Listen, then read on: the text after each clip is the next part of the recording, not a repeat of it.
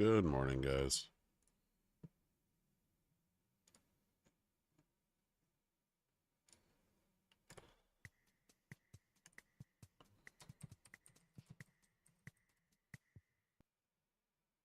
All right.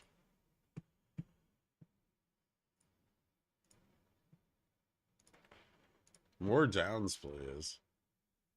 We'll see. Hold on.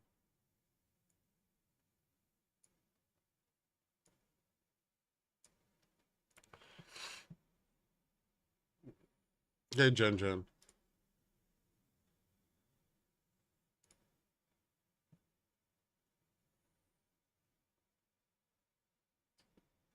Did you cut your upside hedge at open? No, but I have all my hedges are debit spreads right now. As far as the straddle goes, I'm still holding that. Or at least the call side of that. But yeah, all of my hedges are at like 44.25 and 4400, and they're all debit spreads. So they're not losing too much from the drop. All right, let's see. ES is testing 4350.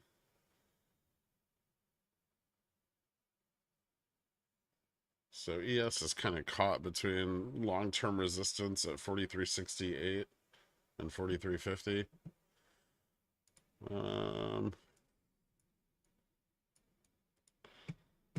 Volume's a little too high to give me a good idea of momentum.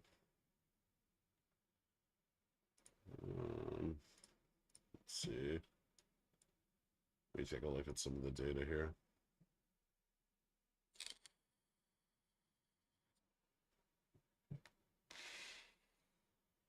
Dow looks good. Well, it's down less.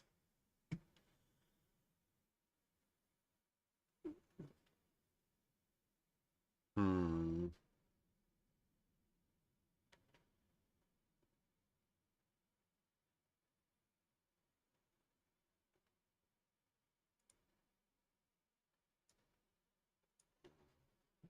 Let's see.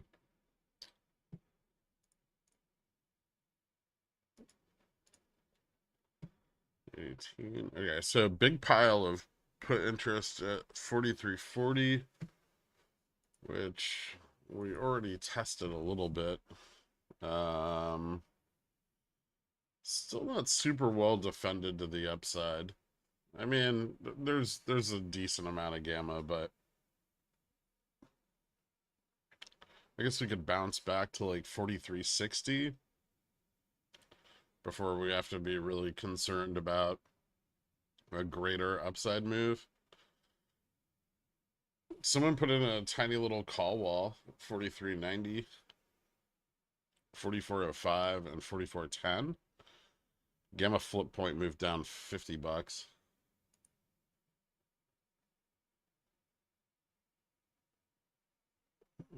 There's no daily DD.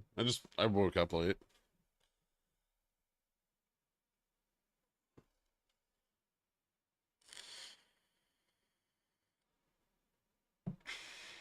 Yeah, I wouldn't say 4350 is actually the inflection point there, Yaga.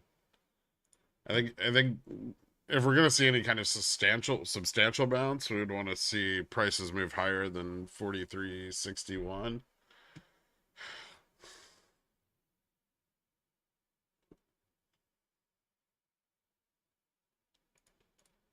I will say right now that there's not a ton of put positioning to the downside just yet.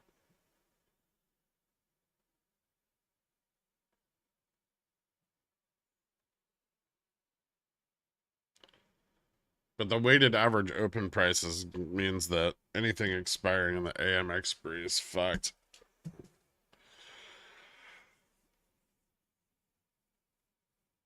Billionaire's got a DD. Thanks, dude. Yeah, well, that was at like 3 in the morning, though. Things have, things have changed since then. Although some of it's still applicable.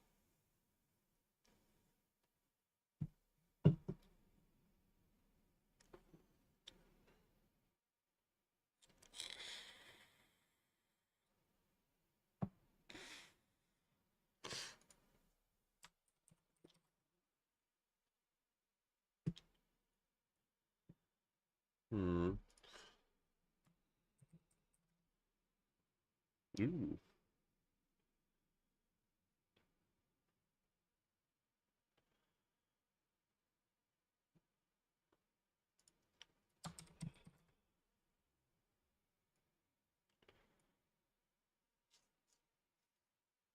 That's interesting.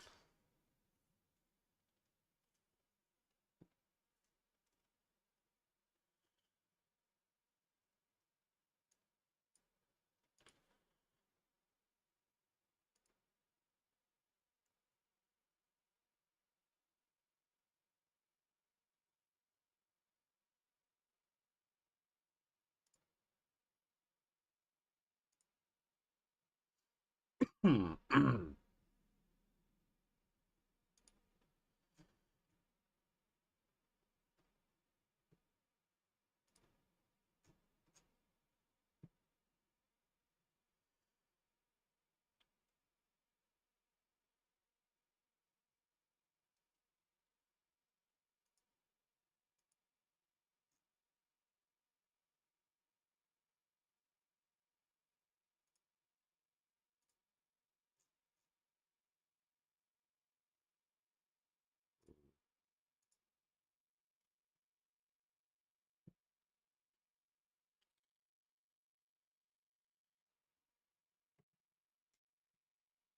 Are you taking profits on some of these longer term plays like Amazon and Airbnb?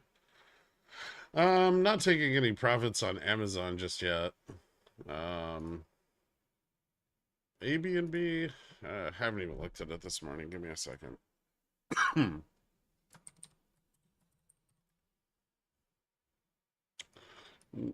No, no, not yet. That's not even at my mid PT.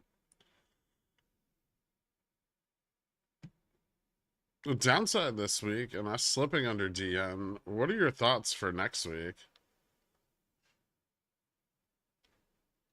No, I think we either find some stability today, and we see them attempt to recover some upside next week, or this whole thing's fucked, and Monday's gonna be wild.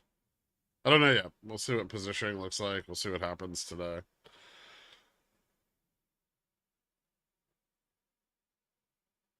This looks weak. Yeah, it does.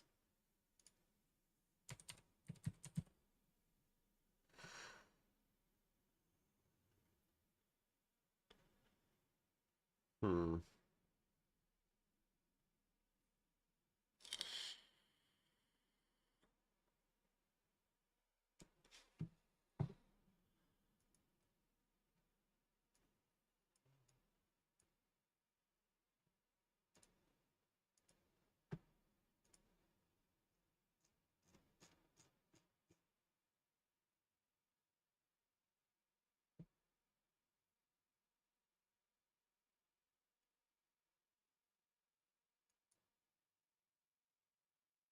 The fuck?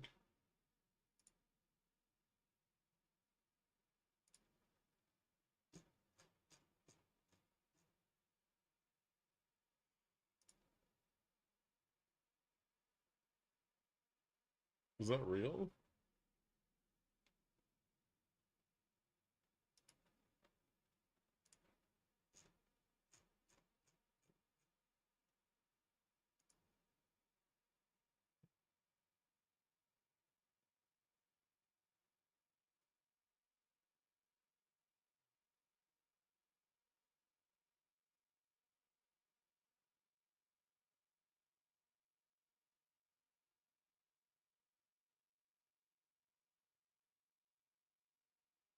No, these are the AM.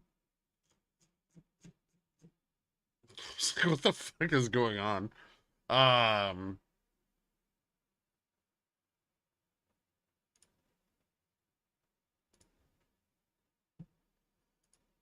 hmm, Dick's still moving up. Tesla slipping.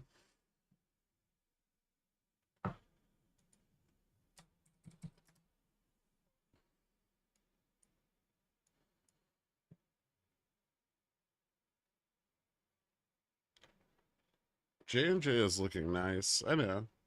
Yeah, it is.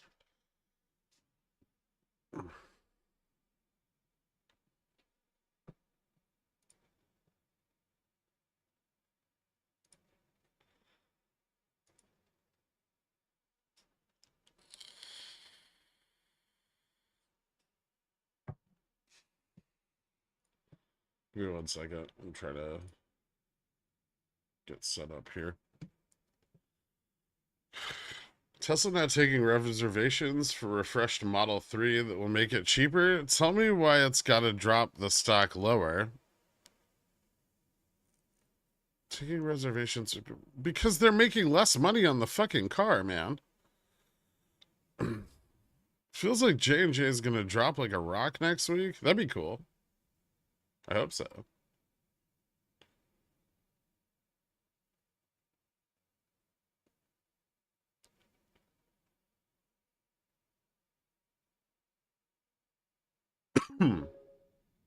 Sorry. The stock trading tool you're pitching me in the DM sounds great. Do you accept payment in Dogecoin? Only Tether, actually. That's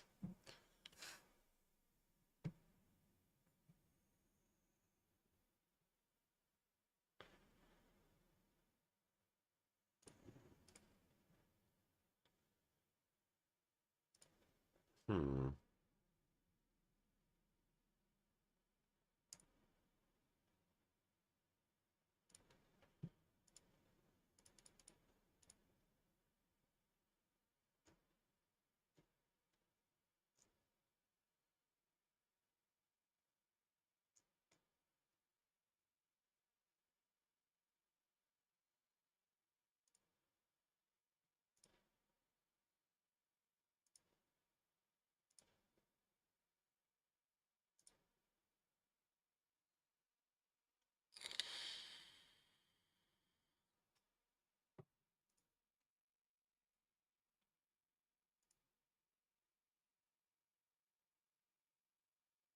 Hmm. Should I wait a little longer? Tough choices. Vic's still ticking up.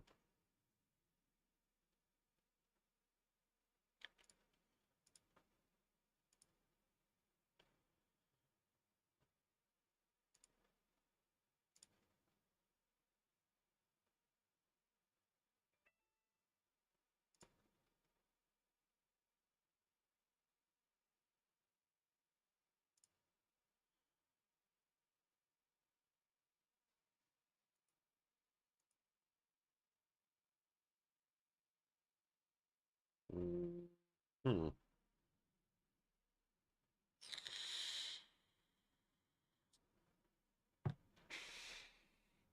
Is everyone just waiting to see what happens? Possibly. Yeah. There's definitely a little bit of that going on.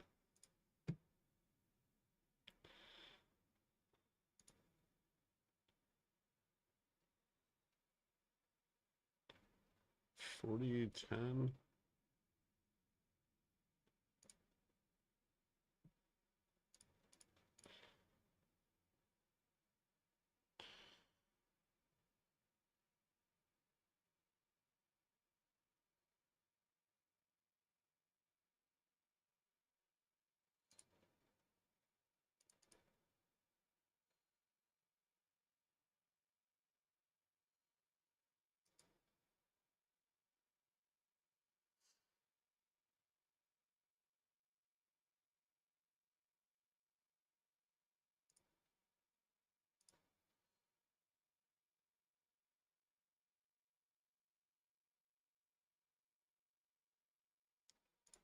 Push higher.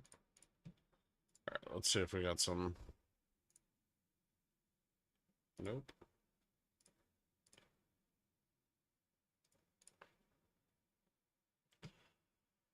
Gotta tell me to chill, sheesh. Ahoy Gurk 4325 0 DTEs. Not yet. Let's confirm that we're gonna get some kind of breakdown here first. Put interest is filling in a bit to the upside, so we're getting we're getting a little bit of would appear in the money.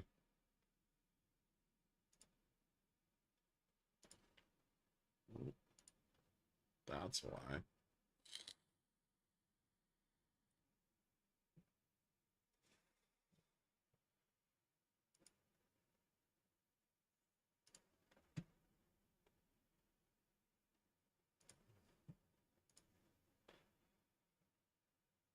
Okay, so we're getting some in the money put buying again. 43.60, 50 stronger, 43.40 target.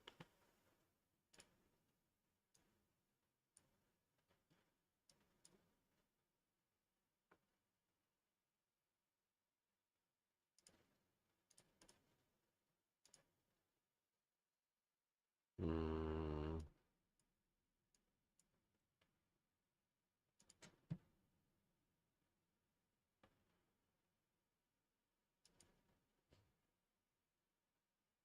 $55, 60.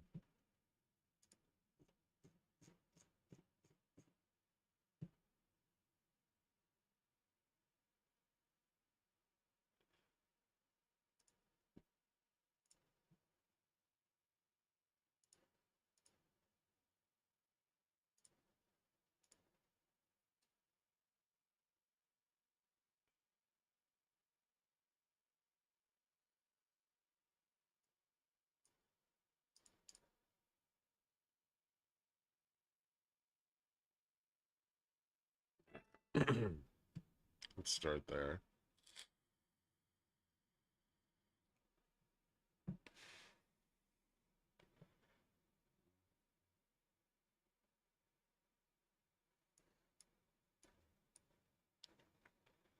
All right, let's see how much the call side's going to leverage capitulation here.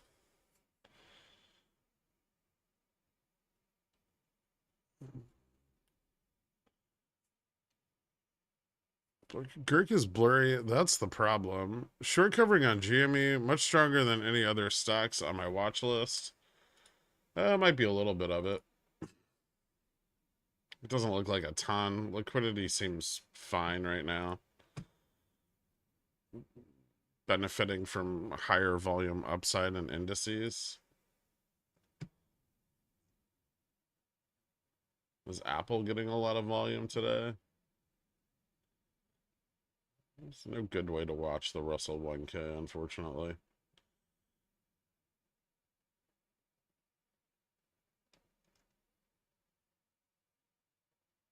QQQ is recovering a bit.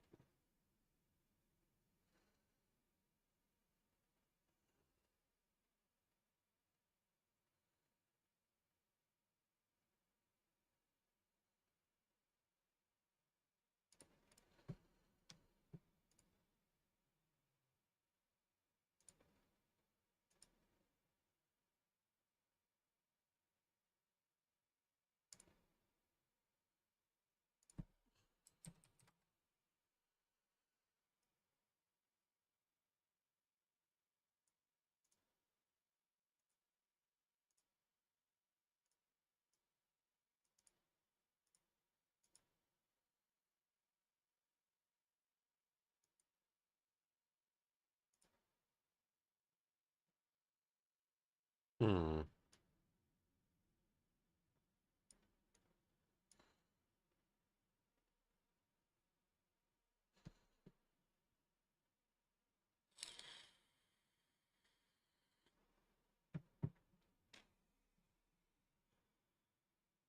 Do you still have $18 GME CCs? I had 20s. They expire today, though.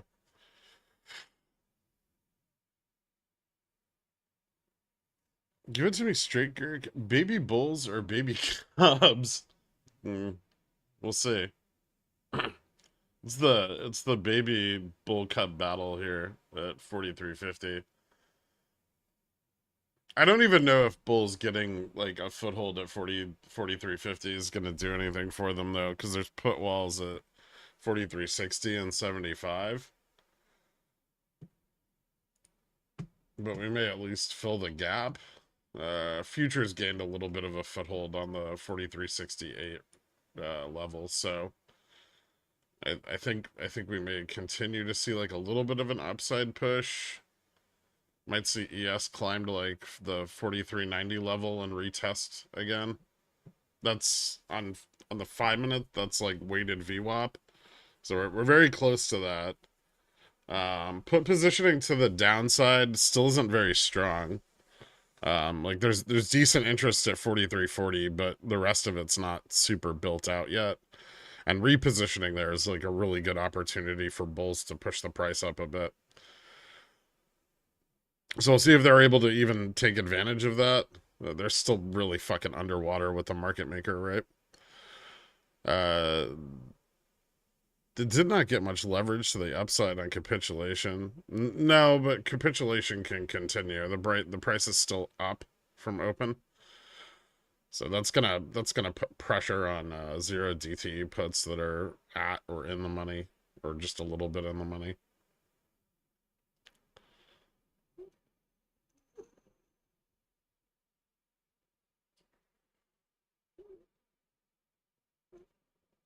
Nvidia actually going down today? Maybe. There's some room on it down to like 413-ish.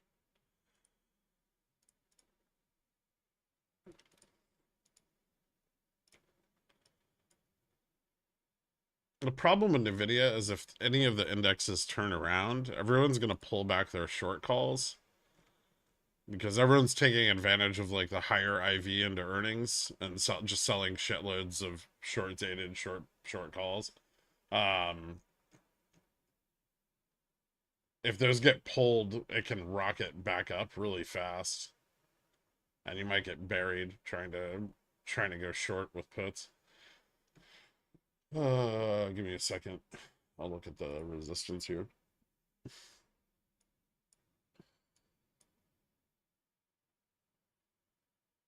Yeah. Actually, room down to like 408.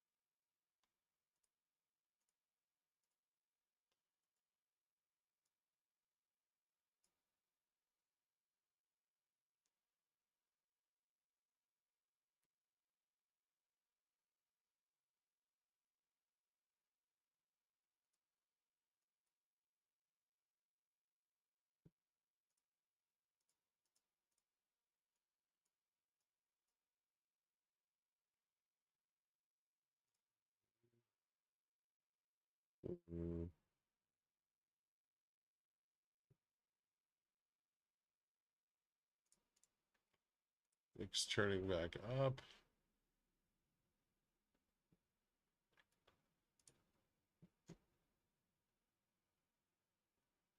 Okay, 43.25 puts are starting to build.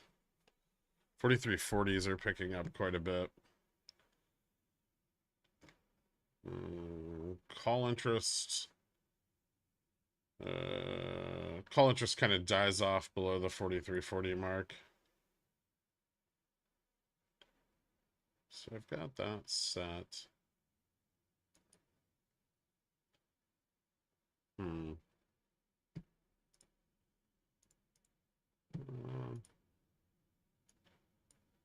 Still expect they could get a small bounce here. Yeah, I still don't think it's unreasonable to assume that they can get a small bounce at this point. Still.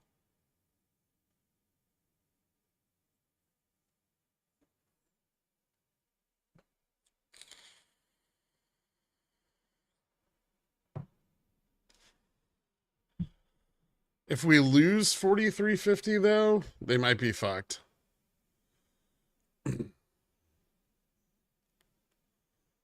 too close to 4340 is going to create a lot of downside drag. So they'll at least need to hold this level or better.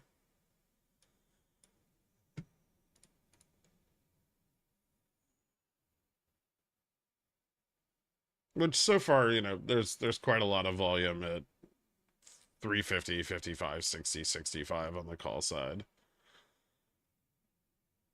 Enough so that they're, you know, at least fighting back against the negative positioning at 55, 60, and 65. Although all of those strikes are still negative.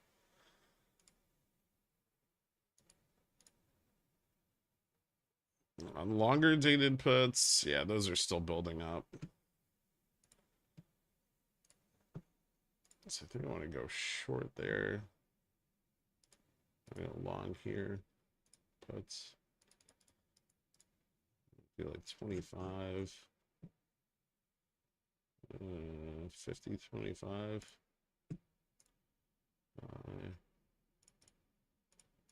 70.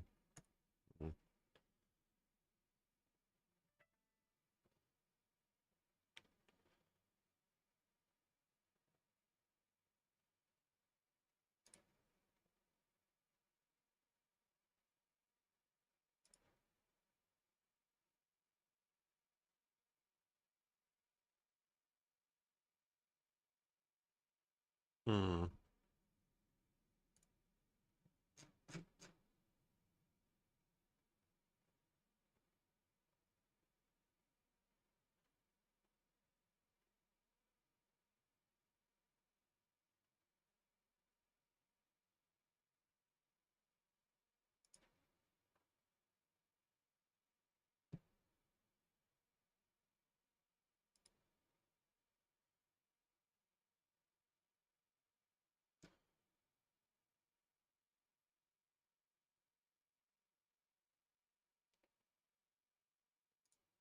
$32.95.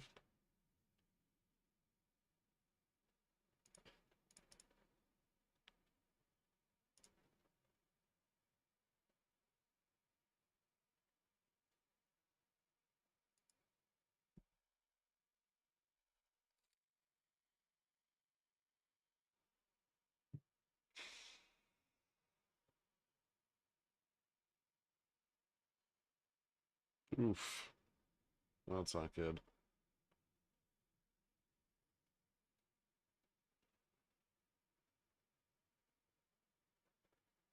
I mean, this should be our first sign that the Bulls don't have a lot of leverage here. I guess we'll see if they can hold this.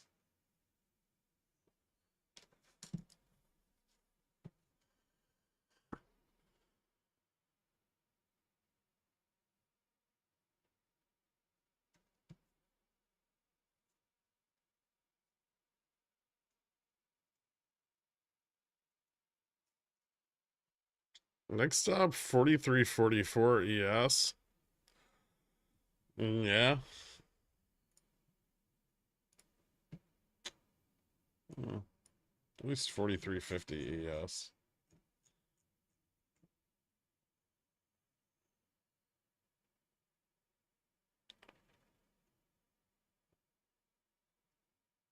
How spicy is OPEX gonna be? It's a damn good question, Dork.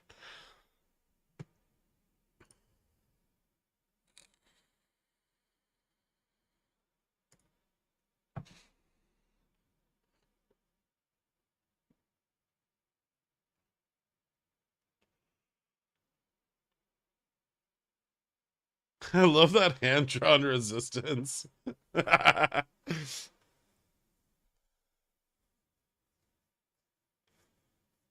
It's honestly, it's easier than trying to use WeBull's stupid fucking lines.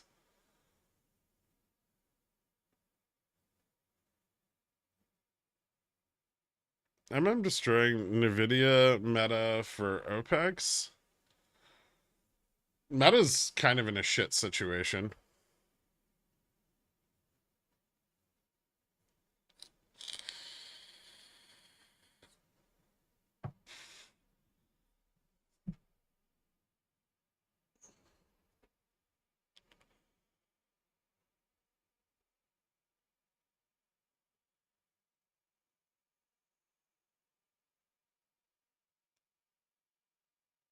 Can you see the OBS doodles on your screen? What? Yeah. Why? They're actually a little off from the way you guys see them. Like a millimeter. The scaling's fucked up.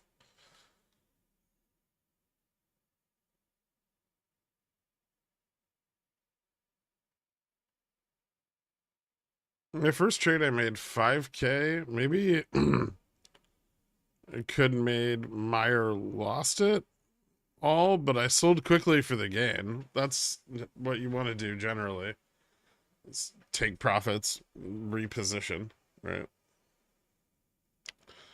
Does it look like all of those short puts on SPX closed out yet? When do they have until? I mean, they sold them all the way out into like October. There's some that they were selling out in like December and January. So while the shorter dated ones are mostly underwater, and a lot of those expired this morning, um, there's still plenty of them. Like the 4350 strike, they were selling out in like September. Same for 4300. They were selling the like 4200 and 4250 strikes out in fucking September and October. Yeah, I can see them. No, it's like an annotating tool. It's right on my monitor.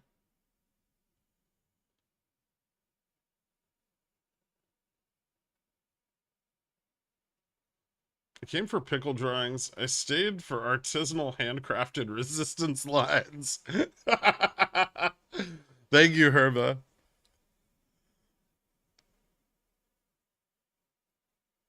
They're really not shorting VIX much, or can't. Do you think it's gonna keep dropping?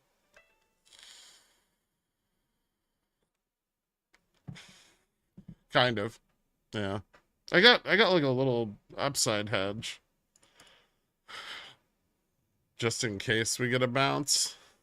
But I'm not sure that we will.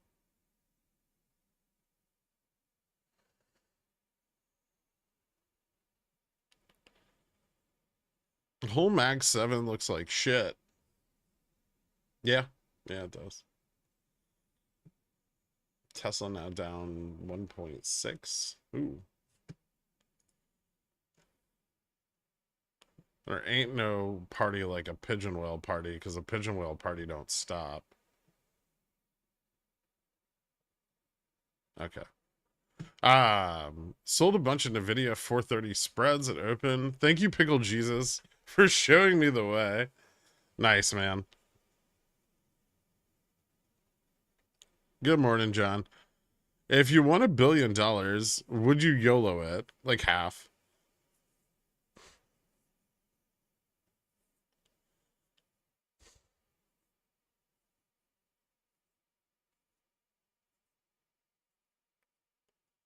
I closed my super greedy Fubo $2 cover calls for 2 and 3 cents that have been open about a month, and it felt spectacular.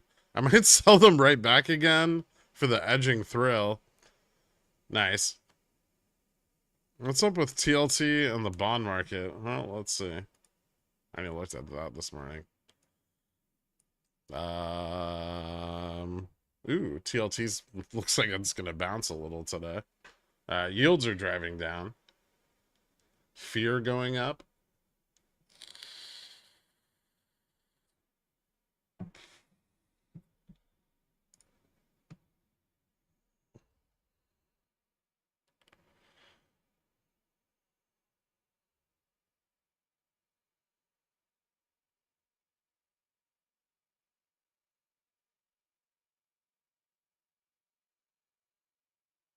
Head and shoulders on SPX. We're gonna knife hard.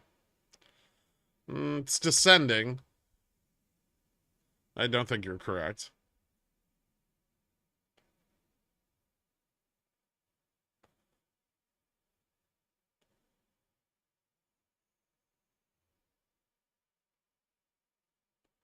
If you had $1 billion, would you manage it yourself with passive strats or give some of it to a hedge fund?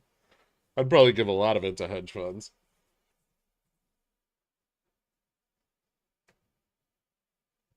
I would do a lot of diligence on those hedge funds though. I wouldn't trust some dipshit financial advisor to do it for me. No offense, financial advisors. Only 3 hyphens to go. Then the support runs out.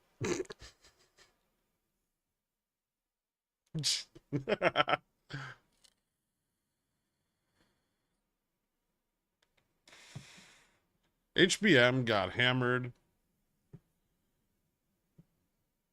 Commodities will suffer if there's a crash to some degree, especially equity, like equity commodity exposure. 90% concentration in short volatility funds? No, that'd be ridiculous. 3% maybe? I know what you're getting at here. Absolutely not. Rentec?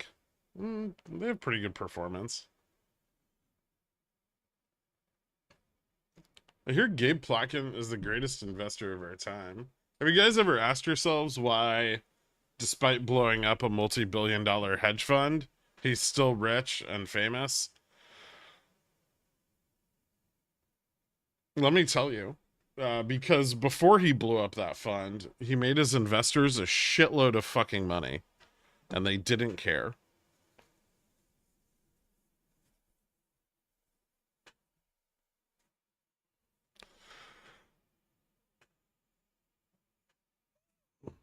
Because Melvin's fucking year-over-year returns were insane for like 8 years.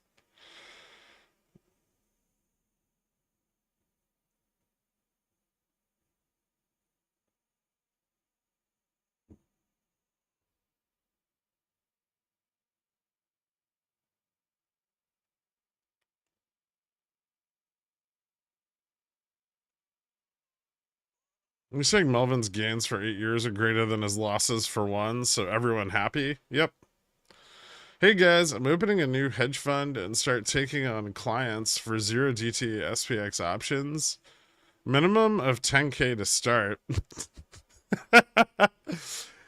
Is that line 4350 245 your barrier to prevent the price from moving up? No, it's just an old resistance.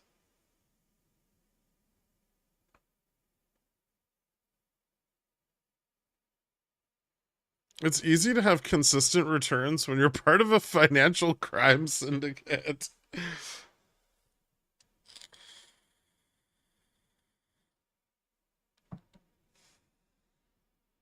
If you make a lot of money and then lose it all, you still have $0. You still his clients still got paid out every year.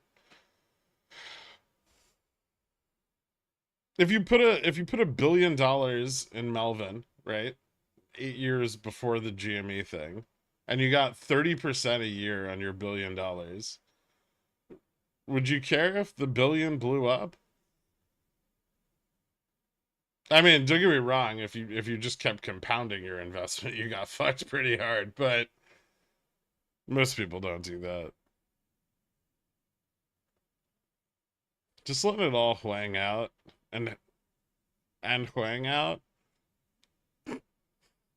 Is this Dorito gonna break left or right? Right.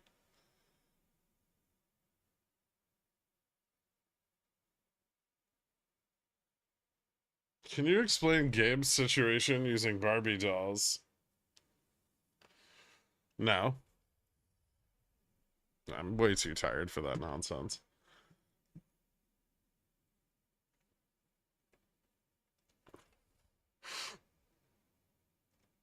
Isn't that always the end game? More risk to maintain the same returns, and eventually you get burned. I mean, not every fund, burns the candle at both ends, but yeah, some of them.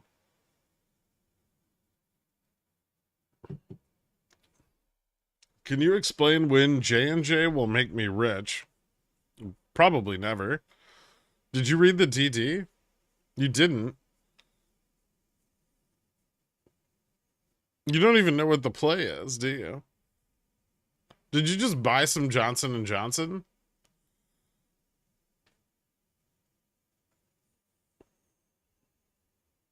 I thought some reinvestment was good. I'm not supposed to have drip turned on for my CS. No one's talking about you. You're poor and Canadian. No one cares what you do with your money.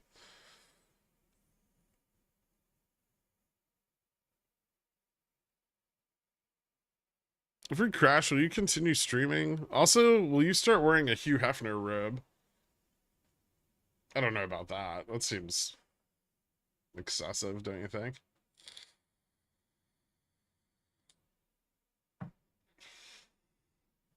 I had a membership until this week. Oh, okay. So you got in there at the last minute? I hope it does.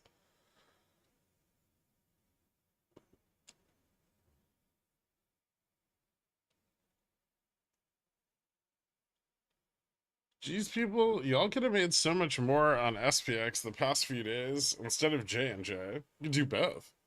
It's called diversification.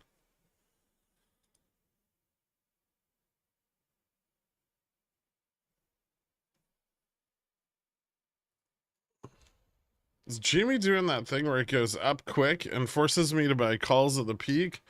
I didn't fall for it this time. Well done. Jokes on Canada. I don't know any Canadian stocks. How low could Upstart go over the next few months? I don't think it's unreasonable for it to slip back into the 20s, maybe lower. And from a macro standpoint, they're in a worse position now than they were when they were trading at like $12. But the company itself is doing better, so it's hard. It's kind of hard to assess. Like they've gotten to clear a lot of those loans they were carrying off their books with the Castle Lake deal, so that's a big help. But I would say conservatively, we could see it fall back between like 25 and 15. I know that's kind of wide, but it needs to be for now.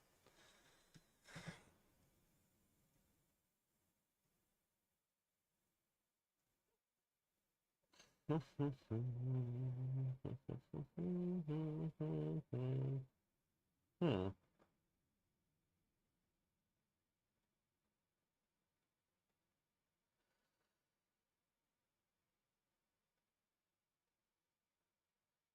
Ooh, it's failing.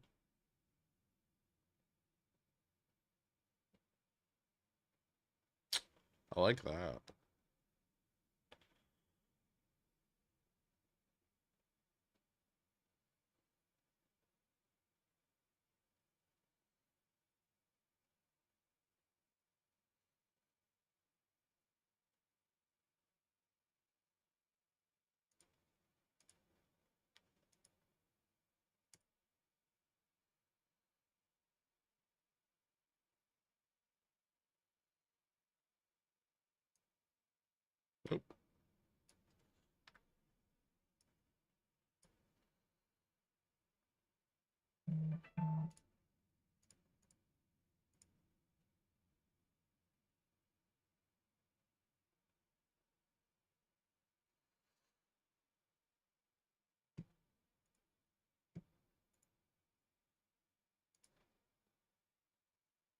Oh,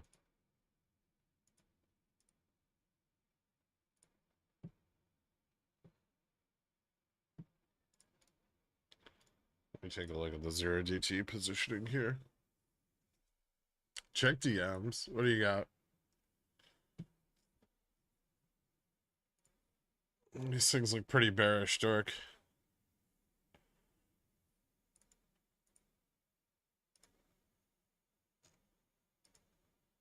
Ooh.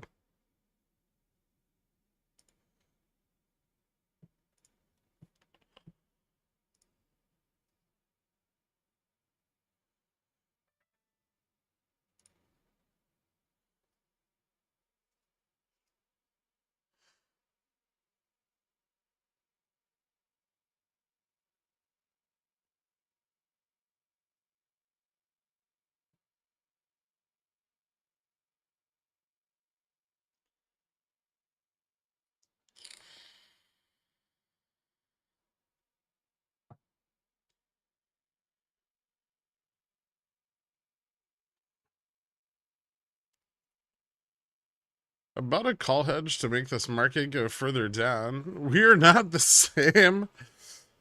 VIX at 20 today. That'd be cool. I don't know. Let's see what happens with this bounce.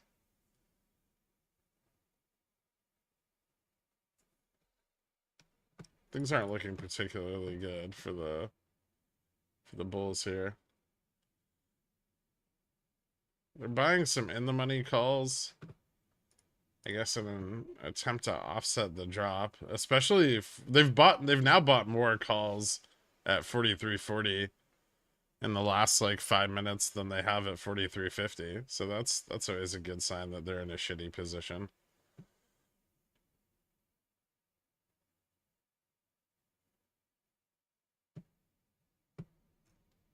$43.40 still like peak, like the peak negative gamma for the put side. Don't forget they have calls sold at, or puts sold at 43.50 that are underwater when we're below it.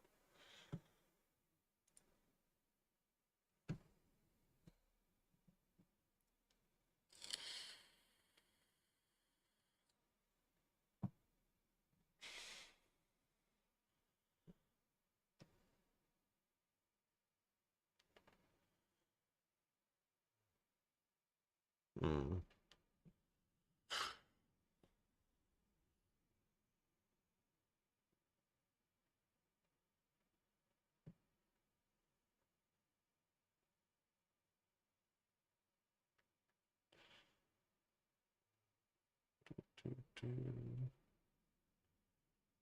It's getting kind of sensitive there, right? Hmm.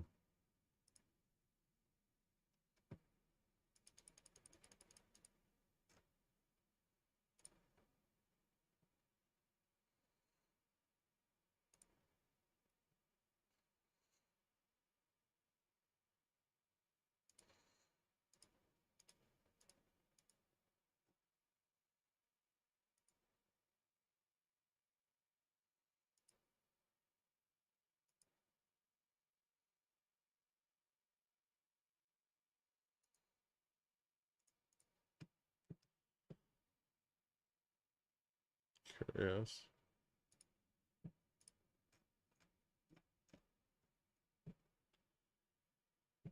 Do.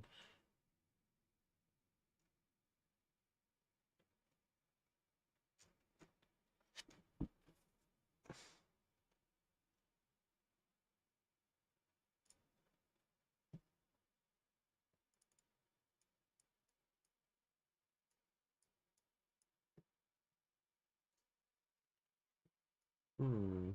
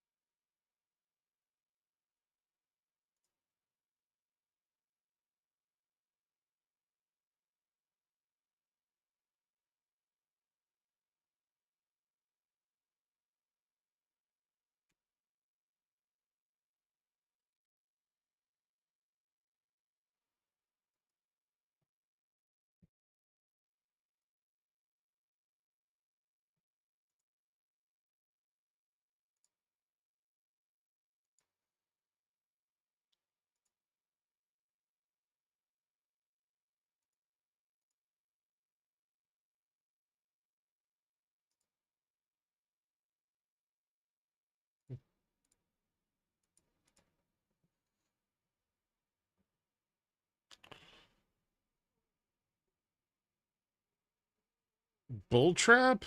I don't think this is a trap. Just bulls trying to dig themselves out of a hole. Last night, my wife was complaining that her river ran dry. I tried reading your DD to her, but she said it didn't help. By any chance, did you record yourself reading it? It might help with her liquidity. We could talk about like a one-on-one session taking off Friday if you really need the help. Thanks, Darth.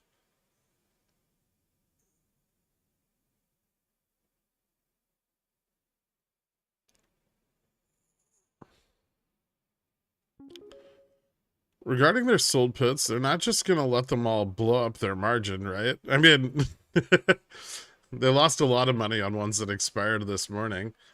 If they have, if they make an attempt to save them next week, how high would you say they could pump it?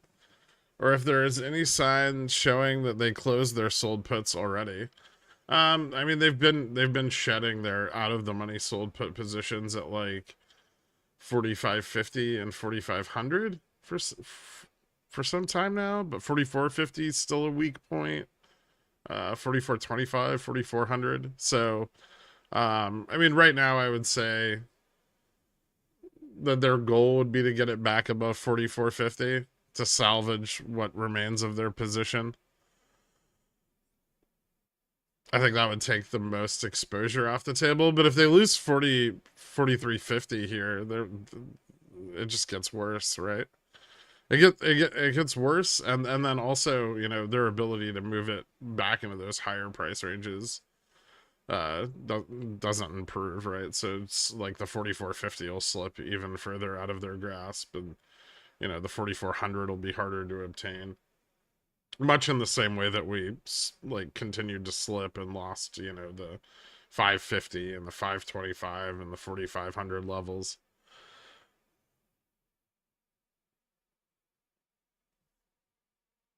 Thinking of taking profits on some in the money puts and rolling down 915 425. Is this absurd? I mean, you could just hedge your profitability in the put, right?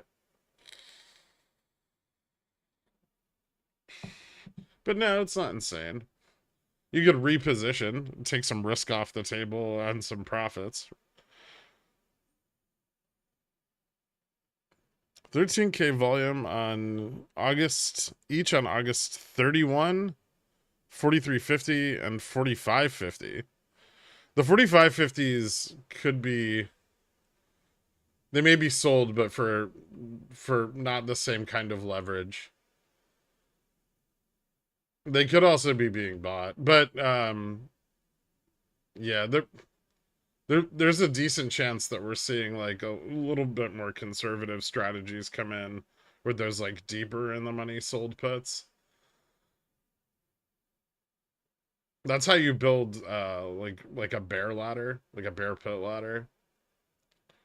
You sell you sell like deep in the money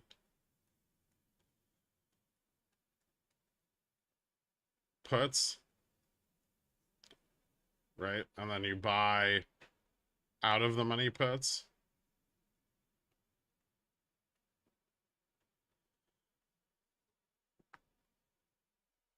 This is far more likely than them selling 45.50s as leverage. Now if they're rolling 45.50 exposure, that makes sense. Out to a further date.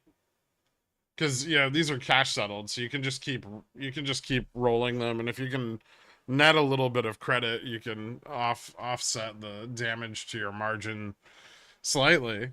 I mean, you still have the same level of risk, right? Because of its distance from spot, but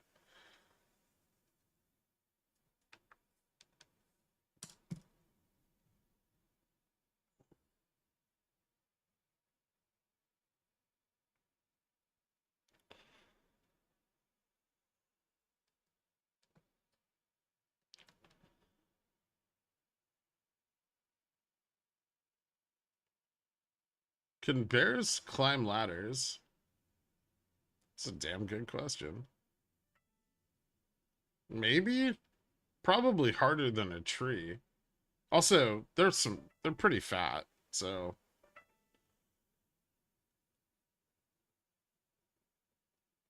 if you were 100% cash and couldn't enter a trade till Monday, what would you do?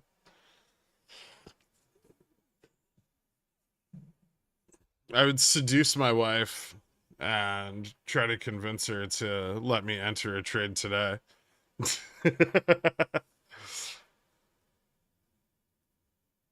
Washington beef, banned from trading.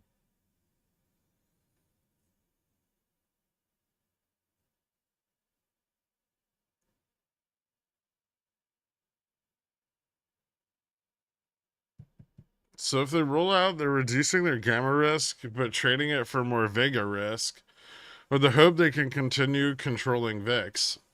Yeah, or other buyers come in and sustain a level that they can then leverage, right? I mean, think about how resilient the entities doing this must be to have survived this long. This may tell us more about how big the players involved are than the insane pump to the upside. Is the fact that they can just sustain billions and billions of dollars in losses. Turning point, a fork stuck in the road. Time grabs you by the wrist, directs you where to go. So make the best of this test and don't ask why. It's not a question, but a lesson learned in time. It's very profound. Very 1990s.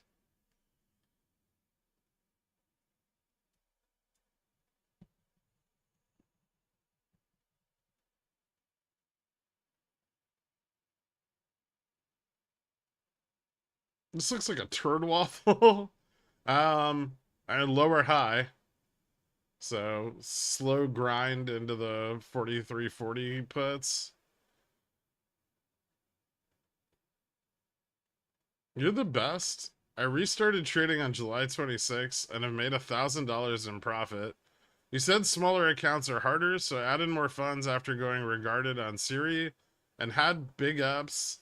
Thanks, BBG. Congrats to him.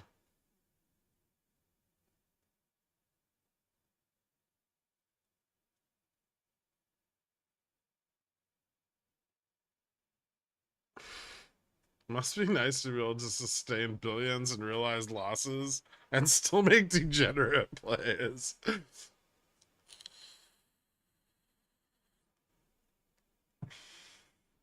Yeah, the reverse splits announced, I think, for the end of the month, 20 to 1. I can't wait to sell covered calls.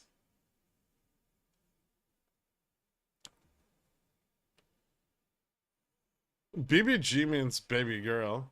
I know.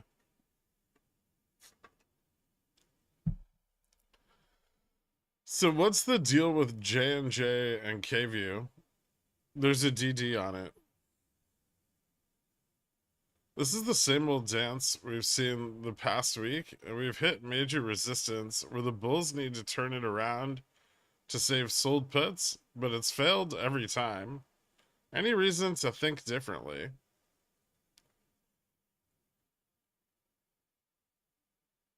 No? I mean, the bulls keep losing all the resistances, but the market's got a lot of a lot of room to the downside, right? And we're not yet out of the range of all of their fucking piles of sold puts.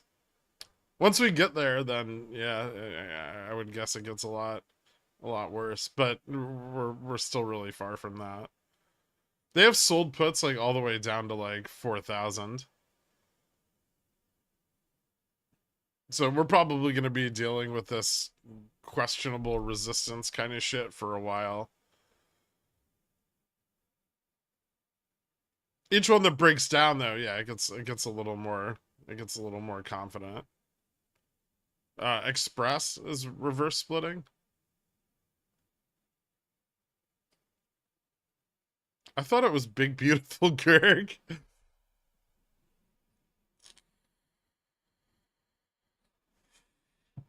Please let me sell my Express covered calls first. Nope. Closed out of my J&J puts. I'll look to re-enter if we move up. It hit my target, 50% profit on the position. I cut risk and leave a runner. My stop hit on J&J. I got in at 205, sold for 310. Okay. Very early, but if you made money on it, you made money on it, right? Girk, your smug is showing. What? That's crazy, dork.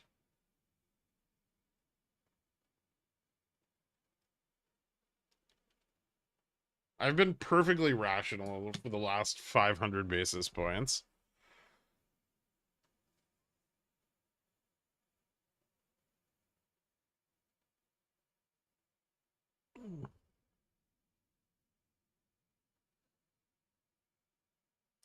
I have not. I'm aware. Question regarding Jimmy. I have a CSP 1850 expiring 818 and it's in the money. Get assigned or close it out and roll over to 1750. 18, 18p strike next week. Thanks. It's up to you. I mean, Jimmy could still close above 1850 today, but hmm.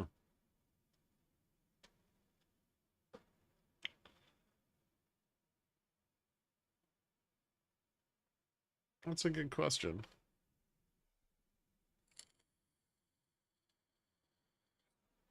I guess you could just roll it out if you want to just keep making money on it. Although rolling it into next week is a little riskier, right? Because it's post OPEX. So if GME is going to keep dropping, it could drop. It could start to drop harder as liquidity's freed up and like the R1K. If GME bounces, though, you're in a great position. Except you have a lot of cash tied up for very little reward.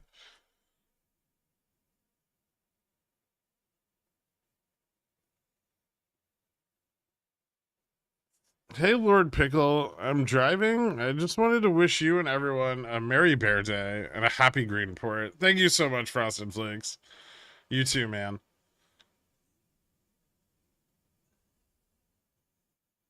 Express is doing the 20 to 1.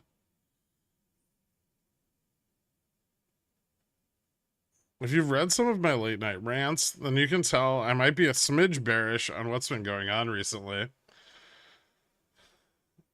I've noticed.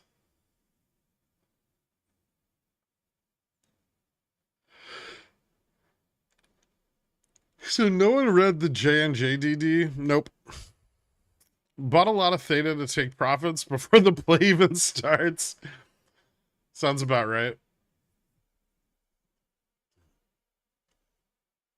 Any reason to expect Fubo to get an OPEX run with the shorting from 380?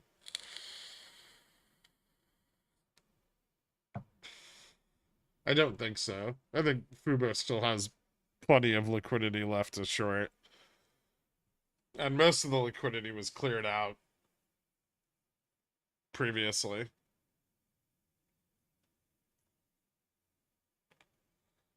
I'm so excited to own less than 100 Express shares. Yeah.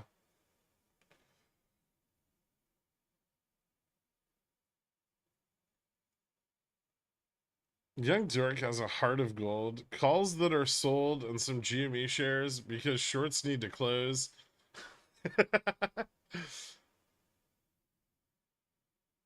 So many words in that DD.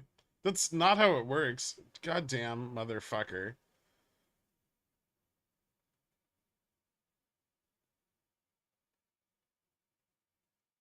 Poops the bed. Welcome to Dillionaire. Thank you so much. Hit me up on the Discord. I'll get you added to the country club after the stream. How's BTU looking? It's like down 2% today. More economic Chinese woes.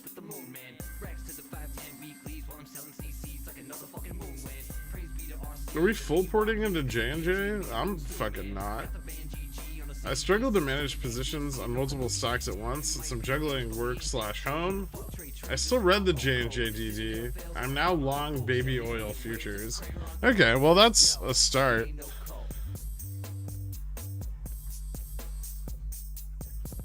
Hey, Amber Heard is a zillionaire now. Nice.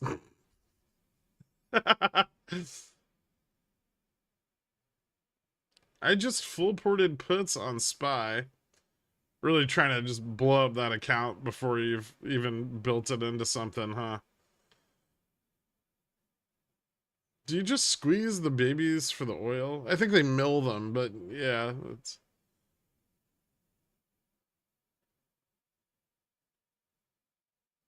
The J&J play isn't cancer exposure? No.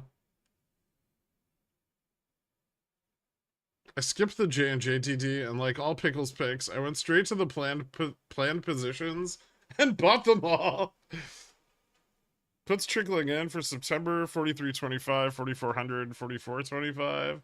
Only 1.5k each. Can't check bid ask. It probably it doesn't matter. Don't worry about it. You've become I've noticed over the last few days you've become hyper focused on options volume, which paints less than half a picture.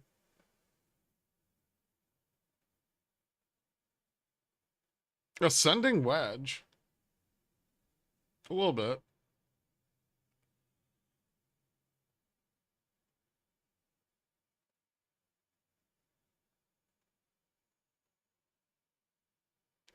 I've been offline for a number of weeks. What's the outcome of your 5k cash account?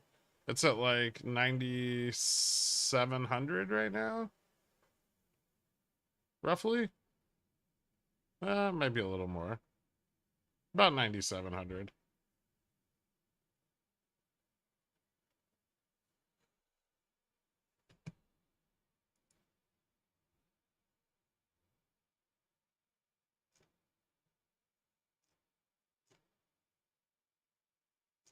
I am absolutely sure though that it would have already been over 25k if it was just a fucking cash account. PDT is still garbage, and cash accounts are king for options trading under $25,000. The problem is people don't like to manage risk or think about it, which makes it very easy to blow up a cash account. And so after I defined the pickle jar's overall weakness as just being any type of risk management, we started talking about spreads, and now everyone's doing so much better. So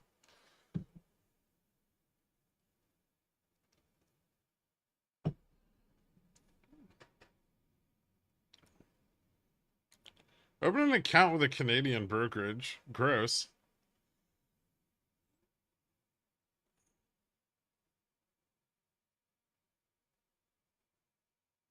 What did the account start at again? It was like 1.4k. I was gonna deposit money into it, but I bought a bunch of 0 DTE spy calls or SPX calls like the day the account settled, and they went up like 300%. So I didn't have to deposit any money into it. But after that, it was at like 5.1 or 5.2k.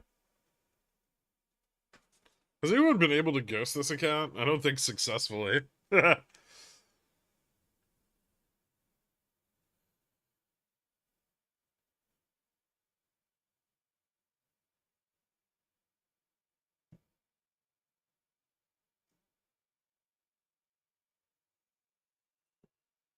You say that, but no PDT, no GFV. Just trade your heart's content.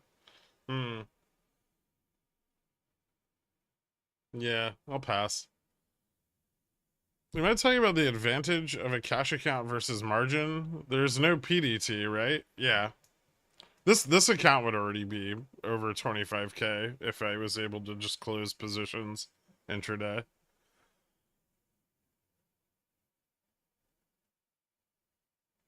Are spreads just hedging for dummies? Yeah.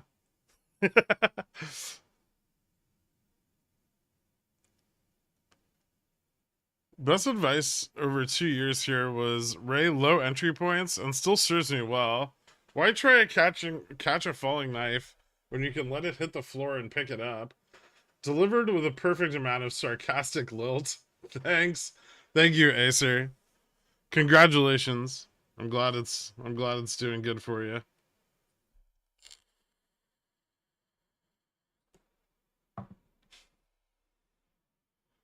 They're forcing the uptrend. Are we gonna reject? We could. I mean, we're still very far from even filling the gap, so I'm not I'm not currently worried about it. I will say that still don't love the upside here.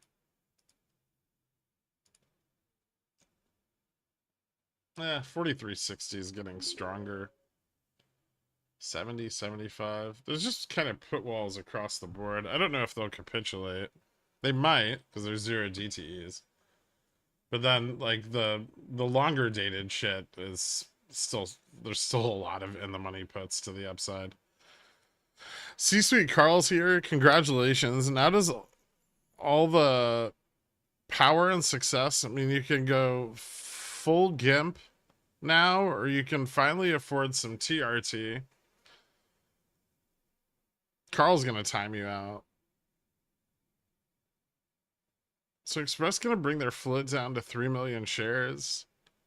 Really is the next Revlon, huh? Well, without the bankruptcy part. I slowed my trading until I can understand the details of spreads. I get it, but I think I need to play around with paper trading to really get it. I think it's a confidence thing. Okay, we'll keep working on it. Smart and guarded approaches are good.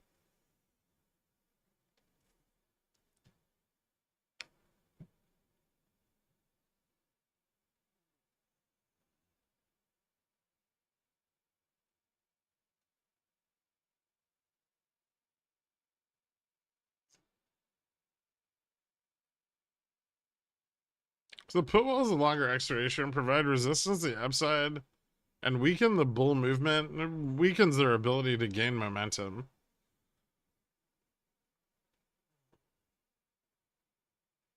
No bankruptcy yet. Once we get a pores channel in the Discord, that's a guarantee for bankruptcy. I made 20K paper trading Amazon puts. Too bad it wasn't real. Sorry to hear that. So I need 2,000 shares of Express to get 100 shares of Express now. Cool. Yeah.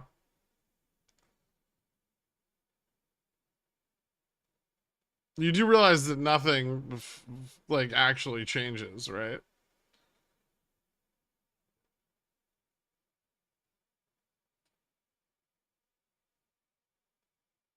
Much like an actual split. Well, it is an actual split. Much like a forward split.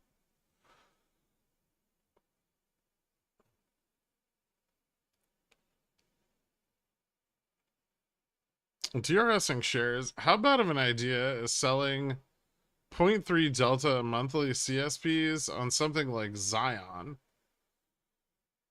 Hmm.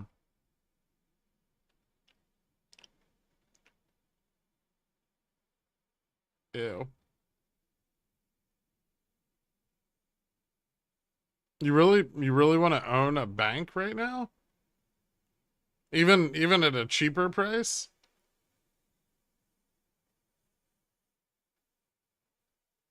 I'll say this, Zion's doesn't have the best, they don't have the best balance sheet in the business.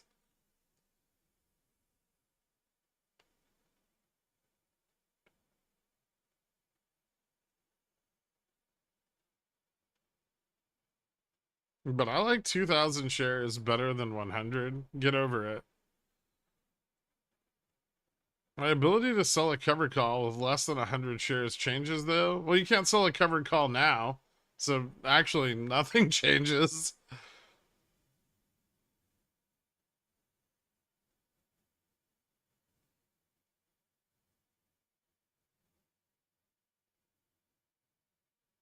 Can you talk about ways you've used to lock in profits from one spread with another spread? It's the worst. If you have $25,000, just close it. But you can create a box, you can sell like an offset credit spread. Um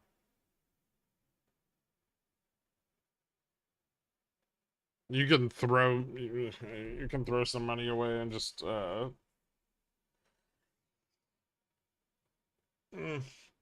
well, actually, a credit spread's probably best, and then if your broker will allow you to like spread out a single option, which some brokers don't allow you to do on indexes unless you have level 4 options. But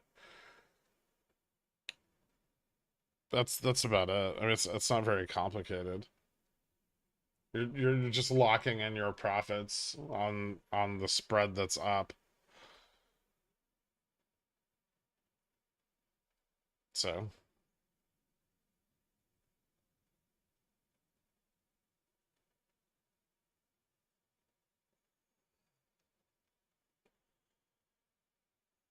any puts building to the downside or just mass calls?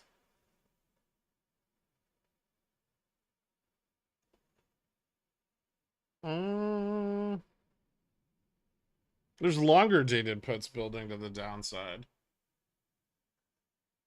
4325, 4300.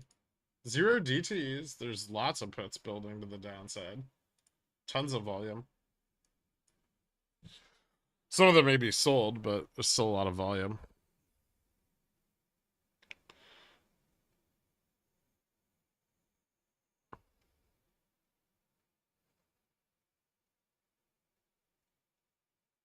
Are you planning on holding that 825 spread through the weekend? I don't know. It depends what happens today. Maybe, maybe not.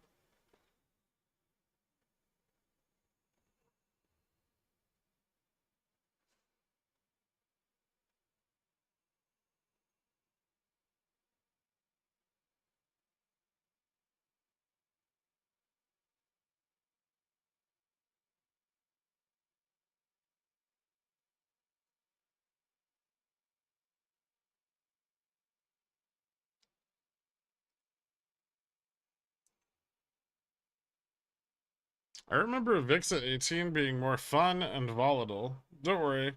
If VIX stays above 18, I'm sure we'll get more volatility today.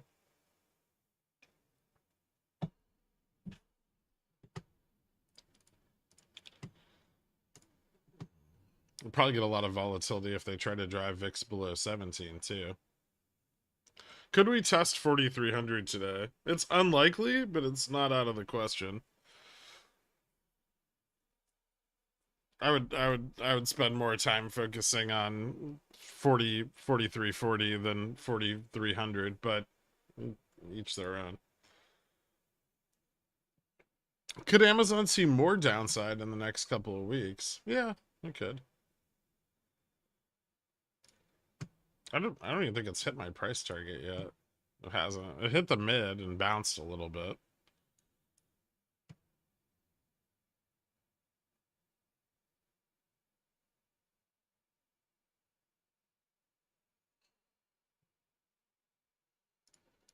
The concern there would be that the market stabilizes through like OPEC's T2, T3.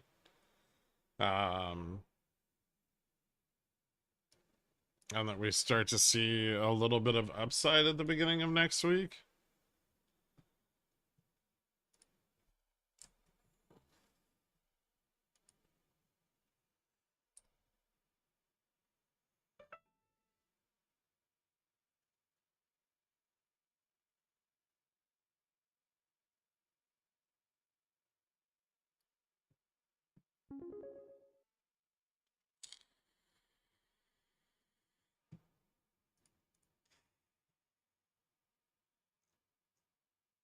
Thanks, bud. Just like old times. Miss seeing you in here and chugging bottles of shitty rosé.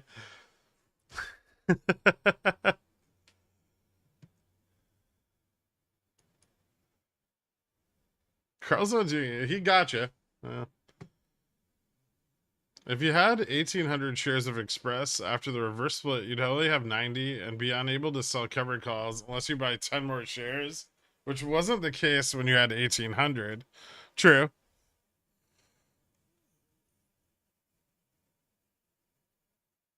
But you couldn't sell covered calls when you had 1,800 shares either.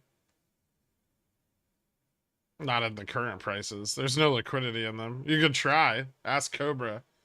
He's had covered call orders open for like fucking 2 months.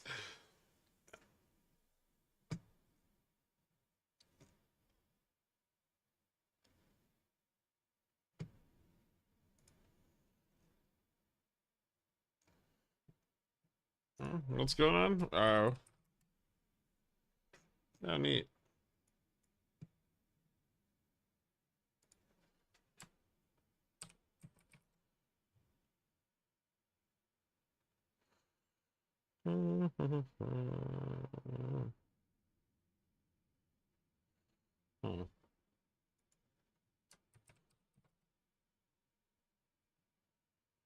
Re-enter.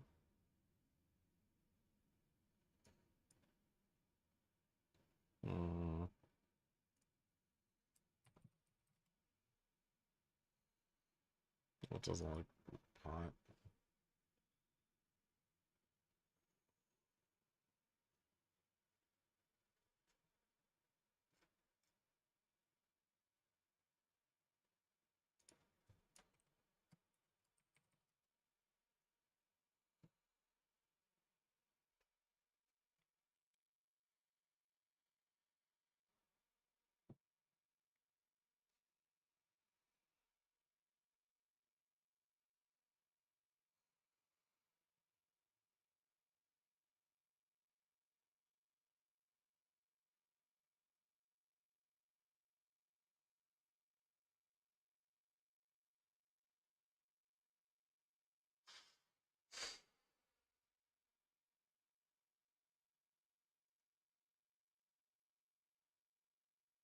Was there anything notable from BOJ last night? It's in the DD.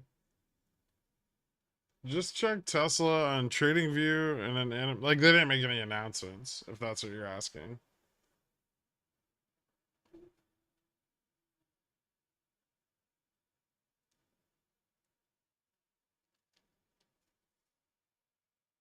I've tried to trick the pickle jar many times to try and put in orders to see if they get a fill on express calls. Nobody ever bites.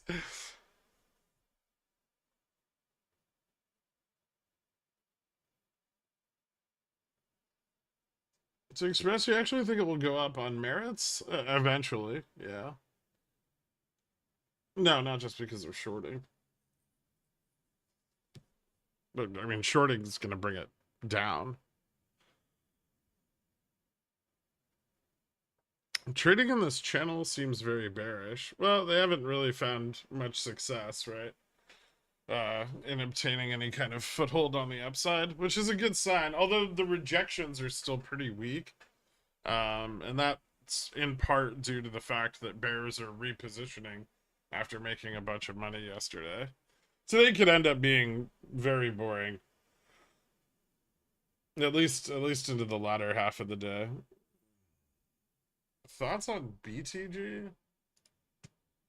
I feel like you asked me about this like a few days ago, right?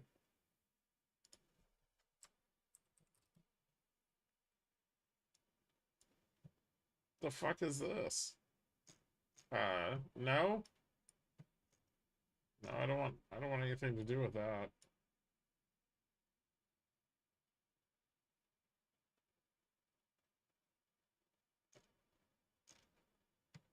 Uh, just just buy gold. Well, buy gold. What?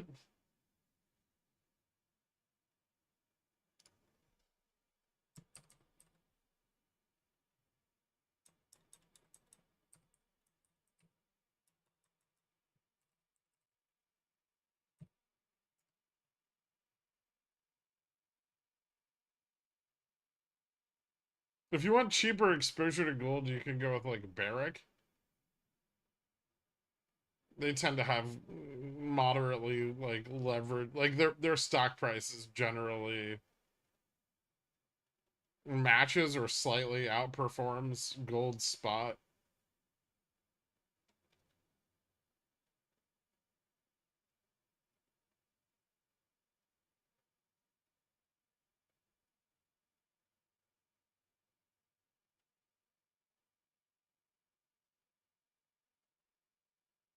I have asked about BTG, but it was last year or sometime not recently. A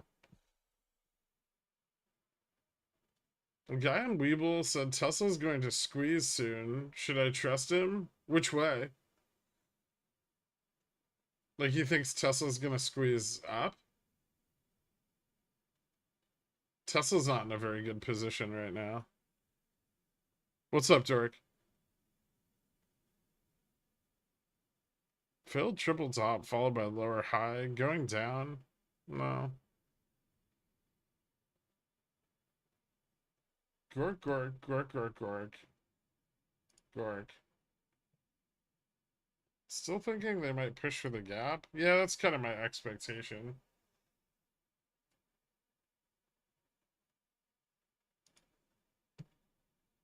We haven't lost enough ground, right? And the downside doesn't have any pull because everyone's been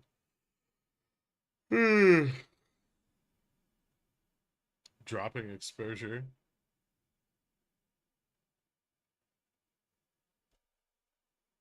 It was oil and backwardation? That's fun.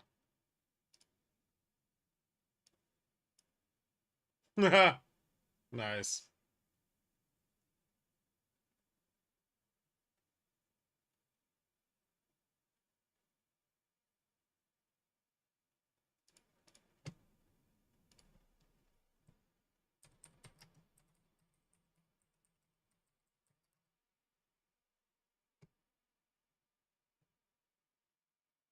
That's not been like that for a little while. I don't remember.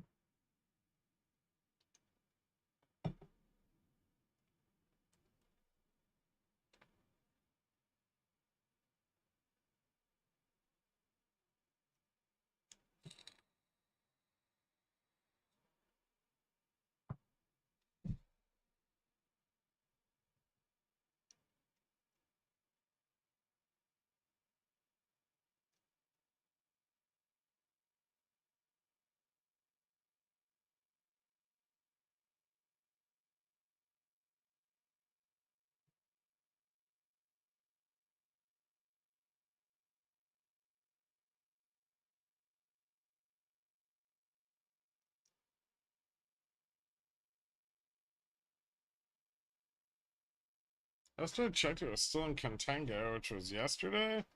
I thought it slipped into backwardation like in April or something.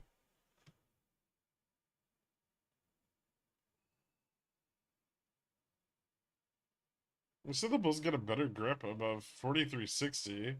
How high above confirms that level? Based on the current positioning, I mean, things don't get like really bullish until we get above 4375. But 4360 is a pretty significant hurdle if they're able to cross it.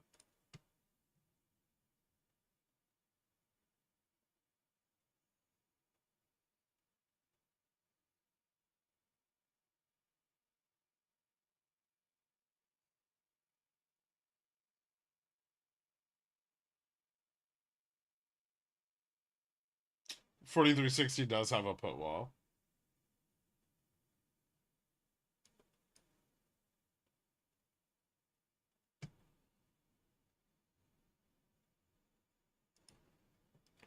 Do you think SLD is mostly over by now? Or are you expecting us to drop further?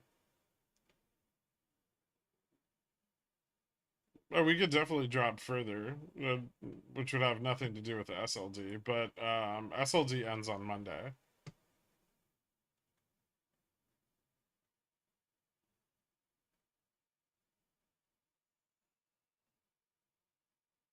No, they're splitting off. They're basically selling a bunch of people's J&J in order to give them K-View. Realistic potential. Welcome to Zillionaire. Thank you so much, man. Hit me up on the Discord. I'll get you added after the stream. Make those puts cheap, baby. We're trying. Up or down here at resistance. Could go up. There's still resistance at pretty much every strike. Up to 75. If we go above 75, we might shoot for 4,400 by the end of the day. But we're still pretty far from that, right?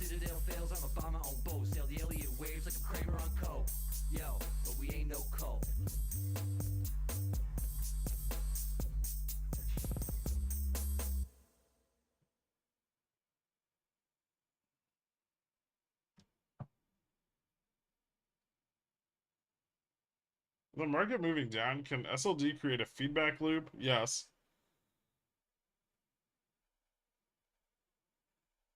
VIX back under 18. Yep. I started my new job this week. It's good to know that I can still watch the stream while on the clock. I love you, bro. That's awesome, Rugus. Great way to get fired from your job immediately after starting it. Thank you so much, man. Time to buy Tupperware. Hmm. Gross. Maybe.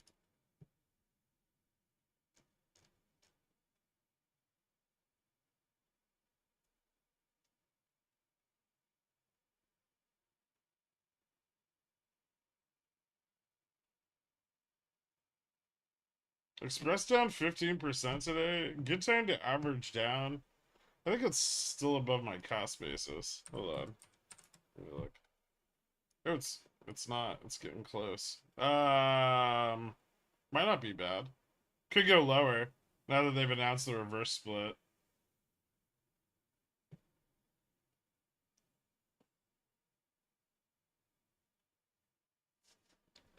I just made you a Blurk stream card. I didn't know it would be quite so relevant and topical. Yeah. It's I don't know what the fuck's been going on with the camera lately, but it's being a bitch. It really doesn't want to focus on me unless I'm like right on top of the fucking screen.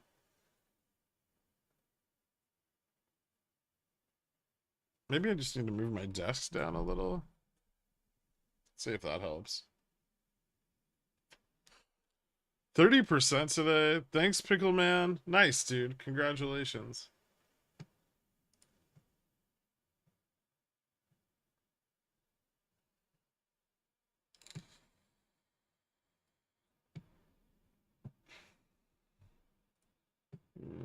Should I bet on the Bulls here?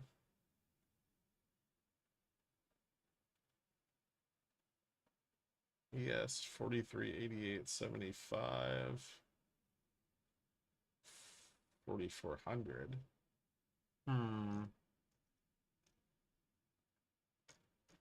Still looks like poop.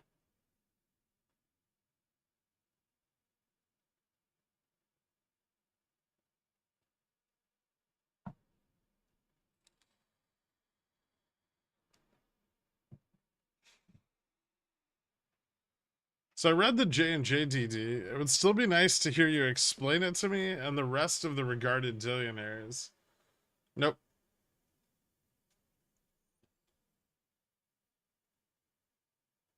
Was the lens smudged? Sometimes I can mess with autofocus. I don't think so. I've never touched the lens.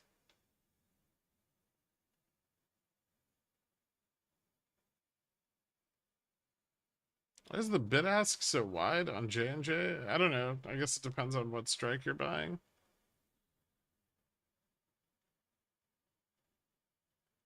That's in Pickle's picks. You don't understand a play. You shouldn't go in on it. Yeah. I mean, I explained it very clearly. I'm up 10 to 40%. I just don't want to hold until worthless like I always do. Then you know, the option is don't.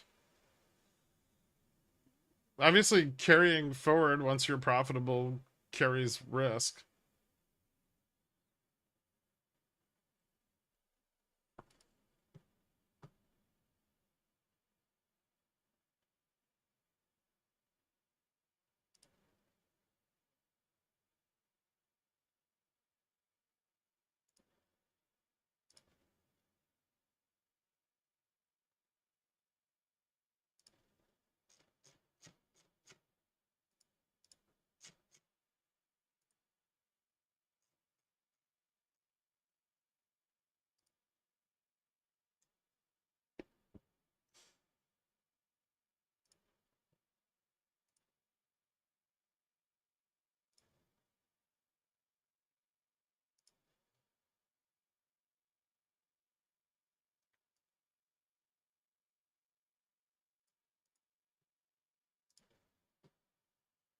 Hmm.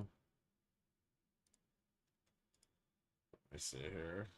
Okay, so breakout to the upside in progress.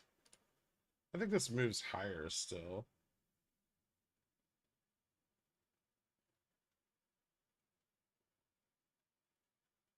They're getting a little momentum. They're getting volatility down. Lots and lots of shorting. Bounce.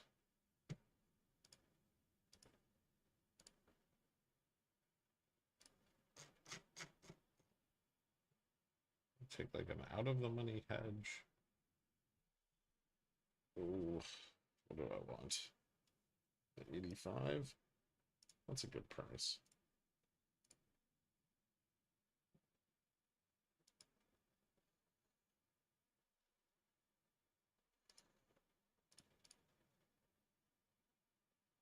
I don't like that price as much.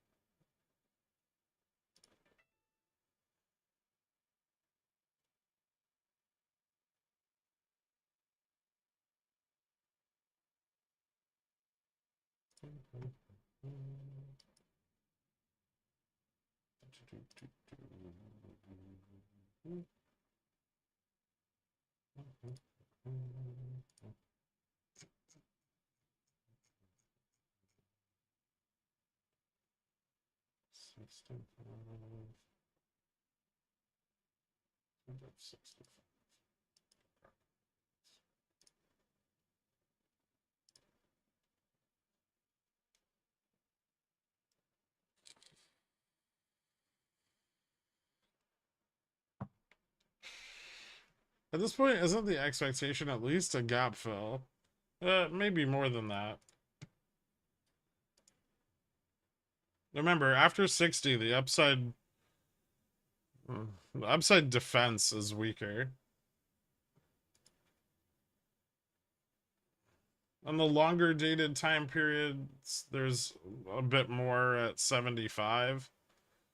Um, but they haven't capitulated fully on their 4,400 positions yet. So I think there's still some chance.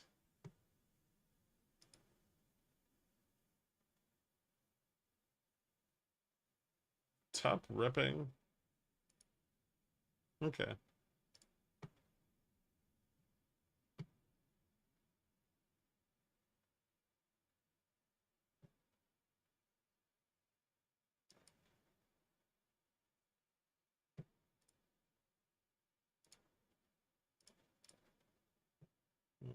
So just brief covering. Hold on.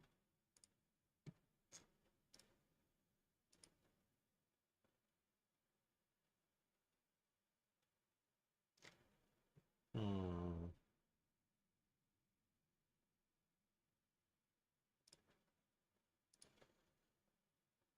Risky to carry it over the weekend, but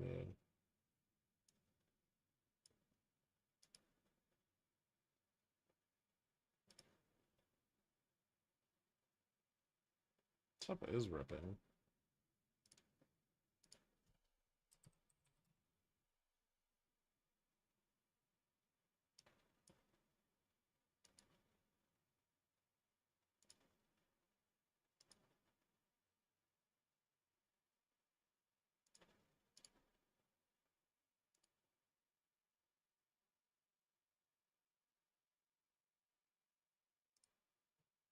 Hmm.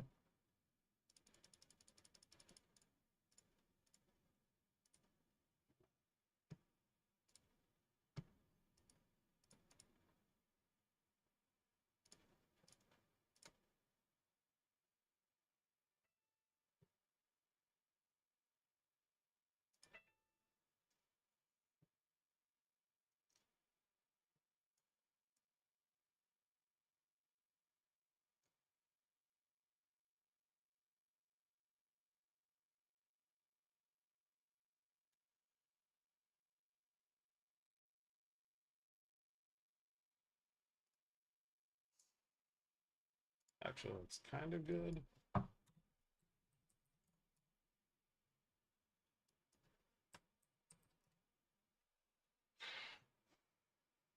Hmm.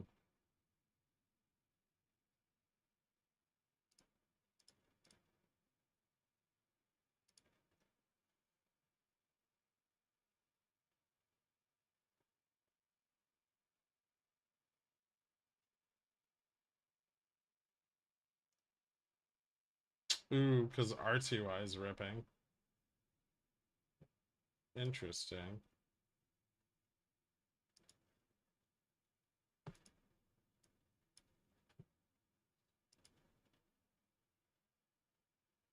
Ooh, Fubo might get a little bounce here.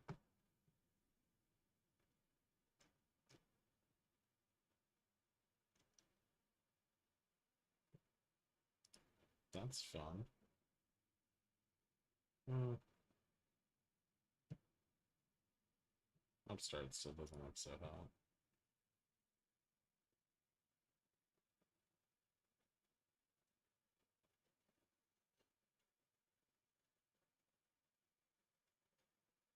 Do you still see more downs for J&J in these next 3 weeks? Thanks. Yeah, did you read the DD? Why does nobody read the fucking DD? It's in the DD.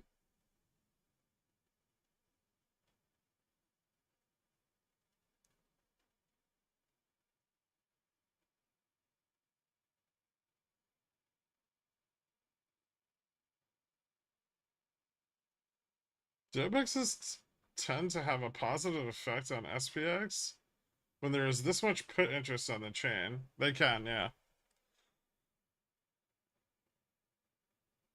Ooh.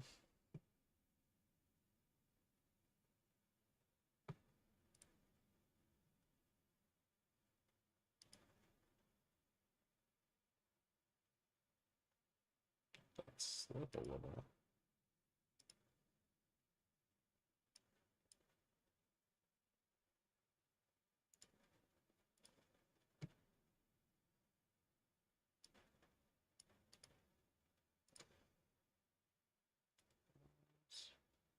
Yeah, like that.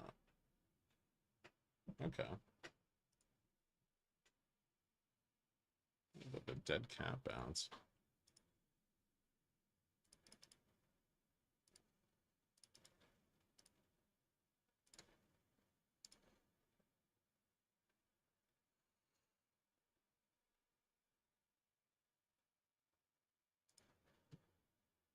Hmm.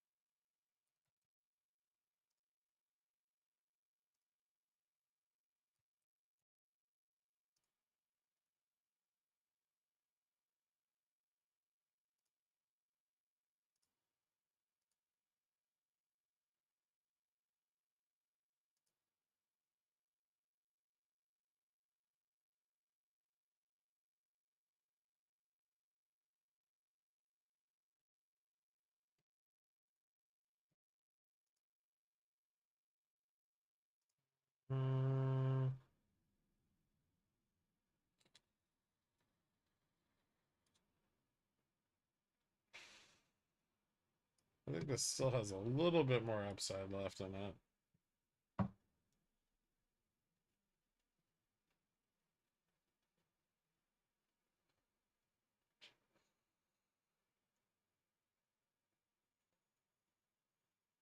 On a scale from slim to none, how likely is it bulls recapture 4,400 today? 4,400's tough. They could. There's definitely an incentive to try. 43.92 is bull territory on ES. It just bounced off 43.82.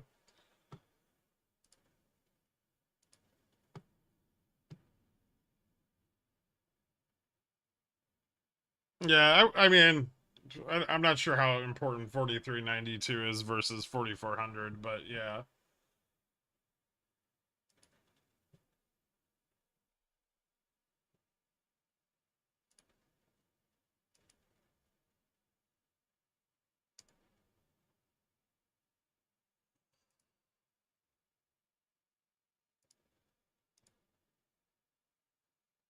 Mm.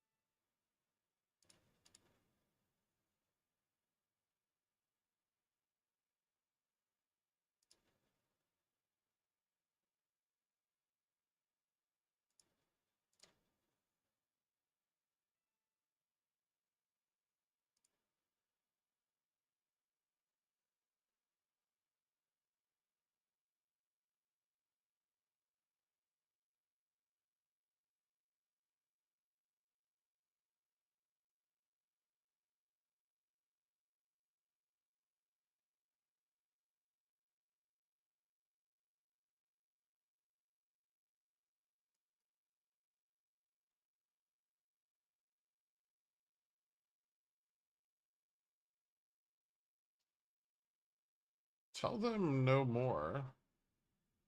Why? We want a recovery. We want puts to get cheaper, right? No recovery, no cheap puts. Lol, sub guys. What a thrilling gap fill. Still not filled. Ugh. Although they're trying. We're still very far from even VIX 17, right? All pamp, no breaks. That's how the market likes it. Nice.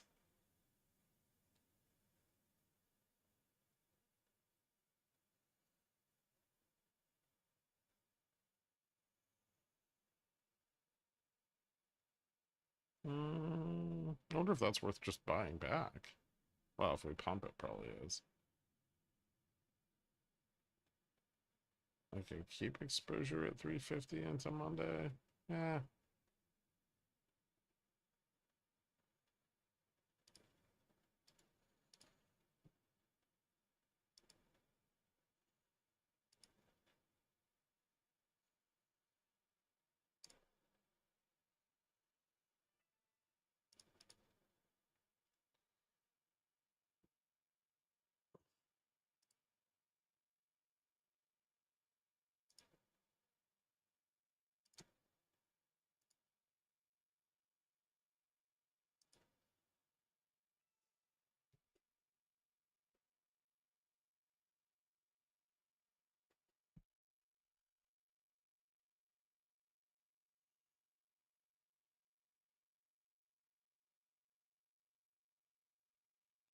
QQQ is really lagging behind SPX today. Yeah, but Russell and Dow are both green on the day. Dixie's down a little. Not a lot, but a little. Yen's down back at like 145. Bond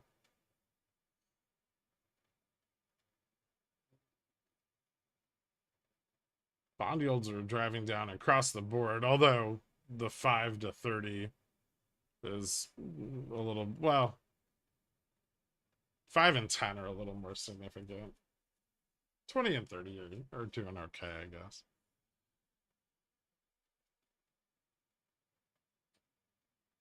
After gap fill down to 4,300, possible. I still think we have a little more bullish momentum, although it is running out.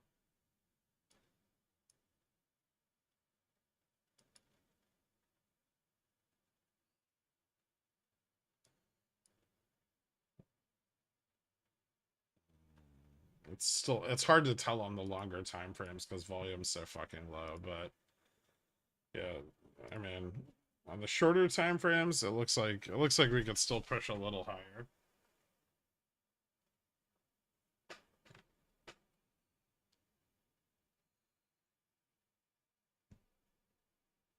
Jimmy gonna hit 20 today?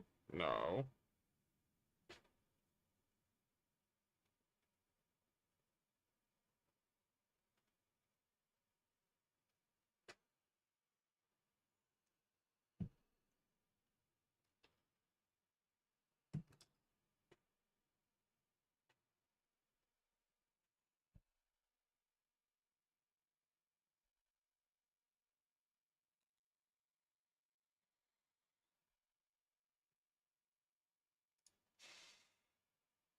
Whose chub is biggest, bull or bear? We'll find out.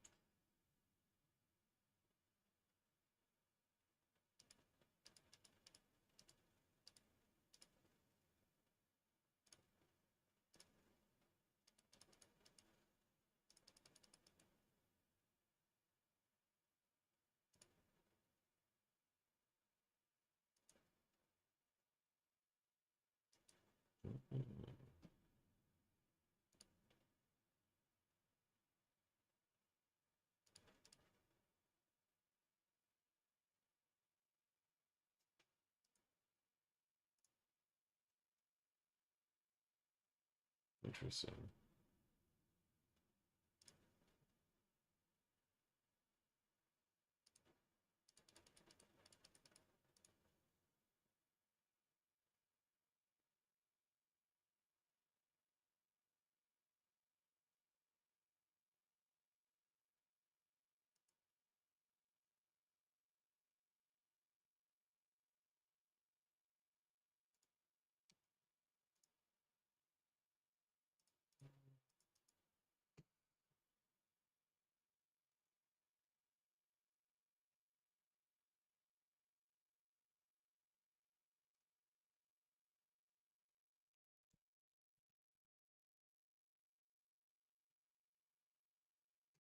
X is getting spicy again. 2 days 2 days ago, Downs didn't start until 12:10. Anyone selling puts isn't doing it to fill a gap.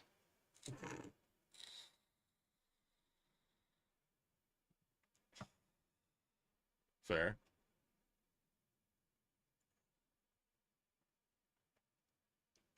Jimmy calls you just bought. Or the GME spread you just bought for a hedge on covered calls. Sure.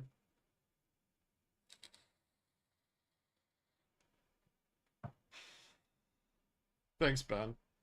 How do you see SPX possibly reach today? I think the momentum's starting to die off here, actually.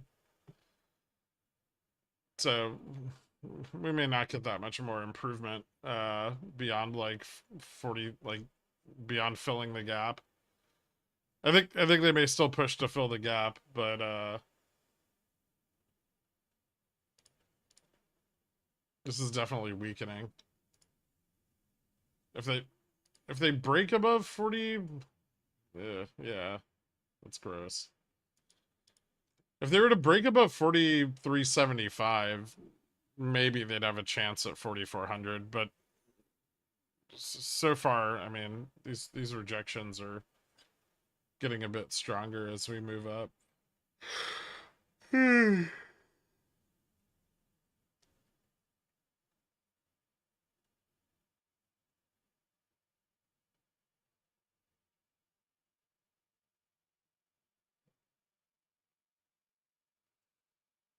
Bear's in a refractory period right now. Very much so, yeah.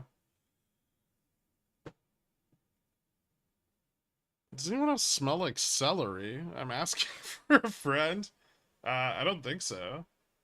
I just bought 50 zero DTEs for 1850 on GME. Let's go. Oh, okay. I didn't do that.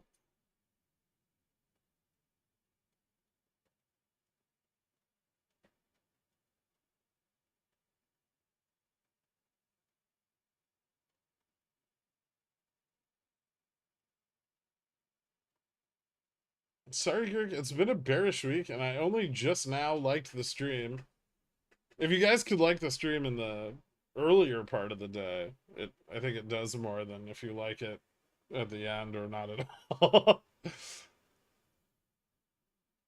I smelled like chicken noodle soup this morning. I couldn't figure it out.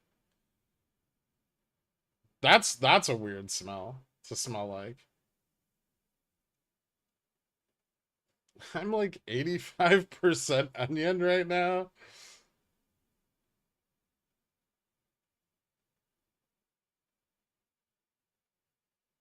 I just sold 1850 zero DTs on GMA. Let's go.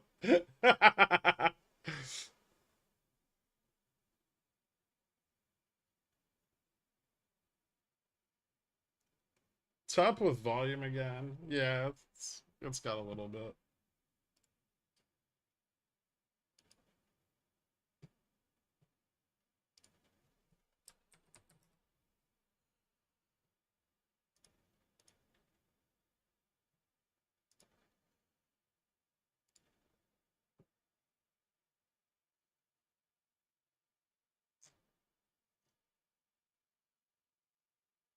Hmm.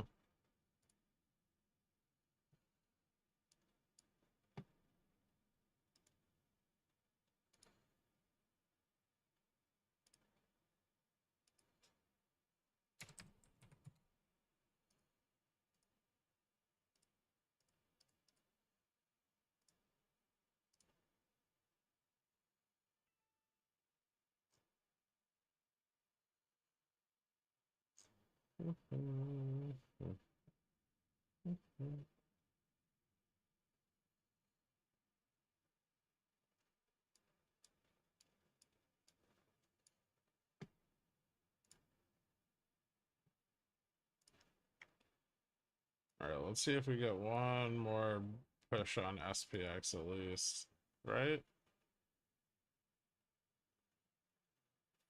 4380. Is that the target? Now the 85 is down to $2.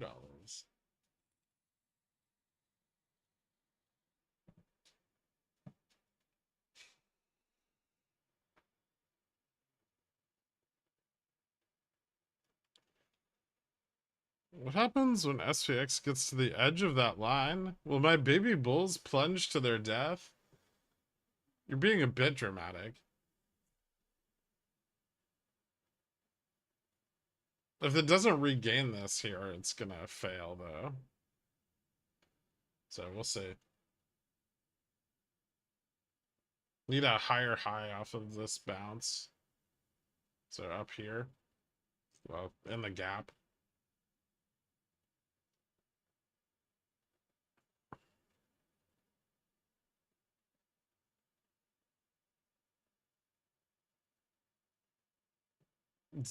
Price target for top? What? I don't know what you're talking about.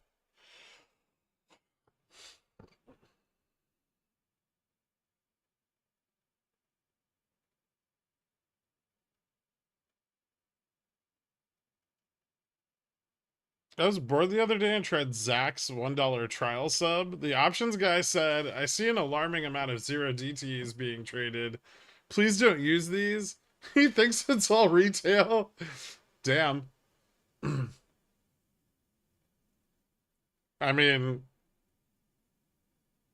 I've read their ads. They bring you the finest financial minds in the industry at the low price of whatever it is, like $30 a month or some shit. Zom is gone. Speaking of baby bulls, veal and bolognese are nah.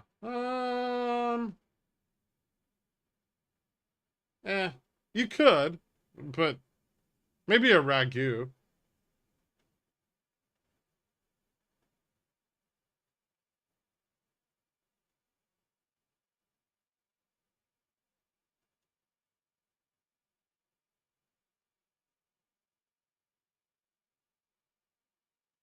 CNBC also said yesterday that retail was buying all these zero DTEs. Yeah, because they don't need them to pump the market anymore. And they don't want retail accelerating the downside when they have no liquidity. I think me and JFresh talked about this like a few months ago in the Zillionaire stream. You know that the market was going to crash when they try to get rid of zero DTEs.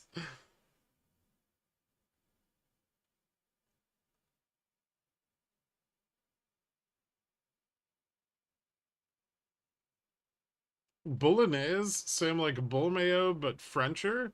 Okay.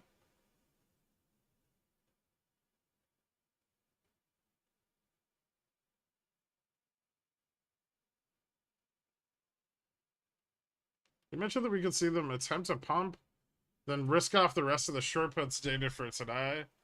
Positions indicate anything like that? I mean, they're trying, right? They're they're shorting VIX. They're trying to get the price back up. It's very much like yesterday, right? Are they going to be successful in their attempts, or are they going to fail again? If they fail again, we're gonna go down.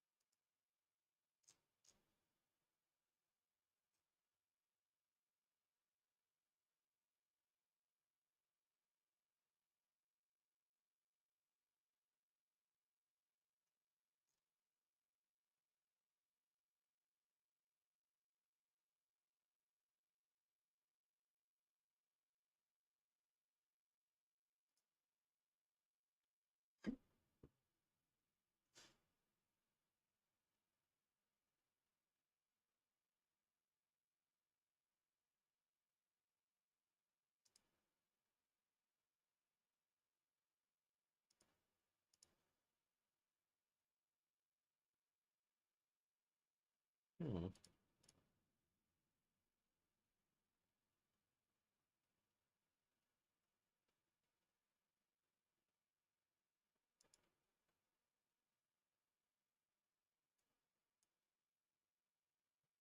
Short from VIX 18. 5 minutes starting to fail. 1 minute's failing the bounce. Hmm.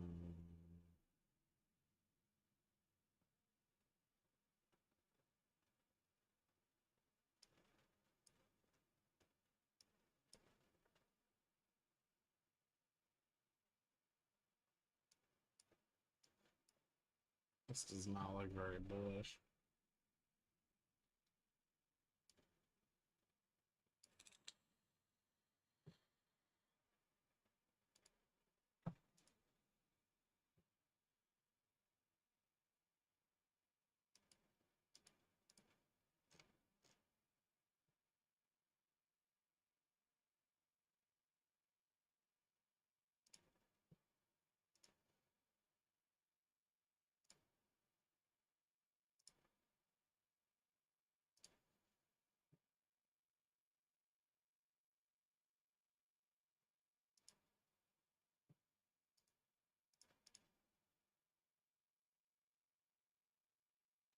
Bitch.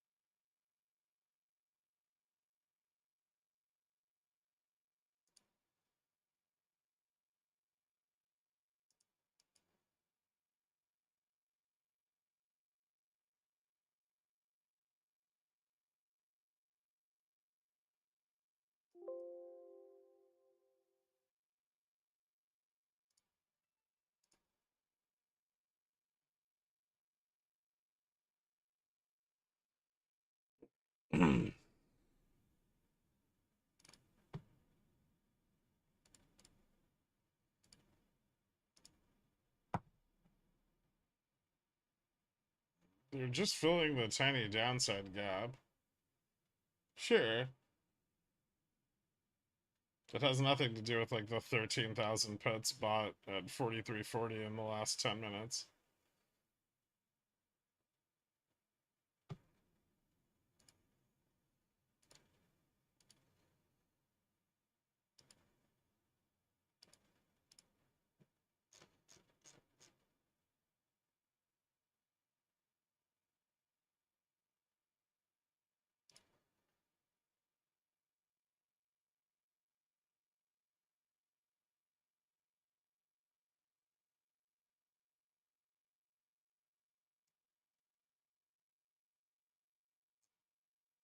So those are fine.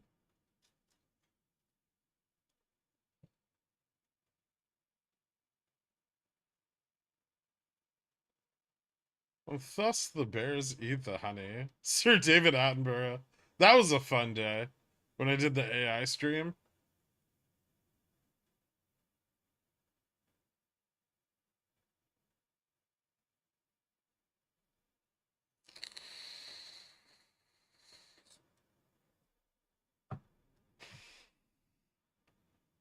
Head and Shoulders, same, like tons of 43.40 puts bought.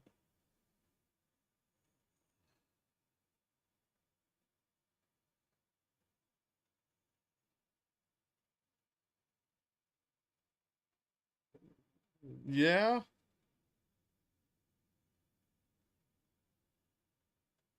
The AI stream pumped NVIDIA.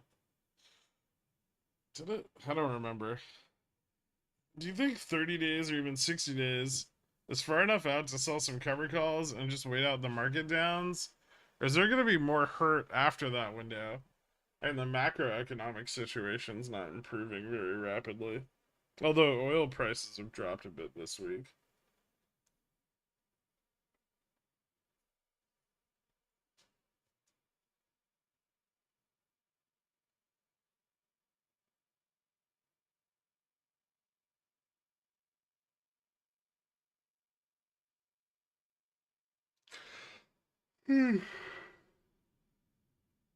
Yeah.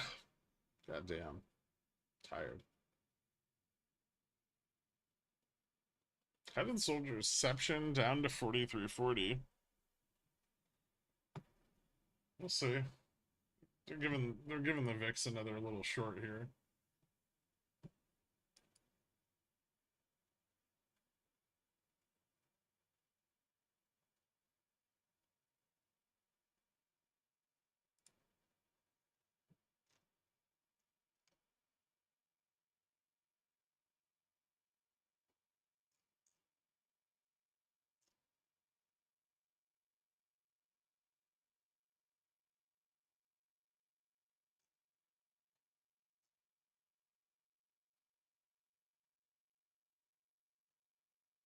Hmm.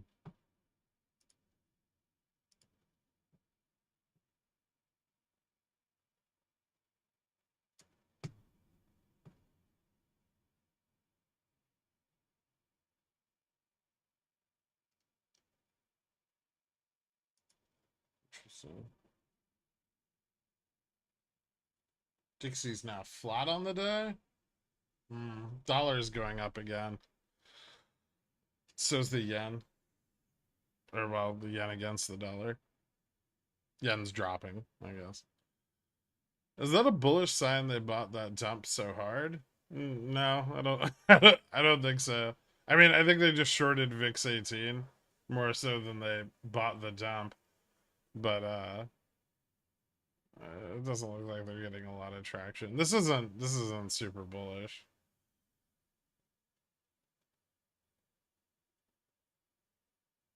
I sold calls for 2 years out, and now I trade with the premium from those cover calls to make more money, then buy them back. You're not saying my absurd comments, so I'm shadow banned, it seems? I didn't see what you said. Did you say something? Something about bull mayo in your prime? I mean, you're not tagging me. So, that's probably why I didn't see them.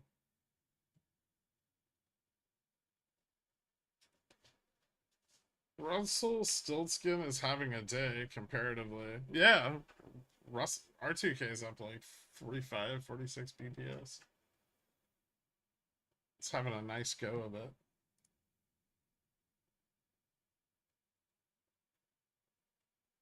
If we get a big like blow off on R2K at the beginning of next week, that's probably gonna be pretty bearish into the end of the week. Should be like PCE data, I think, right? Ooh, we also have Jackson's poll next week.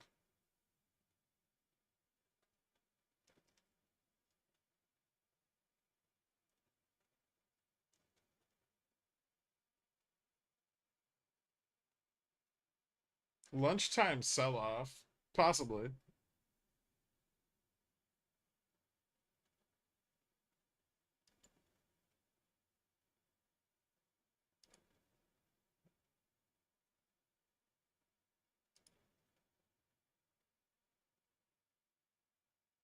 What the fuck is that?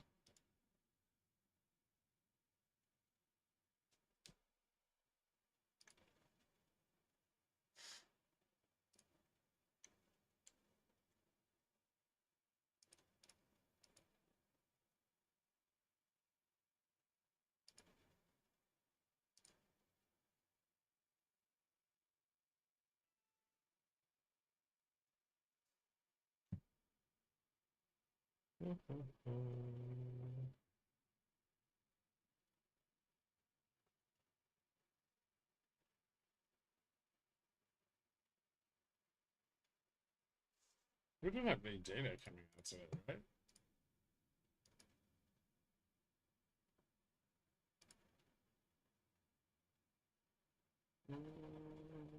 No. Fucking fuck all the web counts. I don't give a shit about that.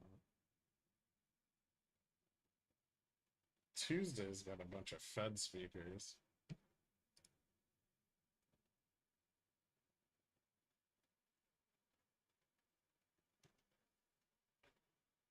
Could you take a look at ANF if you have a minute? Could they be worthy? Could they be a worthy short? Yeah, I'll take a peek. Can you do one of those crystal ball Nostradamus voodoo scenarios where you call the top? I don't even know if we're gonna fill the fucking gap at this point.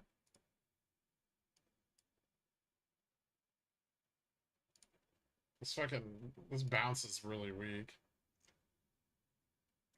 It's getting less and less support at the 43.68 on futures, which is probably not a good sign. That means we're likely gonna head back to like 43.50 again, unless volume picks up substantially here, which it isn't, right?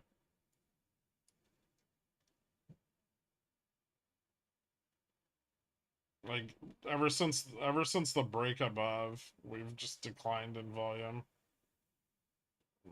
The bounce, like this bounce is really weak, right? So yeah, volume will need to pick up quite a bit more for us to, test like VWAP or 4400.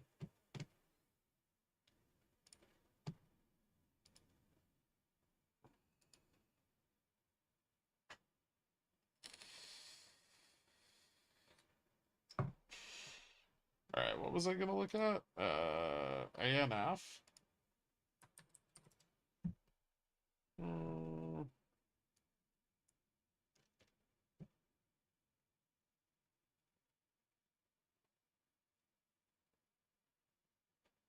Could be I mean, they have earnings, so shorting here could be a bit of a risk. Their margins were doing better in Q4, but didn't fall substantially in their Q1 reporting. Looks like they beat on EPS and revenue for that period as well. Coming in with extremely positive EPS.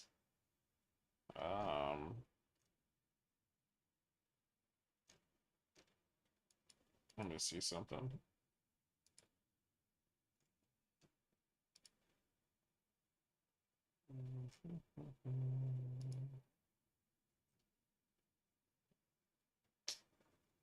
Cash flows aren't so great, but they may pick back up this month. Are they paying down debt? Yes.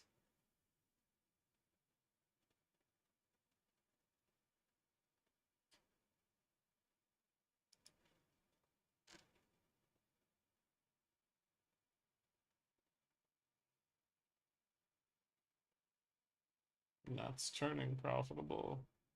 Yeah, I'd be pretty careful shorting their earnings. It seems like a bad idea.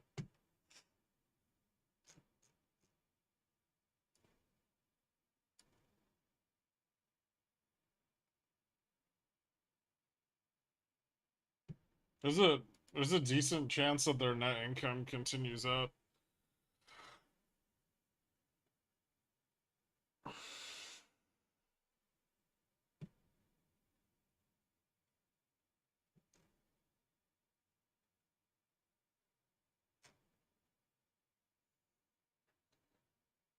Green candle. That it is.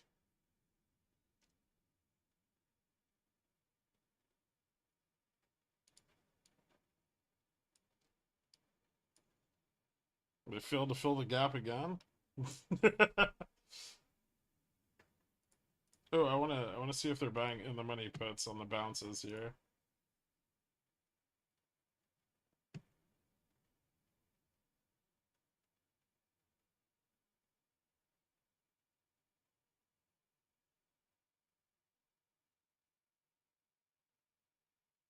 Ooh, they are. Not a lot of them. No one's buying a lot of anything right now, but 43.75 and 43.80 puts getting bought on the bounce. So the Bears, it doesn't look like the Bears are going to let him run away with anything. Also, the 70 and 75 puts have grown. So they're now almost equivalent to the 43.60.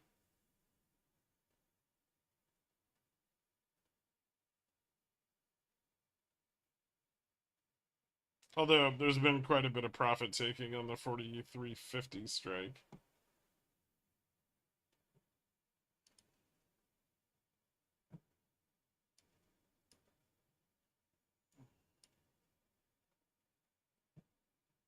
Just the zero GT, not the longer dated shit. Can you pump GME for me, please? No.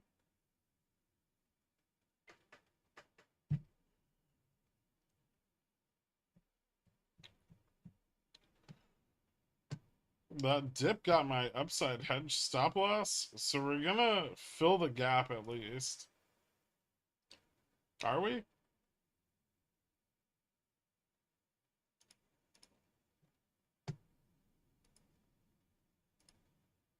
No, I'm saying that I'm genuinely curious if we're gonna fill it.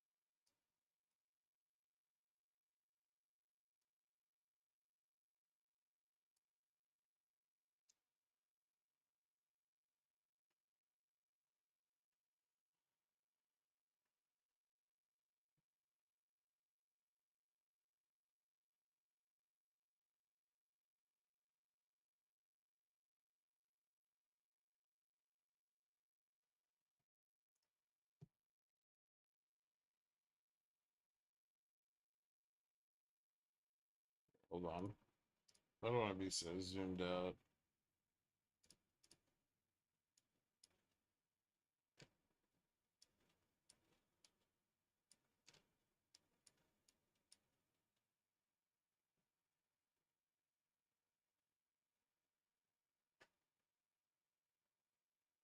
Yep, here's the push. A little momentum.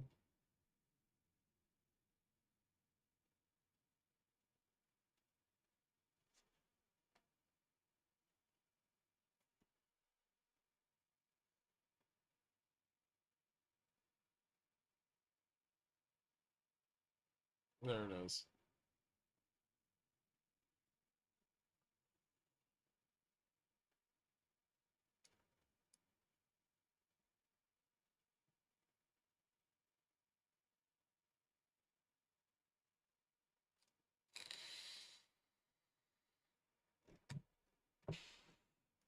Holy heck, what a recovery on SPX so far today. It's been something.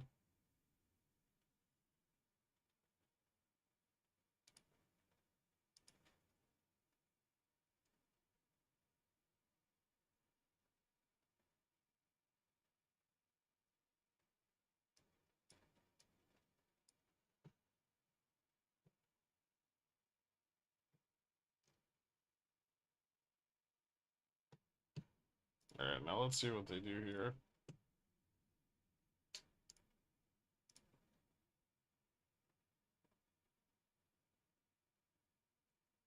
Leave 375. Still a put wall. Someone's still buying in the money puts too. 75 and 80.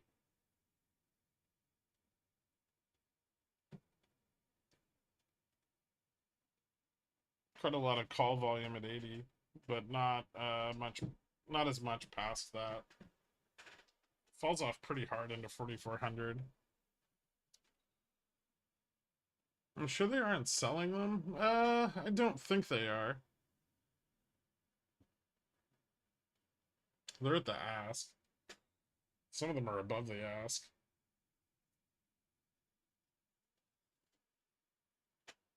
It looks like they're trying to kill the push. What's up, Dork? Green candle. Yeah, I know.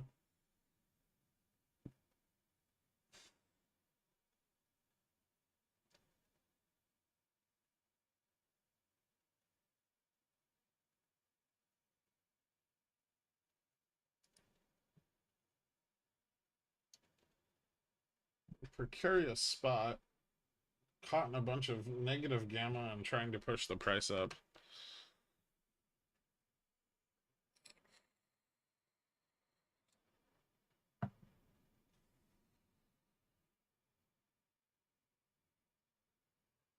I was promised a guaranteed Friday morning market crash. I want my money back.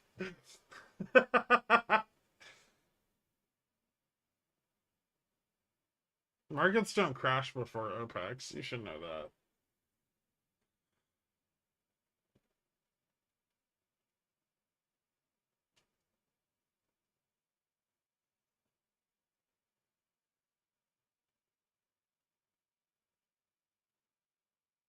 I'm about to have 10K cash as the commissioner of my fantasy football league.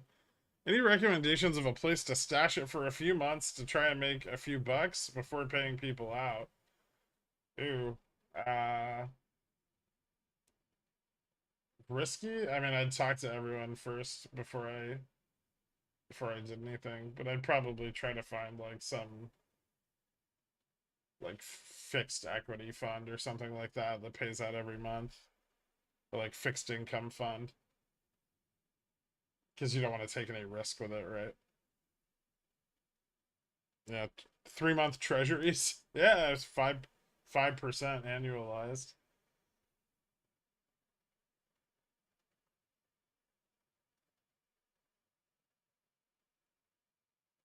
It sounds like a great way to lose a lot of friends. Yeah.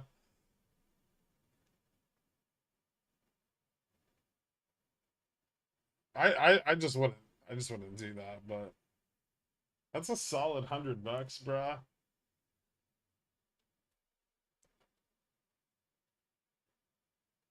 It's a little more, right? Isn't the 3 month like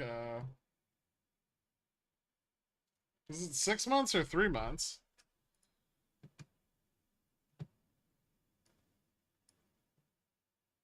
It's 6 months at like almost 5.5.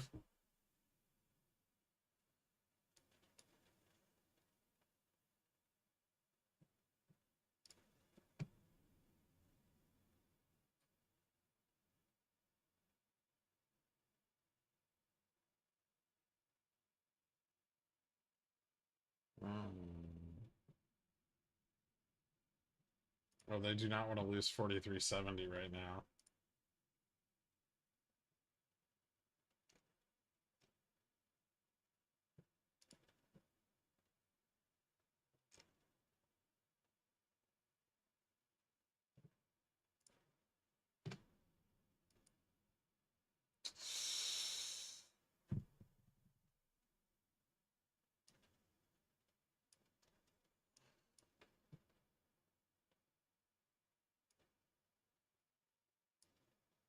Okay. Now we do bear things.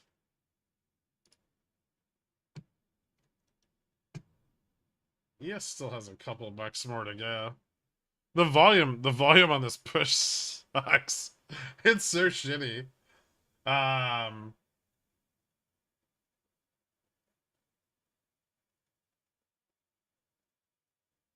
okay, 43.89.25. So futures has like $4 more to the upside. But if it fails to test, that's pretty bearish, I think. It's just bearish if price slips at this level. There's too many puts out of the money.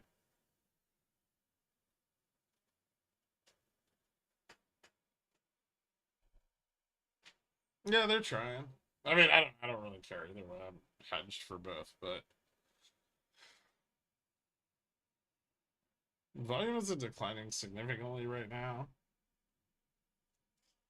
No, well, it's offset. They're like intermittently pumping, but it's not really rising.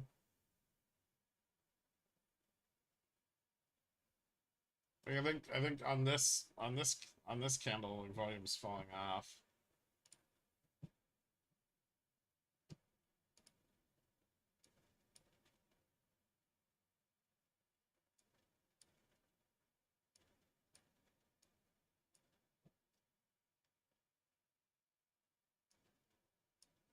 Yeah, things are definitely getting more bearish, not more bullish.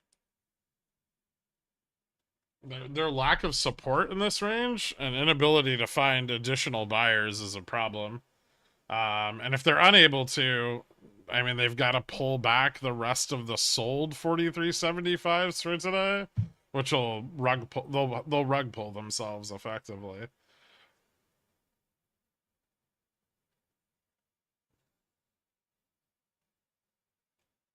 Just buy the 20-year and pay the winner over an amortized amount of time, or just wait for the price of the bond to go up, right?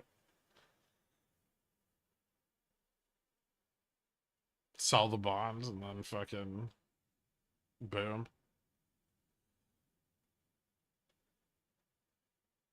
The only interesting thing fantasy football has ever led to was the league. I love that show. I fucking I don't like fantasy football at all, but that show is awesome. I liked that in the later seasons they moved further away from the fantasy football focal point, but they should have just dropped it right from the beginning.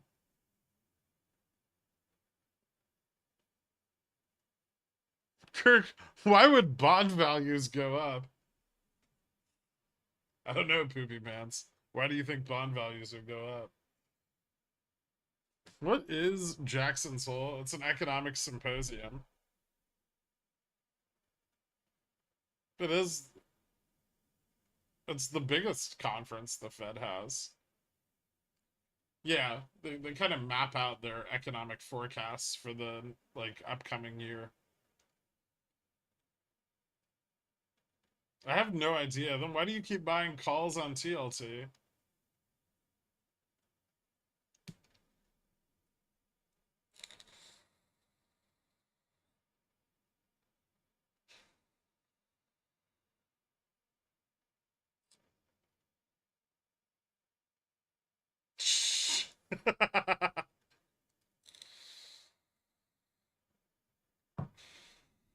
Do you see GME moving up next week? I don't know. Maybe.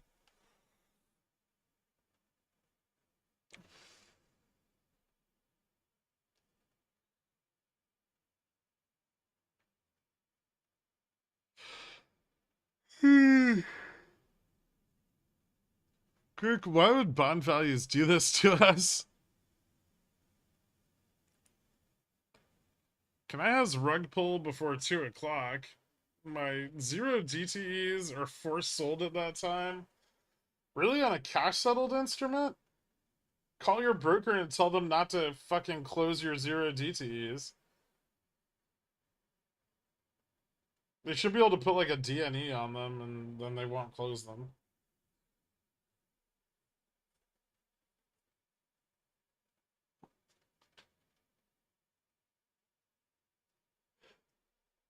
Yeah, we usually get a sell off around 1:30. Sure.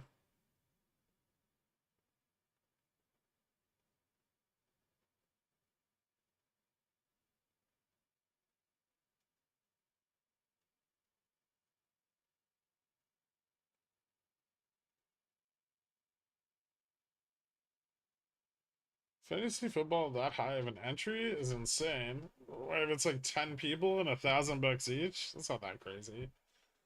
I sense big downs coming back to open. We could. Yeah. If they lose this level, they're pretty fucked. Momentum's already starting to slip a bit, so now they need to buy more. We'll see.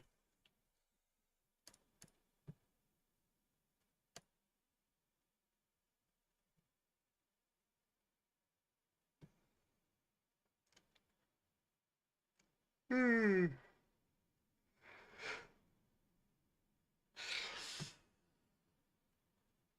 Yeah, put volume starting to pick up too.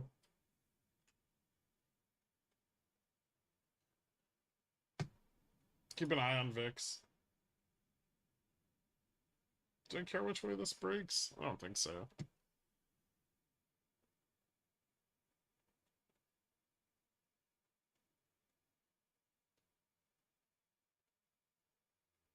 The best way to play fantasy football over a season isn't for money, but for humiliation and ridicule for the loser.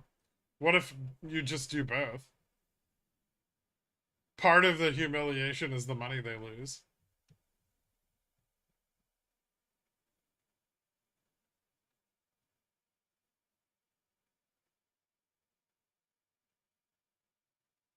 I called my broker and told them I don't need to be protected from myself.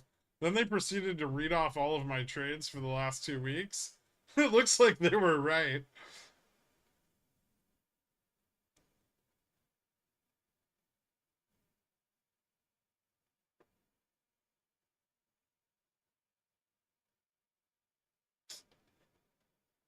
Since there's no volume for SPX, do you just watch ES for volume trends? You can there is volume for SPX. It just doesn't. There's just no volume candles.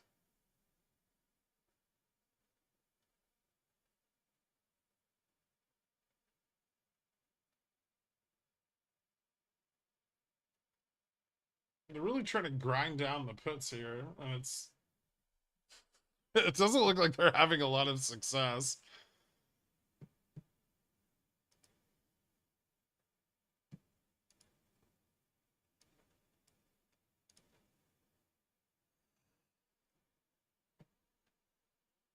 Fuck, if this fails, that's bearish as shit.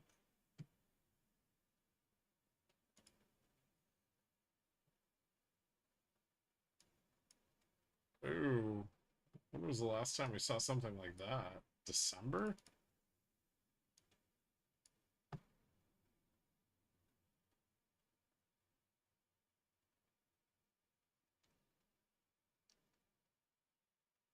March?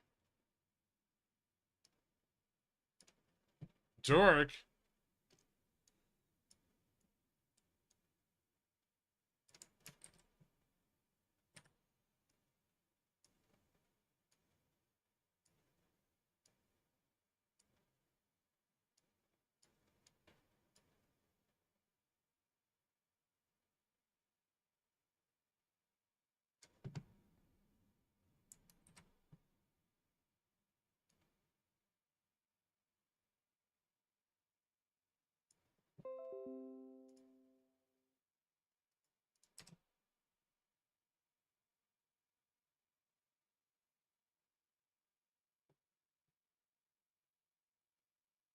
Hmm.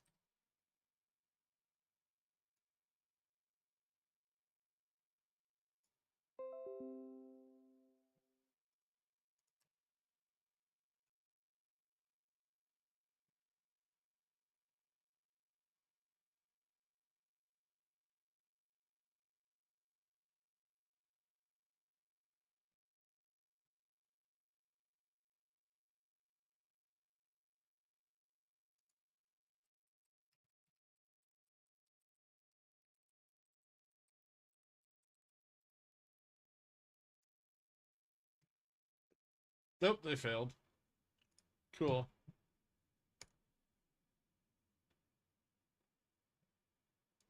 That's exactly what I wanted. Right? Yeah.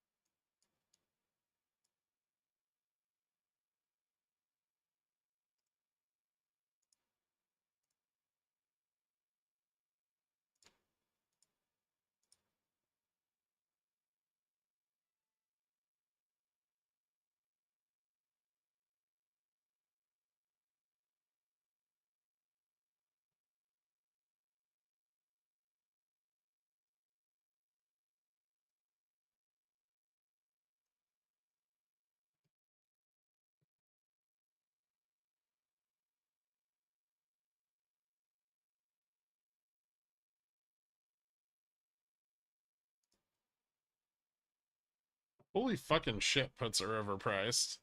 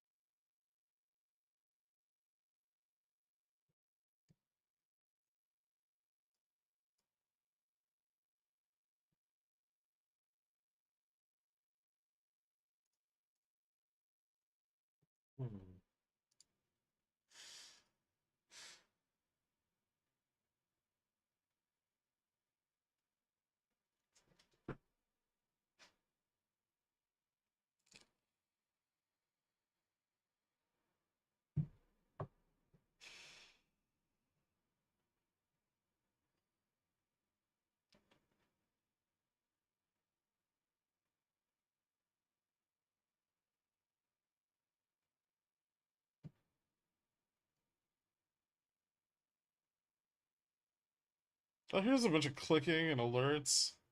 Just doing stuff. No big deal.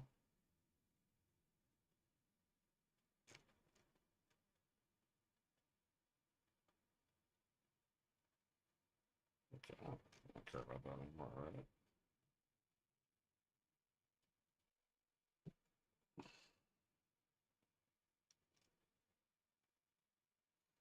$4,300 is a meme, unless it's not. It's kind of a meme.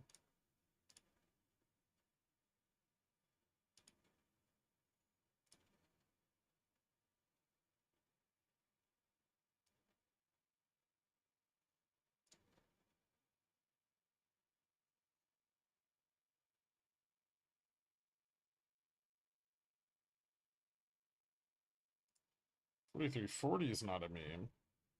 4,300 kind of is.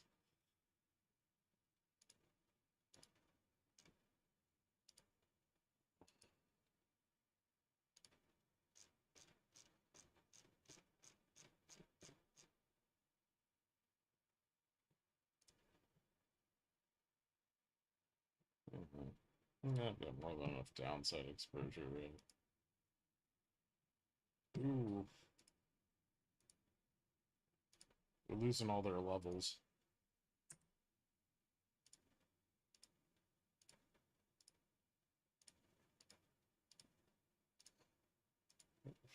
Three. 55.35.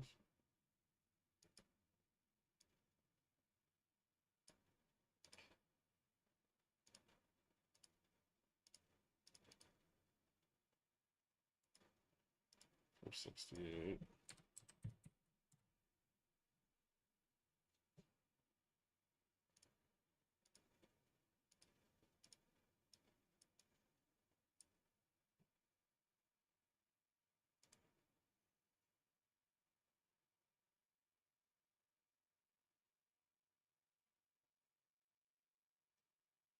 This is our for today. This is 1310, 840.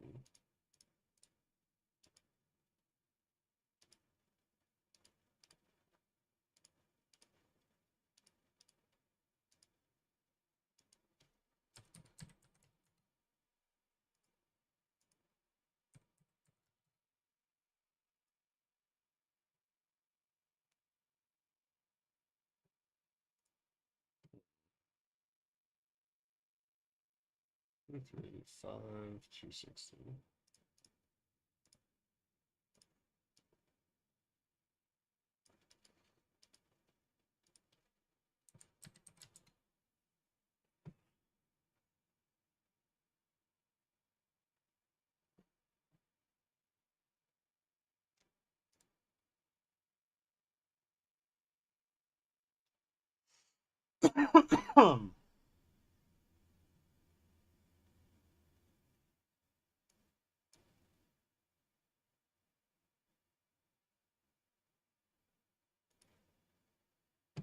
Is that it for August? Why can't I hide other expirations?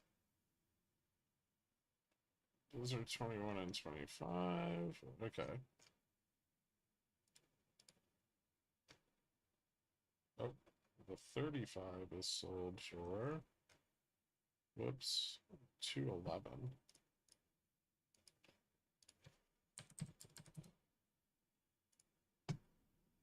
Okay. I like this.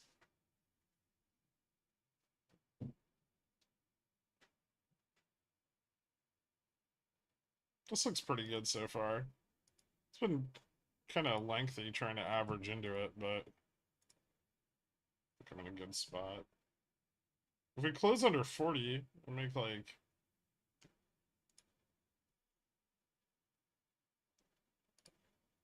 300%.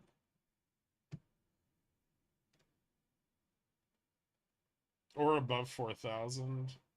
Well, actually, we only need to be positive above 4390 as well. So I should probably at some point try to pick up like a 75 call or a 65 call. Let's see how far we drop.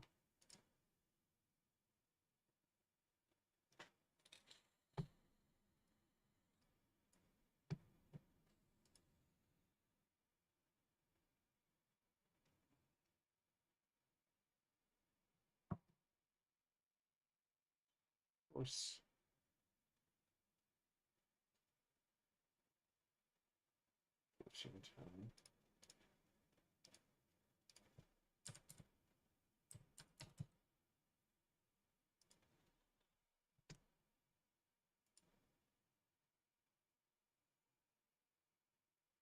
Yeah, momentum's starting to reverse pretty quickly on multiple time frames to the downside.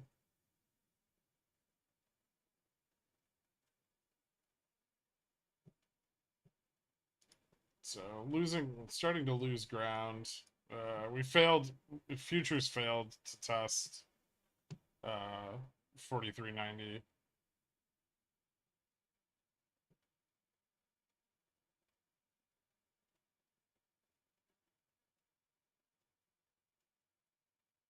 So right now looks like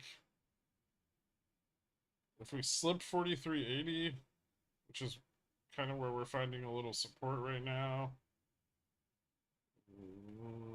There's some chance we slip back to 43.50.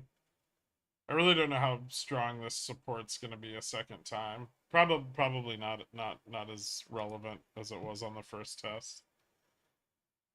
Are they de-risking the 43.75s? They could be, yeah. They don't have a lot of those sold. Um, but there's some. There's some sold there. Jackson's Hole bullish? I don't see how. Honestly, another rate increase might be more bullish than another pause. But yeah, I mean, with inflation starting to heat back up again, I don't think they're gonna feel I don't think they're gonna feel too great about their economic projections for at least the next 6 months. And financial conditions are starting to tighten, and they're tightening really rapidly. So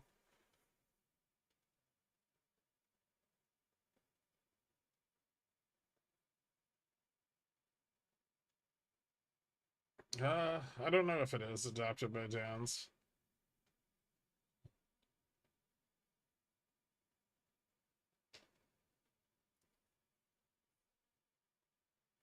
No, I said 4340 might not be a meme. I didn't say 43. 4300's like less than 0.1% chance, right?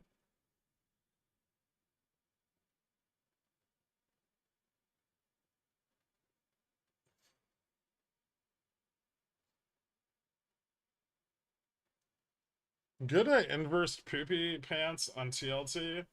I've just been buying like out of the money like call spreads on it. I have like a few puts. I guess when I cash those out, I'll move into the rest of my position. But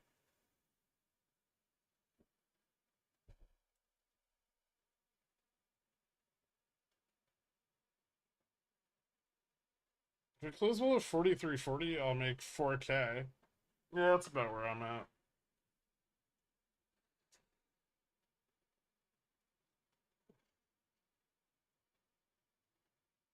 If SPX fails to close green, does my peener do peener things?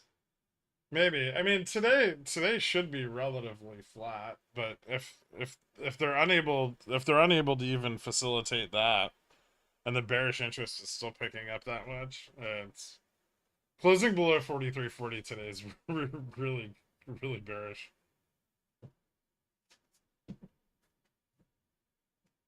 Is your 43.25, 42.90 a bull put spread? No, it's a bear put spread. Next week bounce uppies or nah?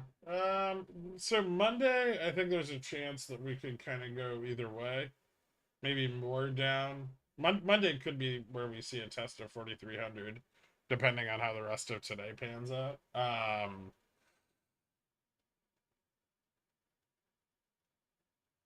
Tuesday, Wednesday next week, I think we can see a bounce.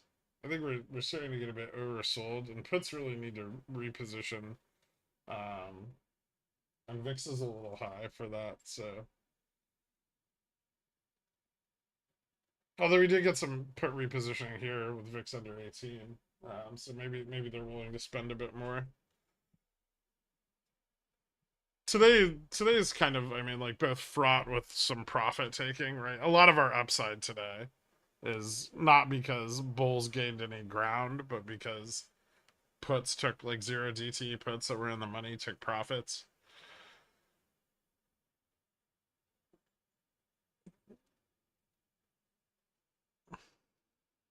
I know I took profits, just repositioned a bit here on the upside.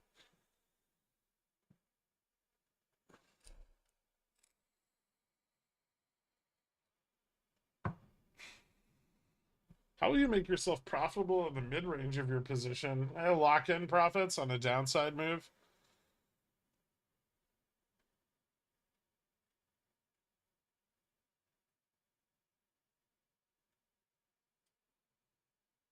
Why a bear put spread at those strikes? If you think sub 4340 is unlikely, well, first of all, they're for next. It's for next Friday. Um, even if we just stagnate, I'm not really going to lose a lot of money, right? And if VIX grinds down, the price of the spread will stabilize due to volatility dropping on the sold put.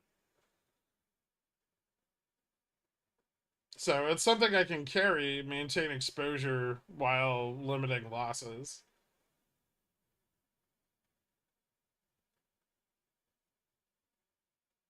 I also said 4340 is not a meme. It's just we'll be hard pressed to get there. You're my prophet. Thanks, Crypto.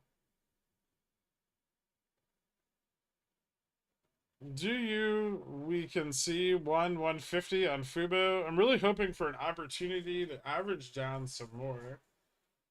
Yeah, but today looks like it's bouncing a little bit. I don't know if that's going to continue into next week. It is OPEX, you know.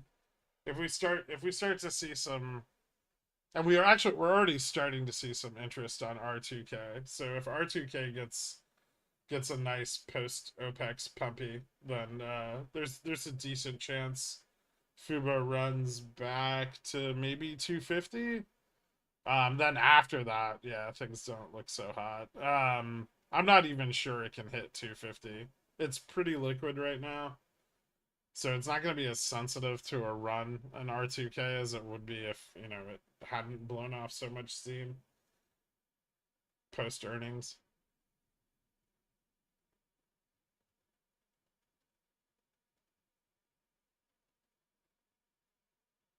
Red candle incoming. Yeah, I know. That's what I bought pets for.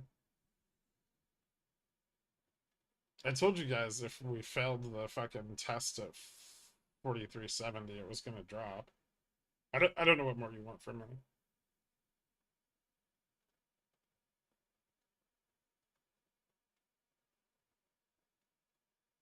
Do you ever buy settlement calls on R2K? Like RUT? I trade RUT sometimes. Rarely, but I trade it sometimes. I would say seasonally, there's periods where I trade it more aggressively, but it's not usually very consistent. What 70-40 bear put spread at 4370 consolidation. Oh, nice.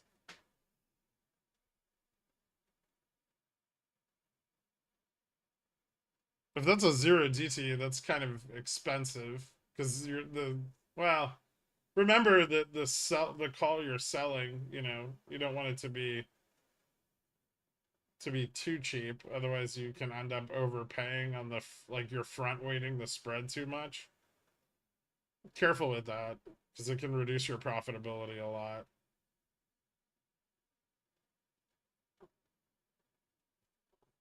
Sometimes the best spreads are like $5 spreads.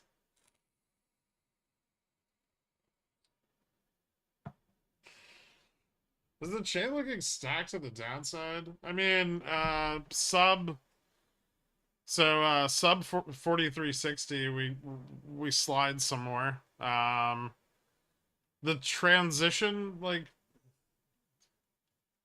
the transition strikes are kind of weak. 65 was decent, but 55 is meh. There's some call interest at 55. Not a lot, but a little. So I think we shouldn't have a problem slipping it given the insane amount of puts at 43.50. But yeah, I mean it's probably going to act as somewhat of a resistance. 60 should give us enough momentum if we lose it.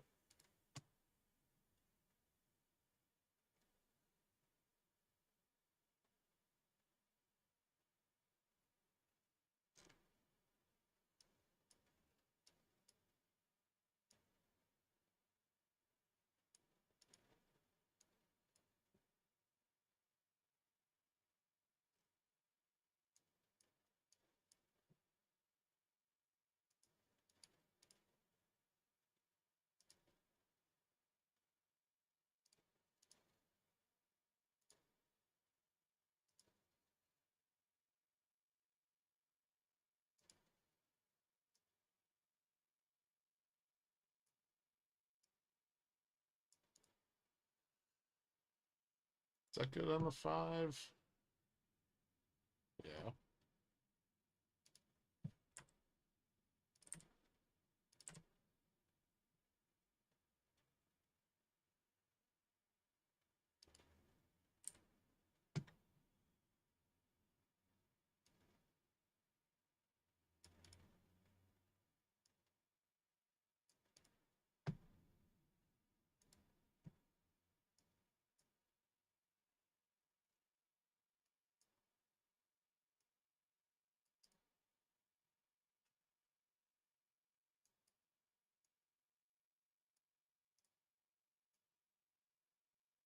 Ah,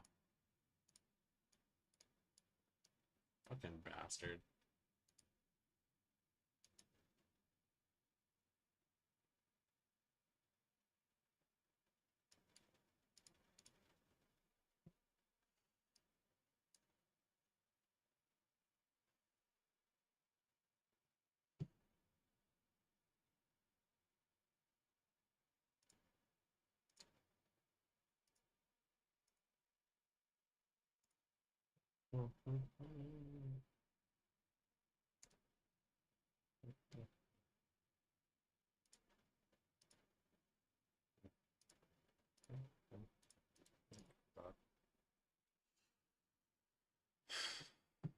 Volume's drying up. 1235. Futures did end up getting a little support here. 43.75. Interesting.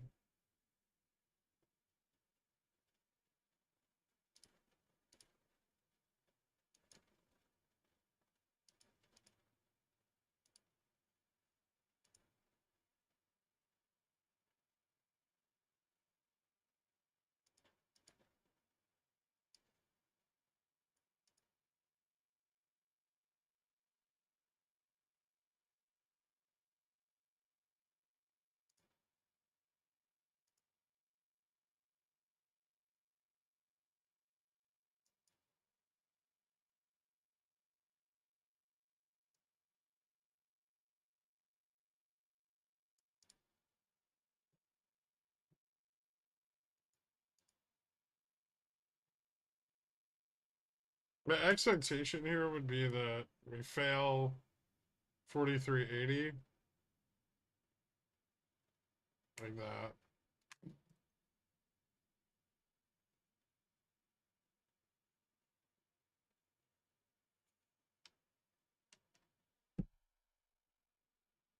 Top price target? I don't have one. Let's see what it decides to do.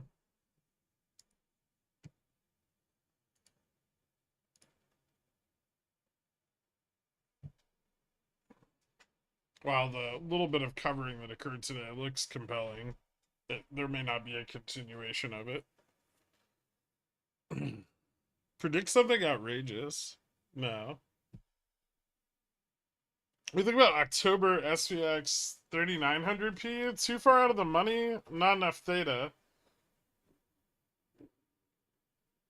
Not sure if theta is an issue. If we're gonna go to 3900, we'd probably get there pretty fast, but it's very far out of the money. Harder to hedge.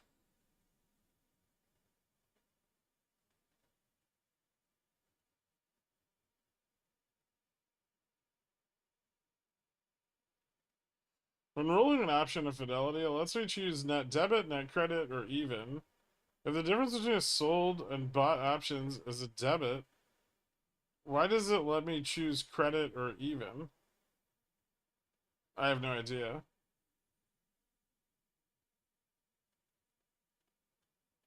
I mean, if you have two strikes and one is a debit and one is a credit, that's just determining which one's sold and which one's bought, right? Um,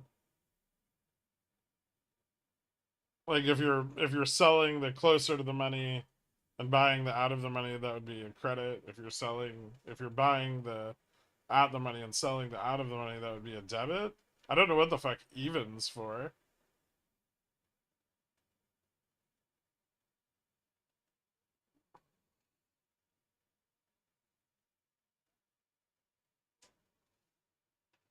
What's your top average? I don't know. What did I buy him for? Like 15 cents or 20 cents? 20 cents? Can Jimmy go to 19 today? Probably not. Indexes look pretty weak. I doubt Jimmy's gonna have a lot of pull. Really, really effective vol shorting, but not gaining any substantial ground here.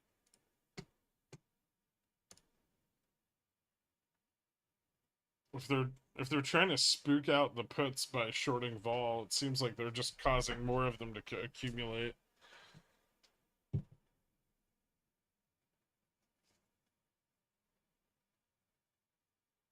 You have to choose between debit, credit, even before you set your limit and submit the order. It doesn't let you set negative debit or negative credit. Okay, well, I have no fucking clue. The only thing I use Fidelity for is selling covered calls, and I don't think I've run into that. Or I just set it at credit.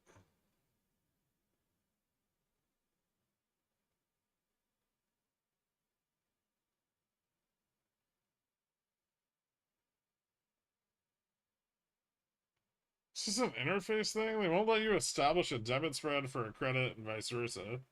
Hmm. Sometimes you can establish a debit spread for a credit, depending on volatility.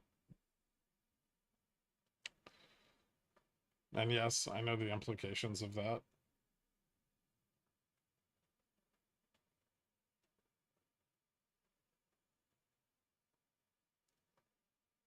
Usually you need like really crazy market conditions for it to occur, but it can.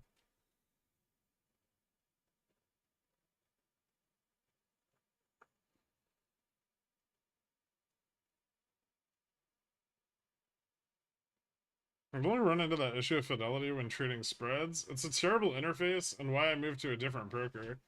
Yeah, they're really not a great trading platform. I know some people here use them, and ATP is okay, but it's really not the best. Like IBKR, TOS are way better.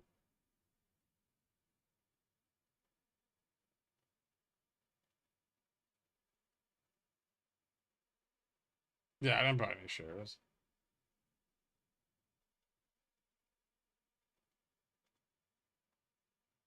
ATP was cutting edge in like 2008. If only they'd updated it. They keep promising to like create like an all new like active trading platform, but they haven't.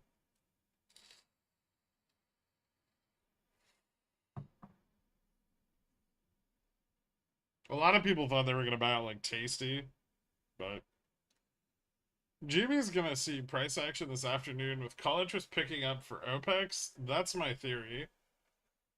Hmm. Okay.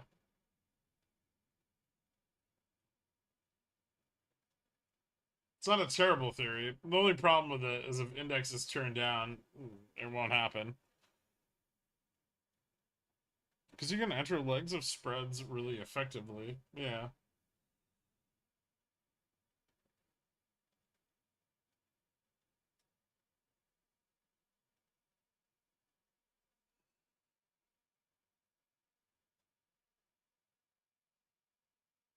Seems like NQ is aiding the pumpers a bit. Um,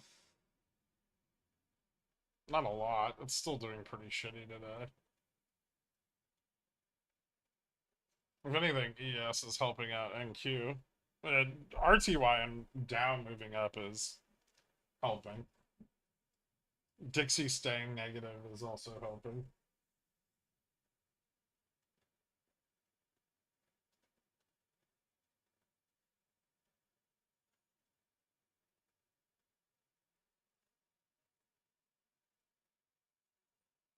How close are we to that ES 4380 level?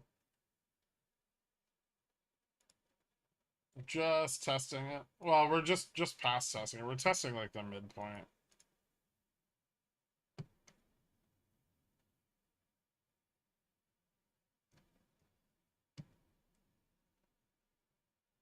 Think of it like bull bear for this uptrend. So rejection here, bearish.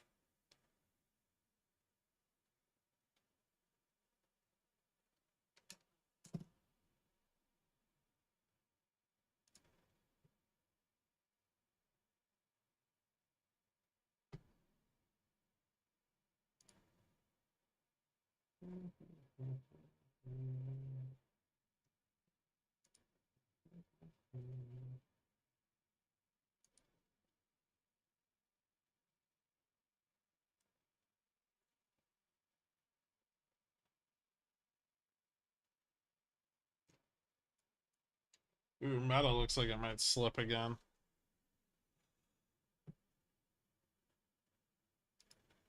What's Apple doing? Apple's finding a little bit of support here.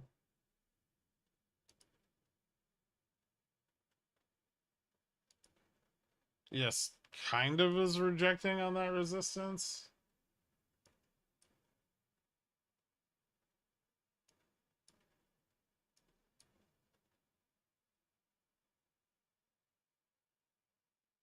I wonder if the goal is to fill that gap there. Is that a gap? Does ES have an upside gap?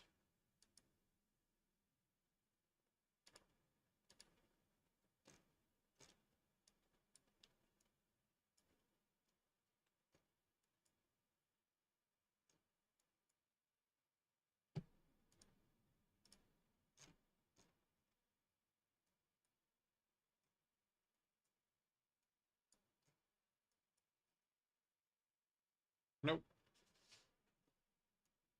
Hmm.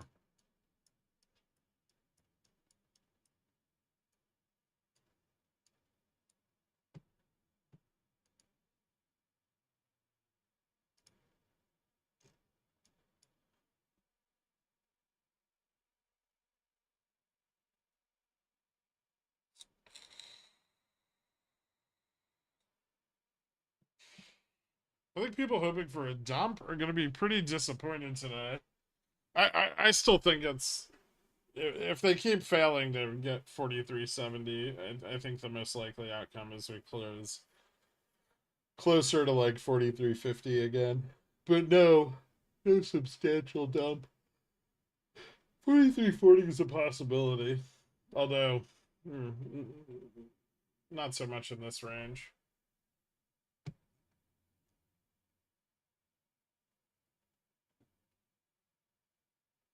Yeah, I don't think we get like a big continuation if we're gonna get one till next week.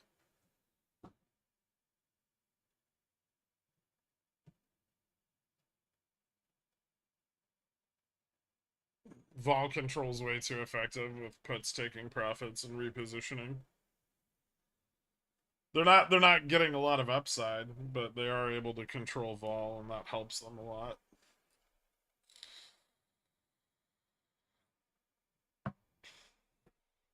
BTC broke below 26 again. Let's see a flush. Ah, I see.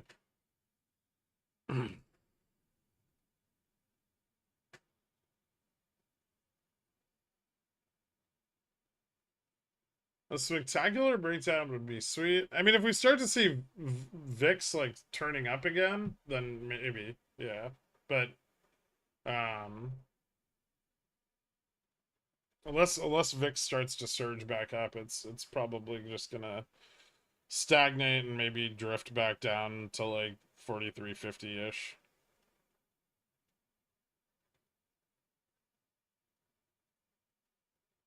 Would a butterfly like yesterday be a good idea? Well, hmm.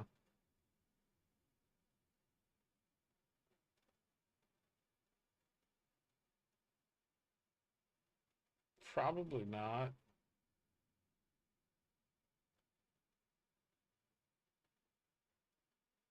Good question.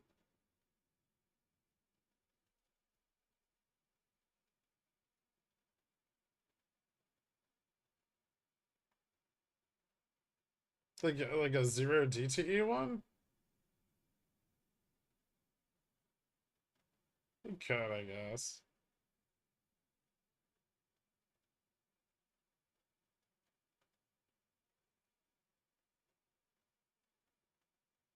I don't know if a butterfly is the right choice though. A condor maybe. There's too much range on the current strikes for a butterfly to be very effective. And you're taking a bit of a gamble, like targeting a close at. You'd have to target like 45 to 55 at least.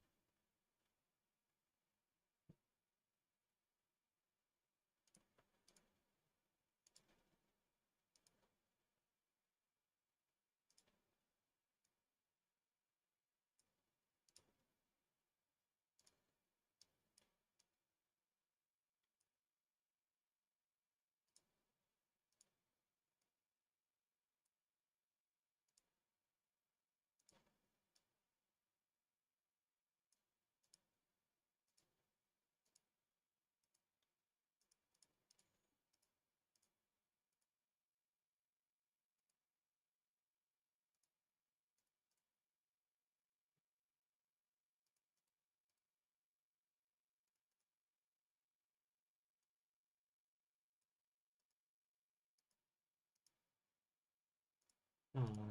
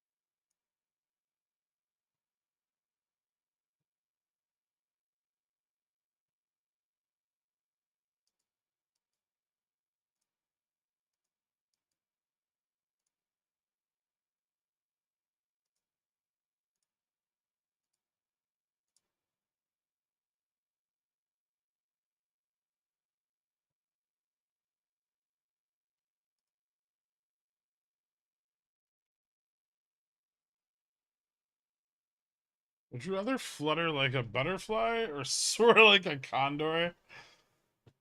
I don't know. That's a good question. I've never really thought about it. Fluttering seems exhausting. If SPX closed at 45.60, what would that look like on SPY? Is SPX ever lower than SPY? For SPY, that would be like, oh, fuck, I can't remember. Let me see what SPY is trading at.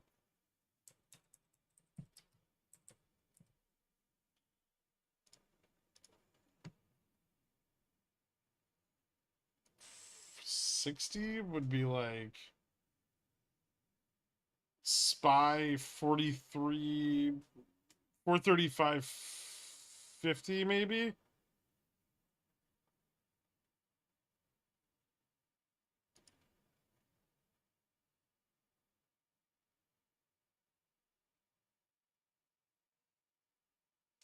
I mean, a broken wing like yesterday.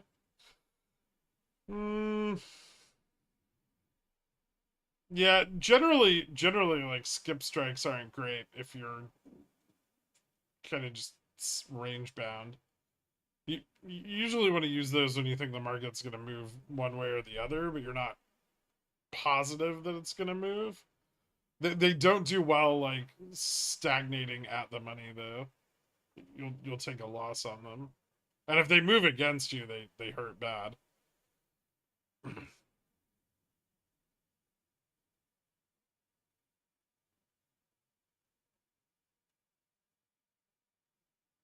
Ascending head and shoulders, just an uptrend. It's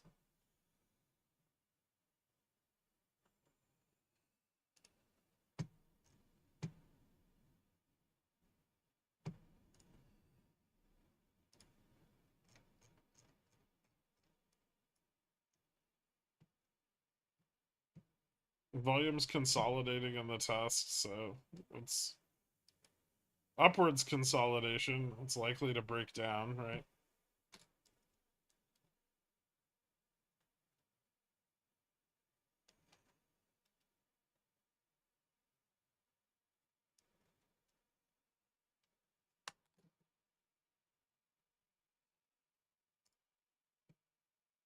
The pumps are back.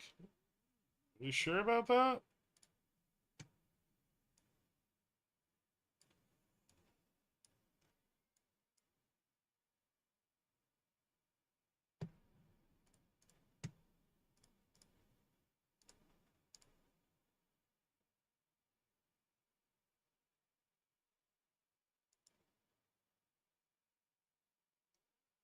Mm.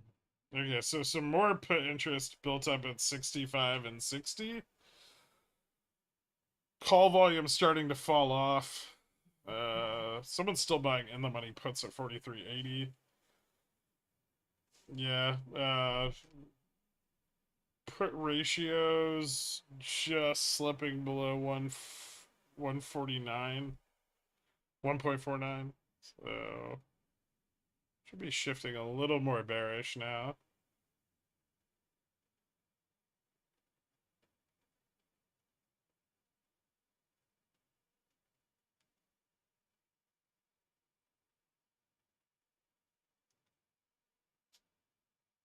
JJ to 175 or no?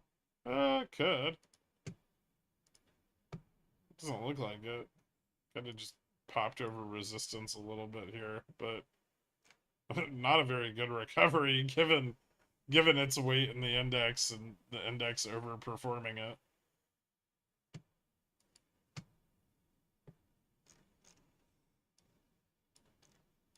Hmm.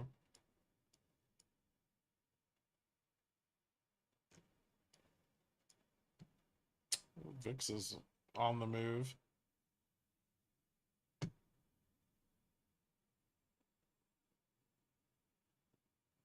Do you want another one of those? Not really.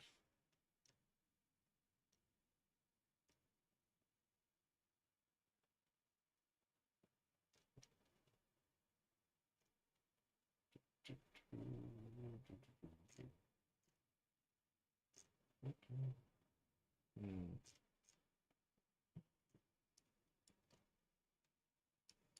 That's a textbook double top. Give me a second. I'll be right back.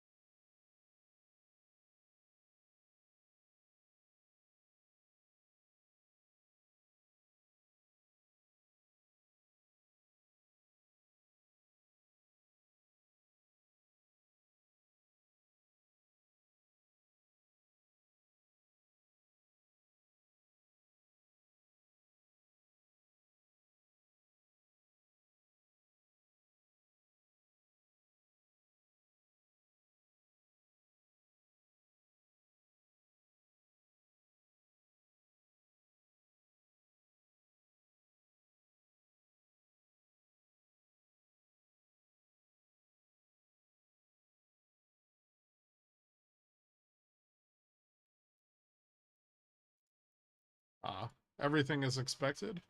Awesome.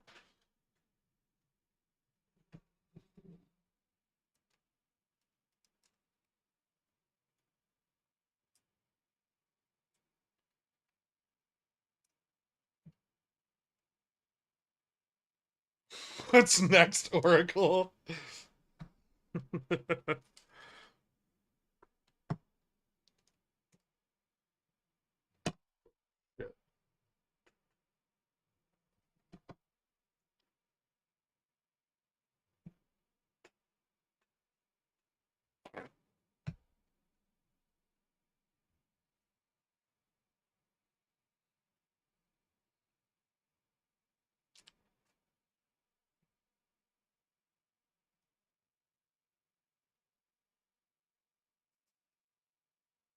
Oh, that's not good.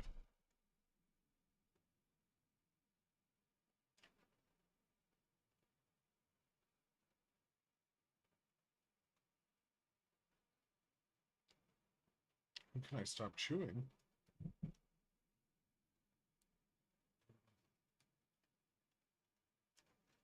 Why would anybody ever eat sprouted grain bread willingly?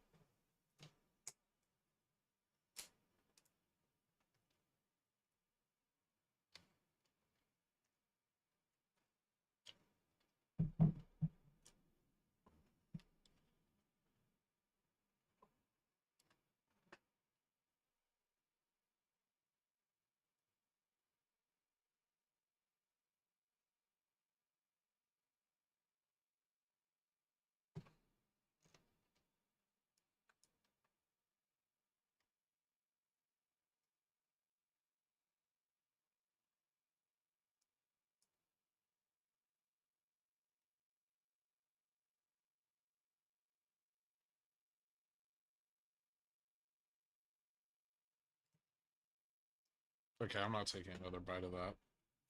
Fuck, that's disgusting. Ugh.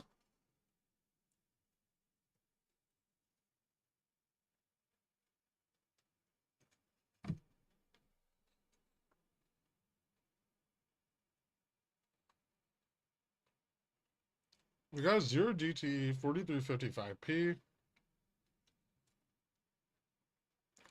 All right. Manage your risk on it. Don't let it slip out of your range.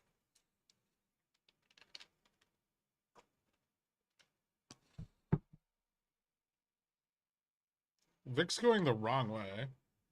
Going the right way for fun times.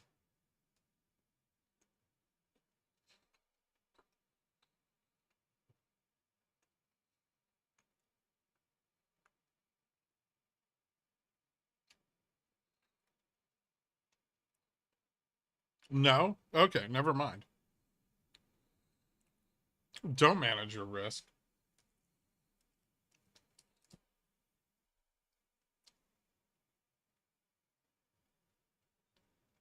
Would BTU buy rights be a good idea? Price feels undervalued, staring down a market correction, which may cause commodities to go up. If it does, still getting a good deal?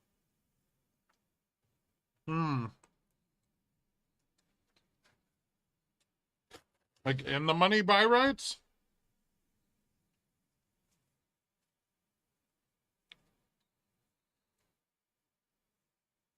My two best indicators are if you get up from your seat, then we're going to dump. If you say, it's uppies. Thanks for all the knowledge. You got it, man.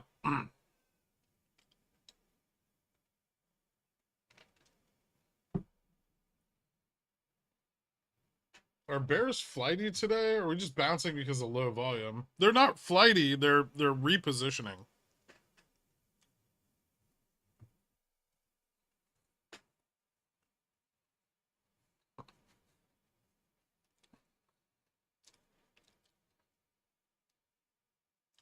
How dumb do you have to be a futures trader and buy here?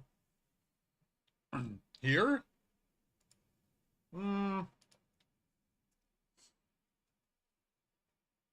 It's a pretty risky one. I mean, I would probably play like a couple ticks with a tight stop on it. It's not the worst.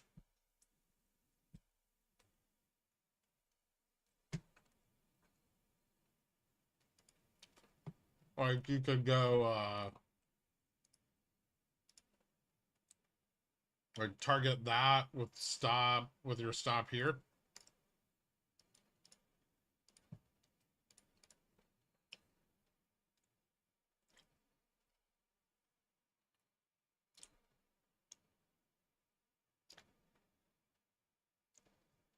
Stopped out.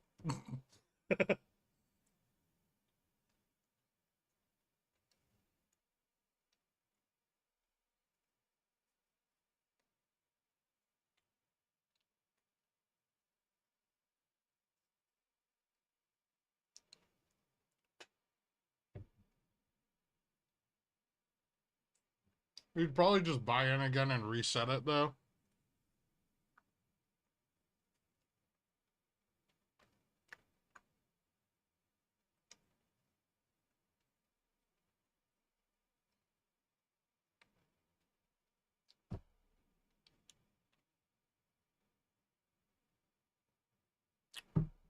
Maybe you can stop that again. Yeah, it looks like we're gonna leg down here.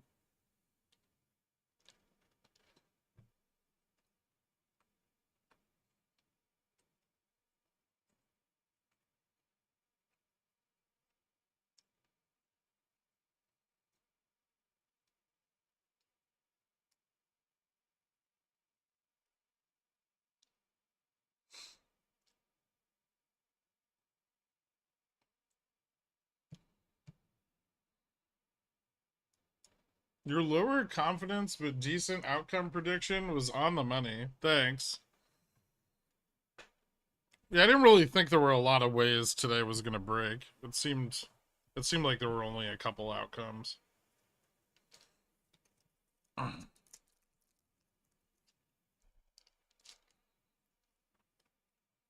What's the next support if leg down? 50? Well, we could get hung up at 55.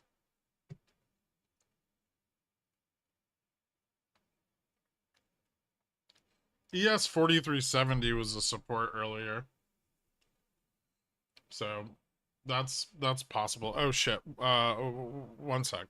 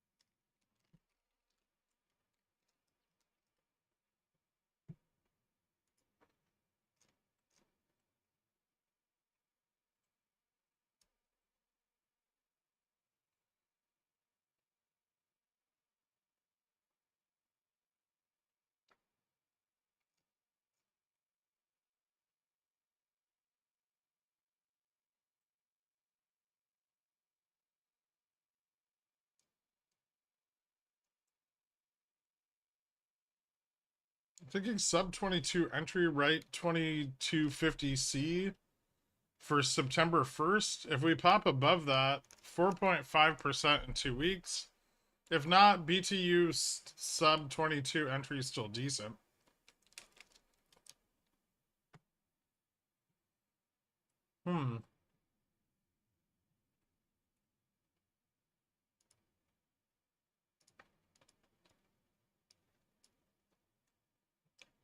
Broad commodities are failing a bit, but still in the upper range. They're at support.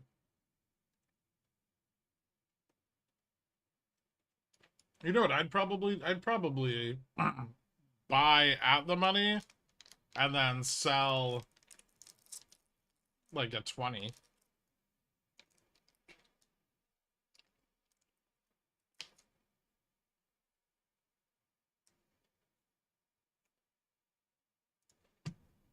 I think the yield's better that way.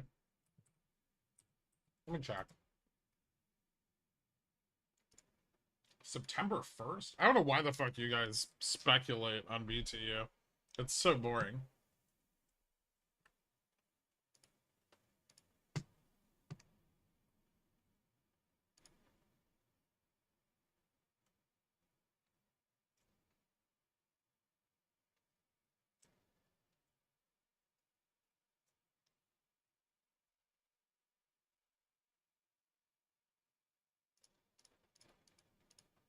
$21.91.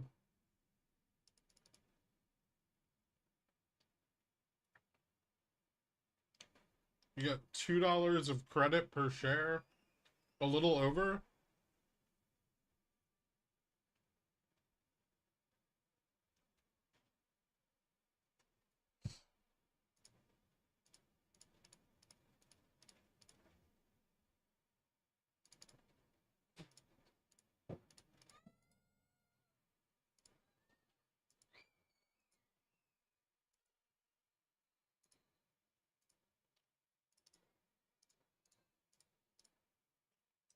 So you get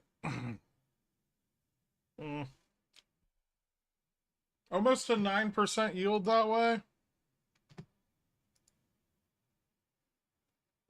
Although I'd probably just do it for the 15th.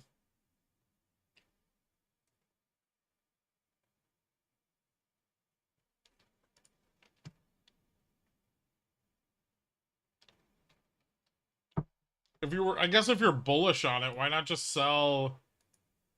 Why not just sell like a 20? Why not just sell the cash secured put? Isn't it better? Like, why not just write a 2250C?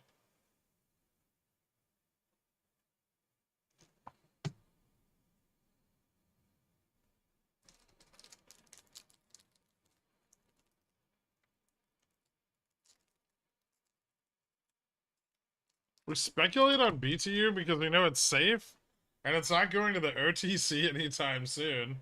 You hope. You know the pores know about it, right?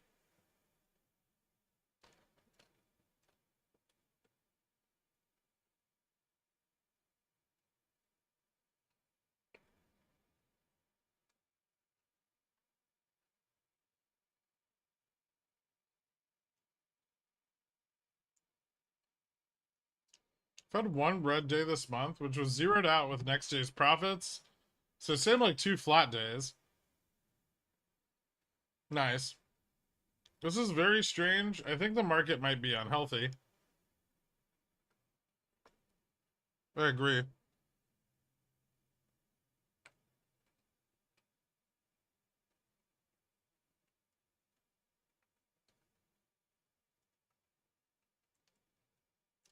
We can't CSP in our retirement accounts.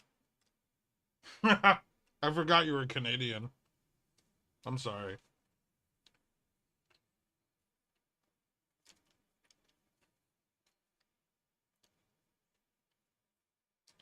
I mean, uh,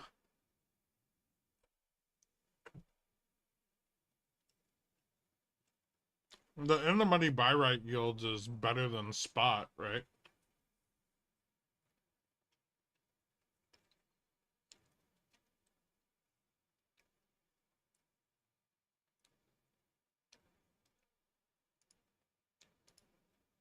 You'd be better off doing it for the 15th.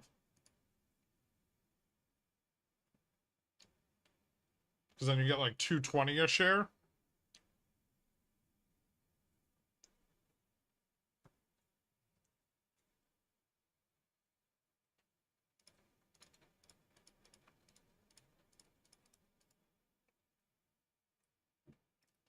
Which is an effective cost basis of 1965. And then you can just close the covered call if it starts to bounce back, right? Or after theta's decayed a bit. Generally, if you're doing in the money buy rights, though, you want to sell some theta on them.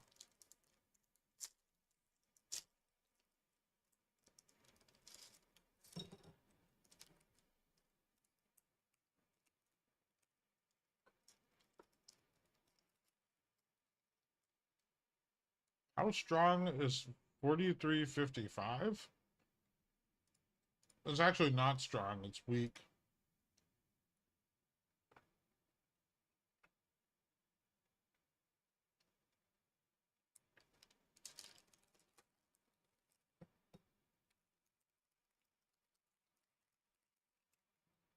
They don't want the price to slip here too quickly because then we fall under 43.50 and it gets real bearish. Can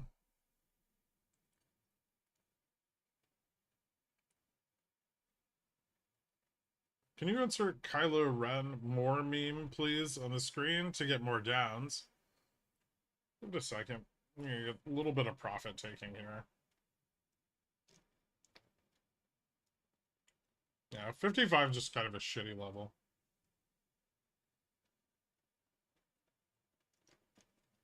Although 50's got pretty nice gamma, and 45, 40 are picking up.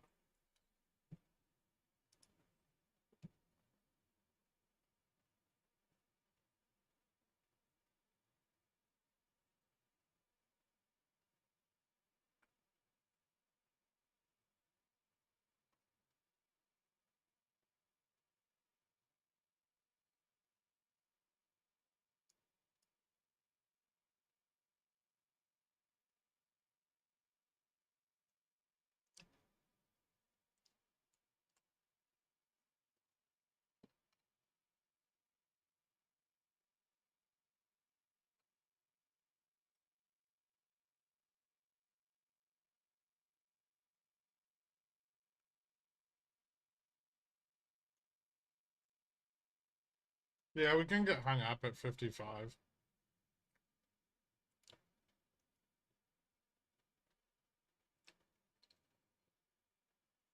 I guess we'll see if more put interest comes in.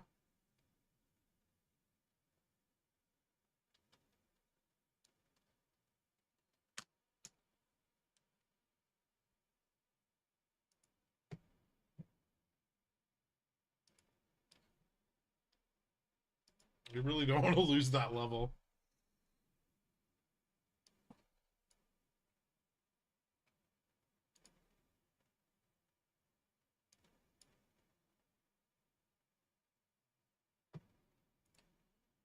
It's a hard bounce, lower high.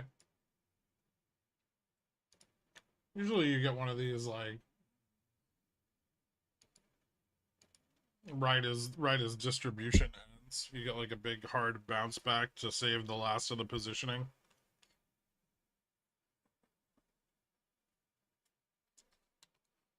So if you guys watch like enough breakdowns, you'll start to see this. Sorry.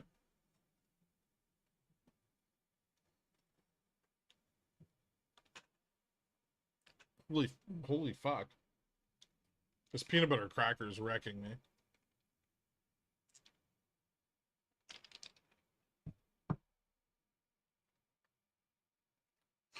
Okay, I can talk again. So you'll see, just different distributive patterns on SPX breakdown, and you'll see these like recovery rallies at the end. These tend to be a sign of greater failure rather than a bullish reversal. You'll see it on double tops. You'll see it on head and shoulders. But when this leg fails, you usually get like a really hard bounce. If that rejects in line with the trend, then you usually get a greater failure.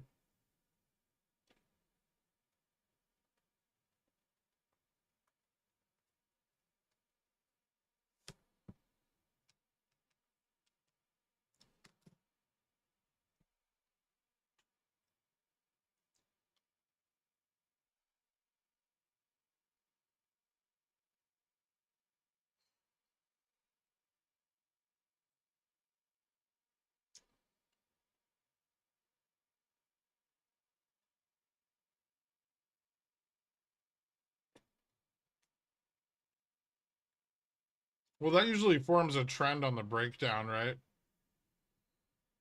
And so what you'll usually get is you'll get like a widening trend on the breakdown, like you see here. I can try to find you another one. I think we had one yesterday. Give me a second.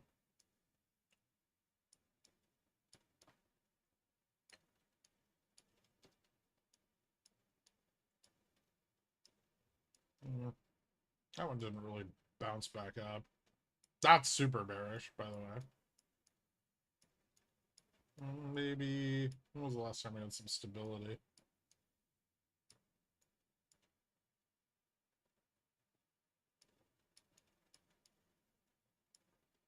These have little ones, but they're not good. They're not like a good one.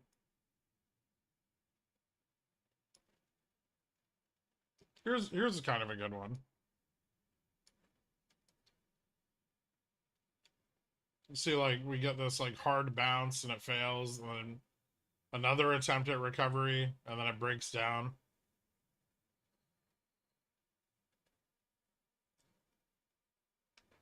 So as long as you place that like lower low, it's usually pretty bearish. This one's more extreme, but volatility's higher. Volatility was at like 15 back then.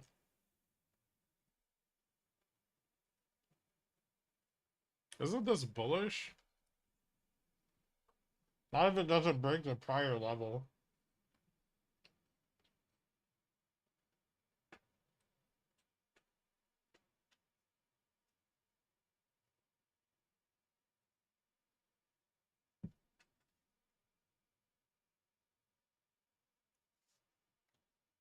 Did I do my GME hedge right? I have no idea.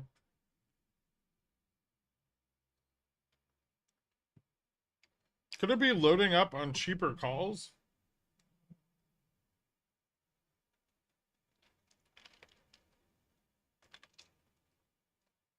Yeah, but they're also going to be out of the money, right?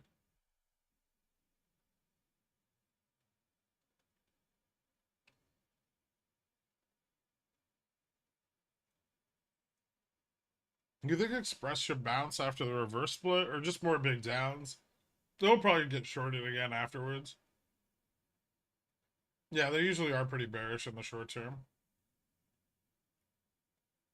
That's because all the shorts get out before the reverse split happens, right? And then they pile back in and short at a higher notional value.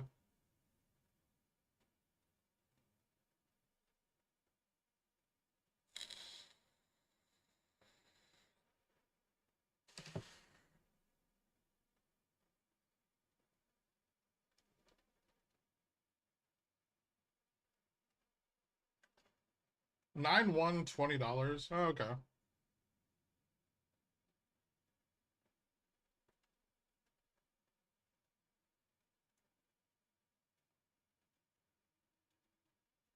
Did you go over the Japan CPI print? I talked about it last night. It was up. It's gonna put. I mean, there's been, as far as I'm aware, there's been no announcements regarding their like Ministry of Finance plans to address the fact that the yen is dropping and their inflation is continuing to rise. Although they tend to be pretty late to the game in announcing that kind of stuff, so it may be a few days. Maybe they're hoping that the bump in inflation will help their currency out a little bit. It did today, but it seems to be reversing.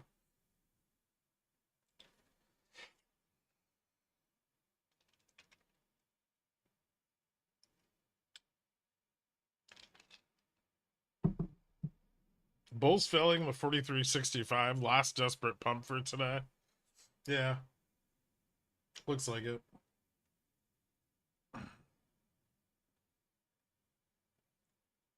They'll have to buy more. So kind of what happens there is, you know, they start buying the 60 and 65, right? 65's up here. 60's right here. And you know, when it fails to break 65, 60s are going to start taking profit,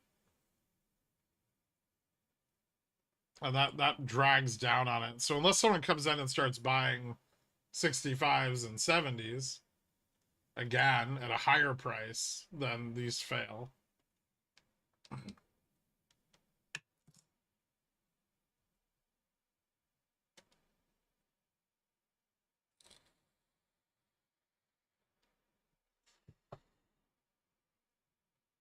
And this is a lot of like systematic traders like trying to scalp high volume drops, right? So high volume drops tend to lead to rapid put capitulation. This is something you can do as a retail trader, although it's very hard and requires at least hotkeys, if not an algorithm. But basically, when the price drops really, really hard and it taps resistance, you buy a bunch of like at the money and just out of the money calls. And then as the puts capitulate, the gamma on your calls picks up, and then you try to sell them for a profit.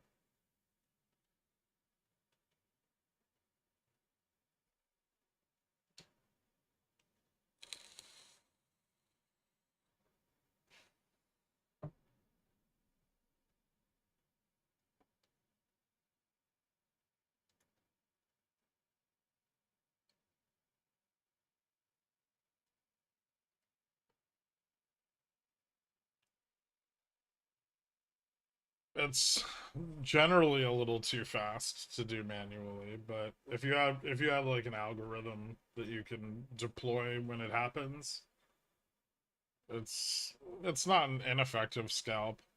It makes money sometimes. Sometimes it makes a lot of money. Sometimes you actually get a bullish reversal. Like people do come in and buy like the 65 and 70 and it breaks that prior level. That didn't happen this time, but and generally when you get those, they're off of a bullish trend. So you'll get like a bull flag that like breaks down at the end and then hard reverses. Um, when they're coming off of a bearish trend, like we just had a double top, um, they tend to fail.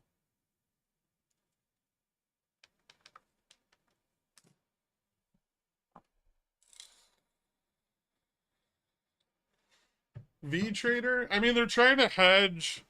Well, they're trying to scalp the market maker dumping their put hedge.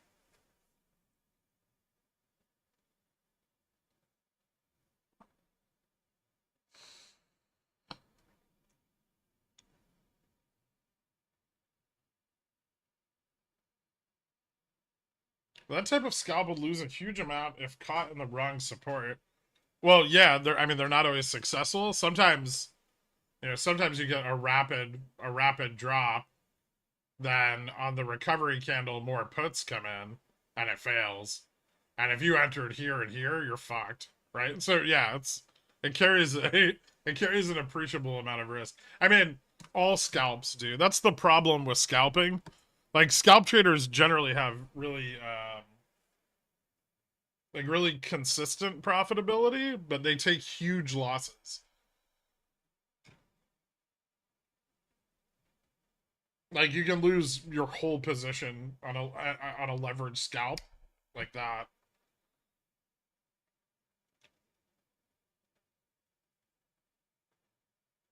Figure, I hope you're well. I have 410p NVIDIA, the 25th, currently down 13% within risk. Okay, down 13% within risk. A loose theta or the weekend. Would cutting be on the table? If it's stable Monday and reposition, if you're unsure if you want to cut it, why don't you consider selling like an out of the money put against it? Like selling like a 405 or a 415 to carry over the weekend. That way you don't have to worry about slippage or a loss, right? And then you can close your short leg on Monday if you think the price is going to continue down.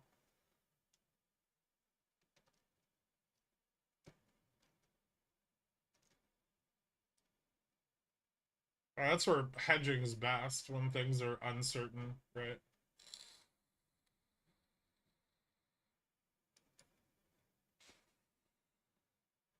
God damn it.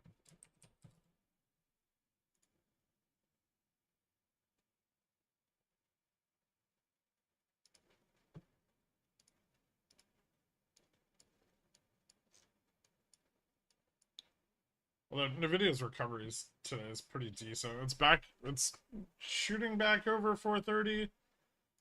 Uh, I guess if the index slips again, it'll probably drop. There's definitely at the money call selling going on here.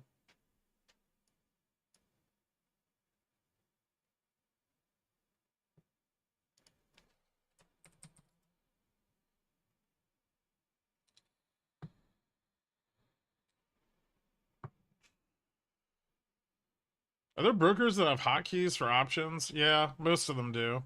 If they have like an active trading platform.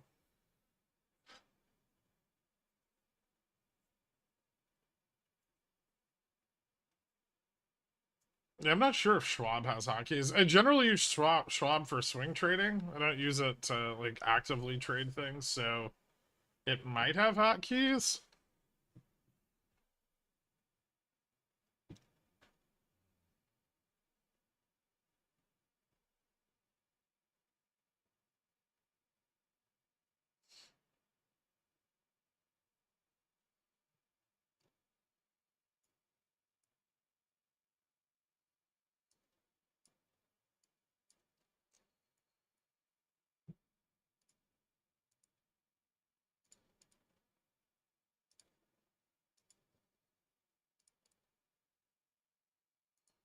Just broke down.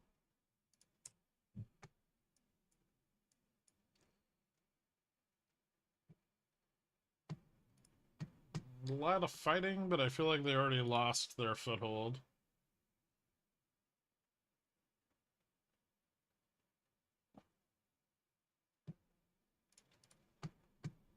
They needed to hold above 45.60.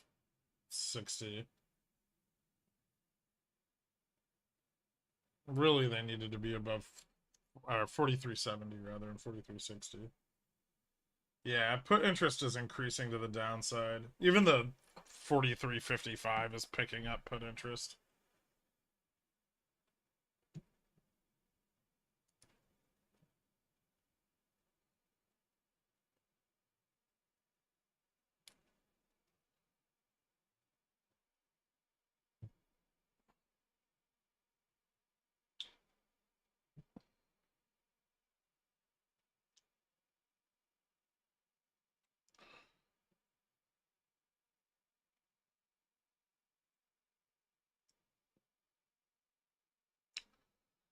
How do you feel about an upstart straddle for Nvidia earnings?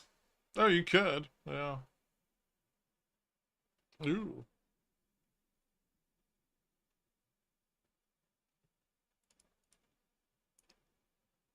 Okay.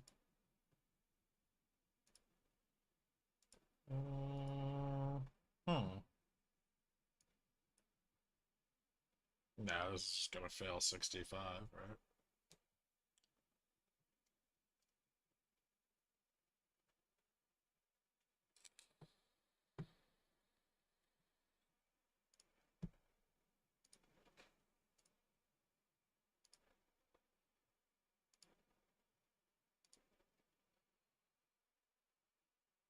Or fail sooner?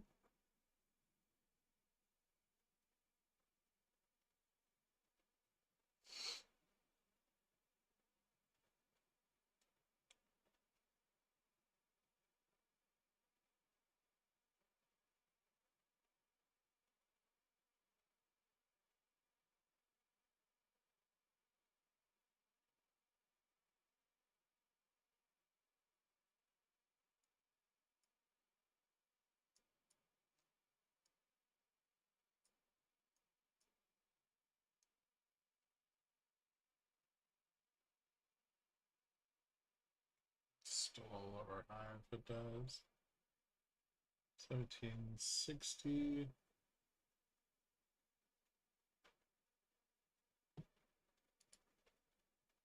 Yes.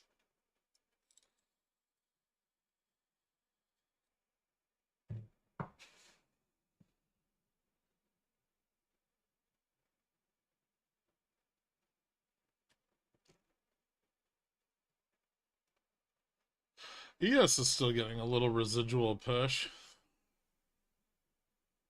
It's not doing well at the 4380, but it's trying.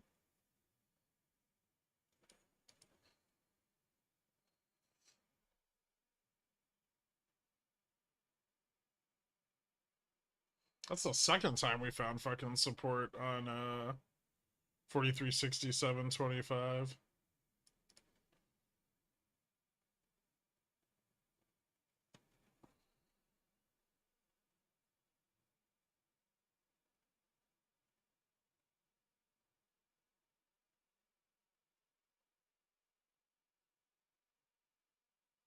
Yeah, lower high, I guess.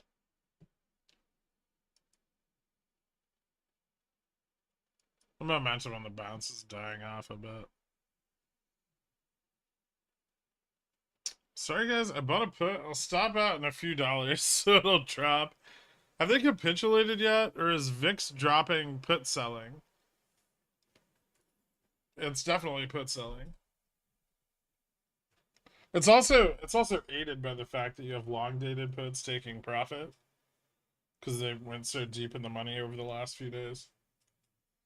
So the repositioning means that, you know, people aren't actively buying puts, right? Or not in the same quantities, and that weakens it up and allows them a little more leverage to short vol.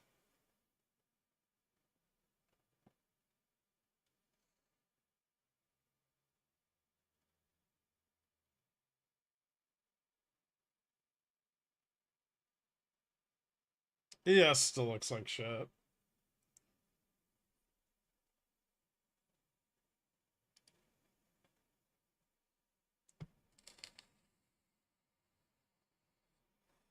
We didn't even test 480 or 4380.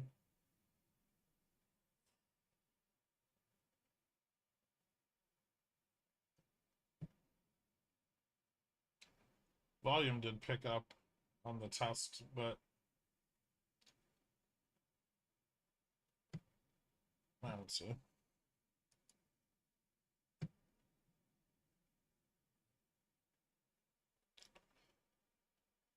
This is tricky because they can push hard, and if they do, they could get a breakout.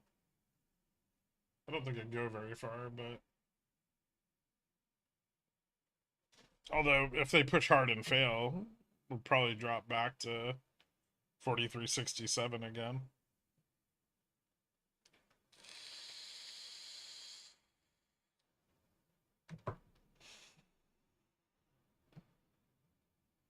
Not everything's a head and shoulders.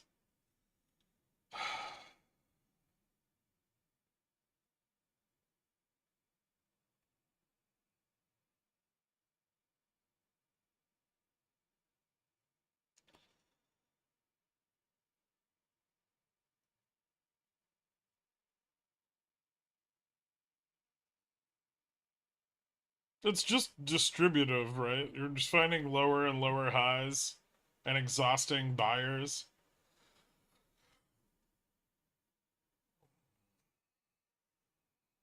It's a slow, consistent breakdown of the bullish positioning. They have to push for a breakout, right? Yeah, they need to do like a big VIX short. And even then, I'm not sure they get a higher high. Like it may still just be in line with the prior levels, right? Like they'll get to pull back some of their 70 calls, but they can still just get stuffed here even if they break up.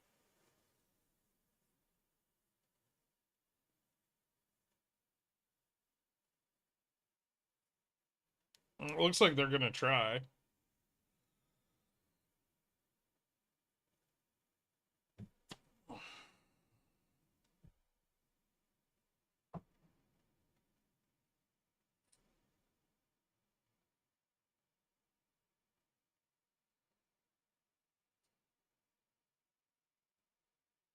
K-View 52-week low. Ooh.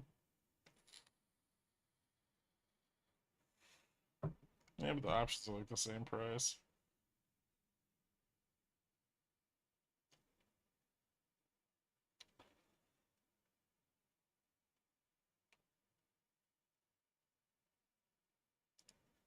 Maybe it'll be easier to see on QQQ.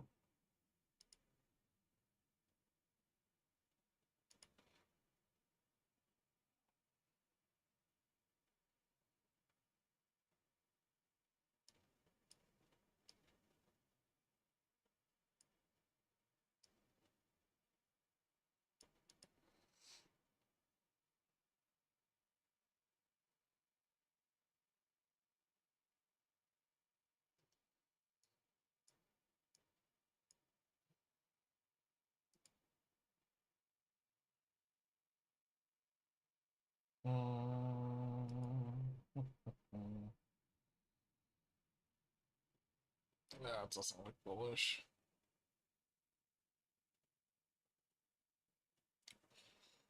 Bear flag's almost done for the day. Breakdown time.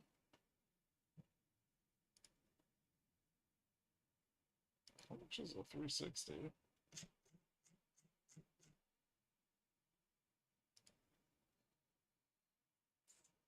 Fuck, that's expensive.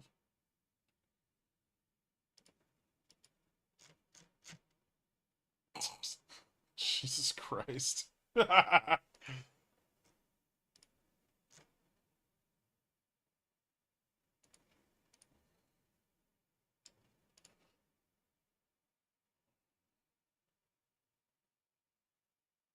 Express retested its 52-week low. Nuts. Should I buy some more? I think I'm good on a 20 to 1.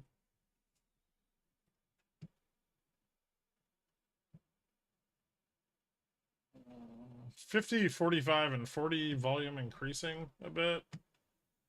Volume's pretty fucking flat everywhere else. The market maker hedge is going to be to the downside, so if volume dries up, it's going to walk down.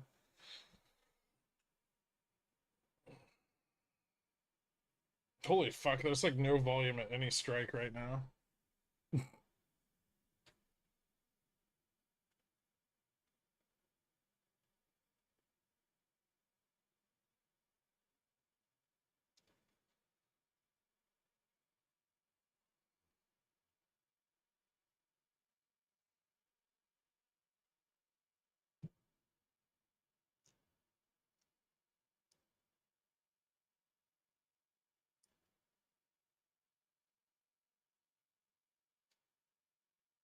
Oh, they're losing 65.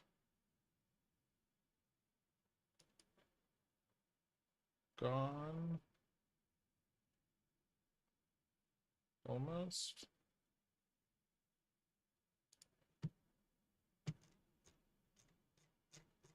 Actually, that hedges some of my profits, right? So I should just buy it.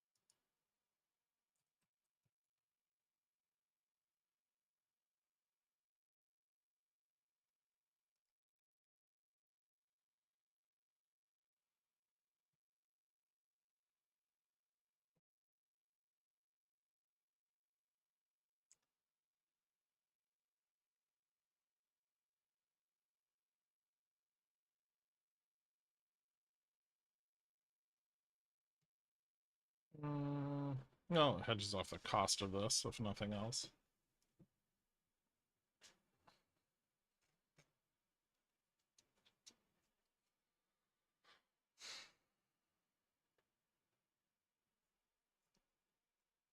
It looks like it's failing. VIX is starting to turn up again. Let me check out. Oh yeah, that's looking starting to look more bearish.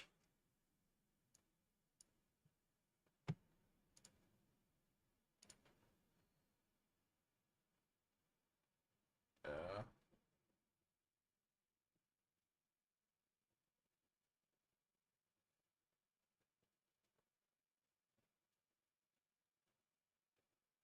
It's like the vol short regime is breaking down.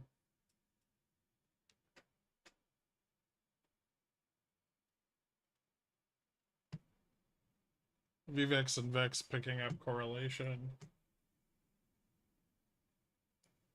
very rapidly. Yeah, this is gonna. I think this is gonna break.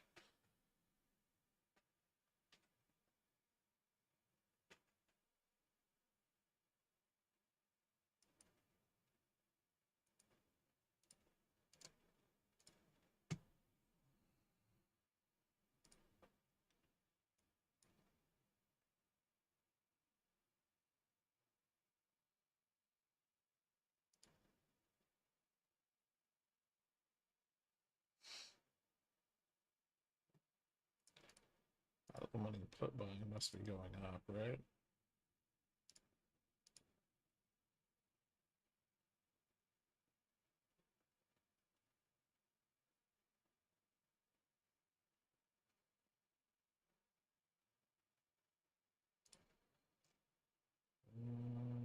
Yeah.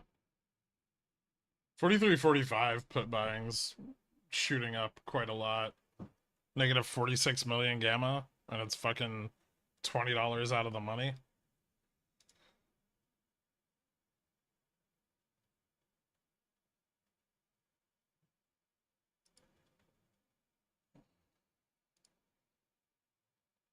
Little baby bulls fighting back.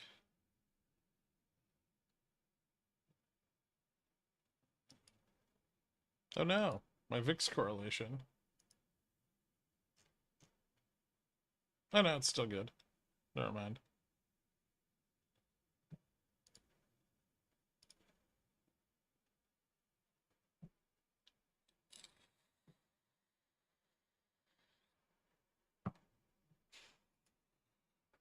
Patience.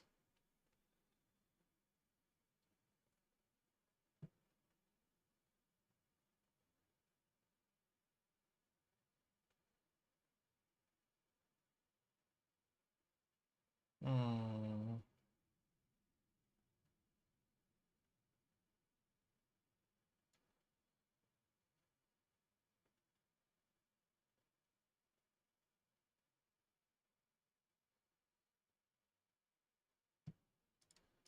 Do I need to buy another 85?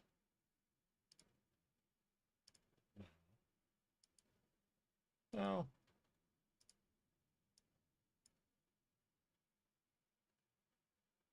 Hmm. No, that kind of sucks.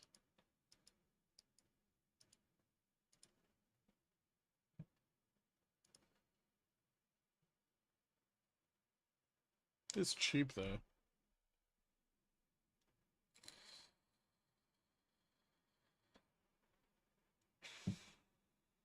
You said it would break down. It's been 30 seconds.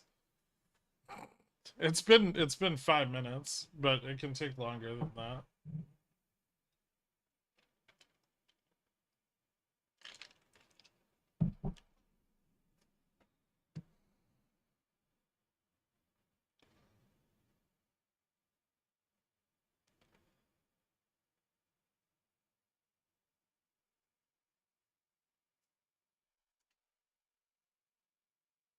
Holy fuck, the battle is real. Well, there's the volume again.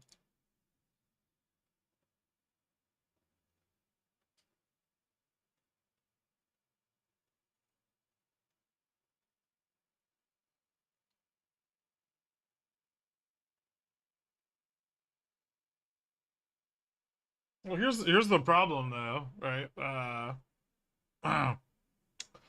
4360 and 70 put volumes increasing. So puts also get cheaper. My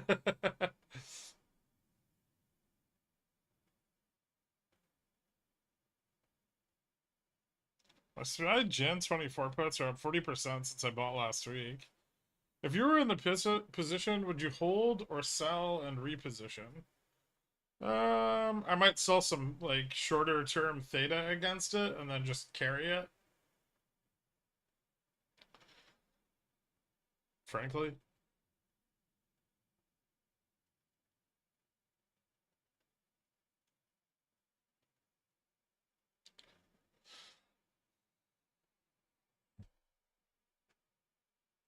But only if I was like going overnight or over the weekend or something.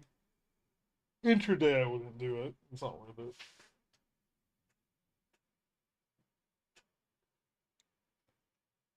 You walk away to give it a bit of encouragement. I mean, they're just struggling for like their last grip on a stable foothold, right?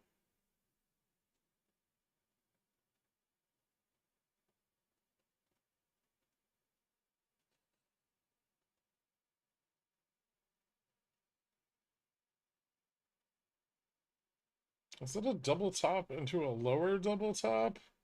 I think it was like a breakdown into a bear flag.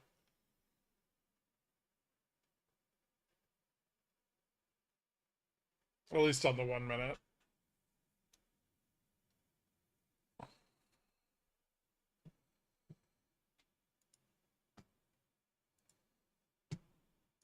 They're buying quite a bit to try not to lose their leverage here. But they're not gaining they're not finding like a lot of buyers on futures at 4380.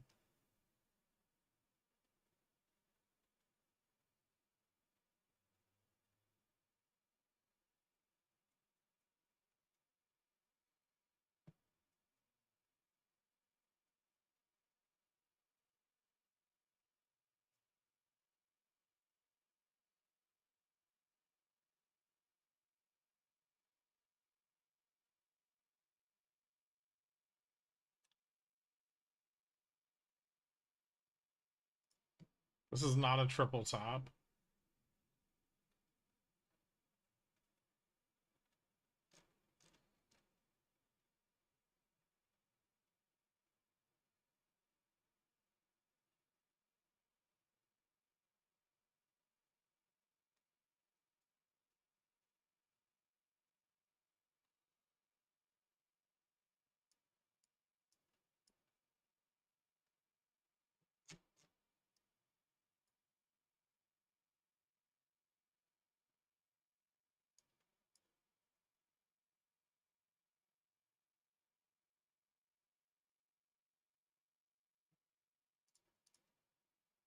$43.70 is just a put wall.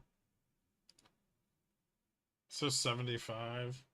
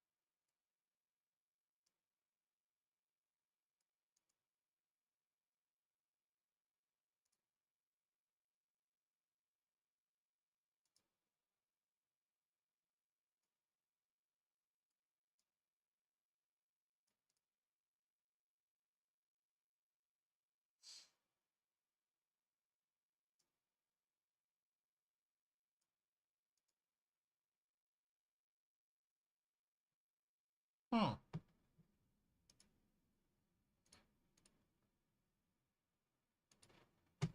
What the fuck is the point of this?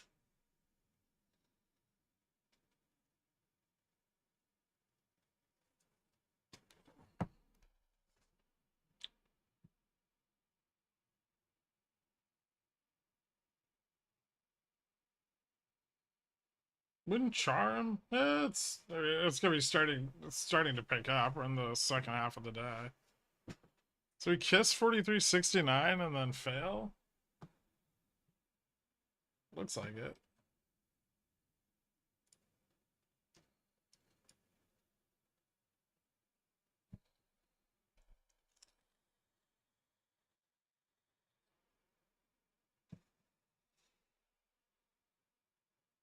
Where's their Vega risk? Must be at 60.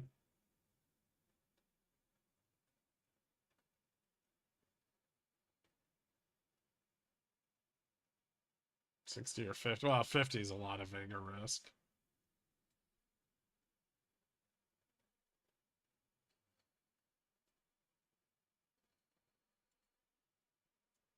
They almost reached the breakout line from that thing you said usually breaks down.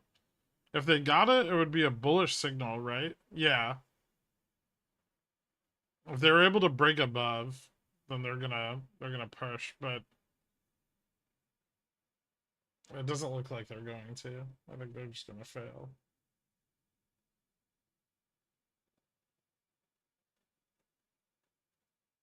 Fuck, man, this last push took some effort.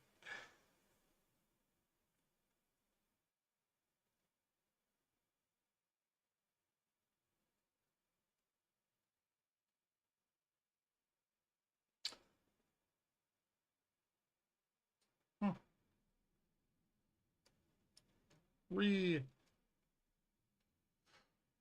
Good try, guys.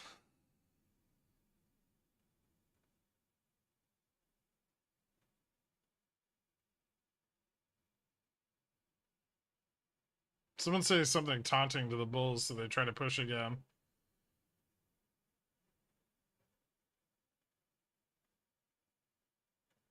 No? Fear?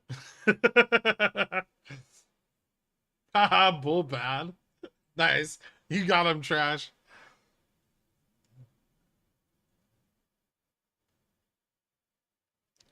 You underestimate the power of the Bulls. It's a massive inverse head and shoulders on the day, and it's breaking out. Or it's a bear flag and it's breaking down.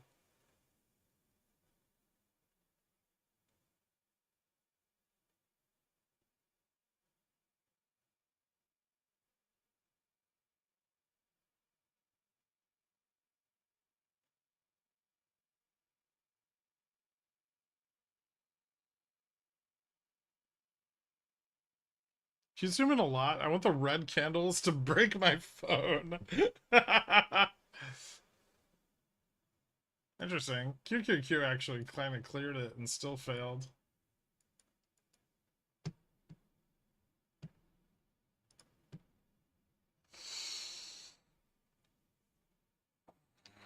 All those 4340s you mentioned to go in the money, there's a lot of them.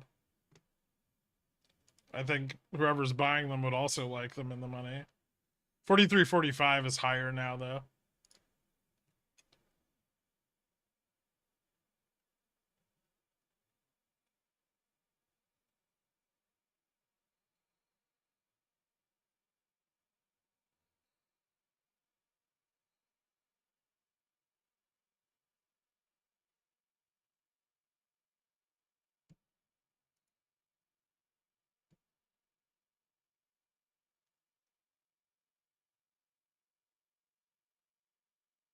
I'm up on all the intraday positions. Robert McFadden. Yeah, net positive on the intraday. I have shit that expires next week that's down.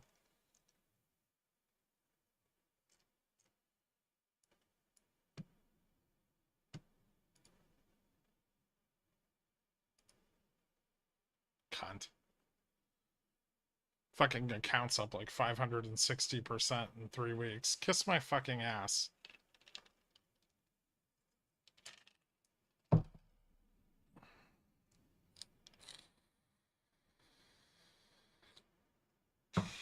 If you could do better, you wouldn't be on fucking YouTube.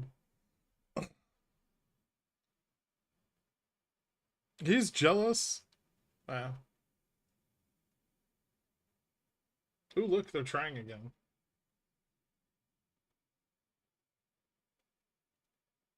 This one doesn't look so hot. Go, Bulls. Push it. You can do it.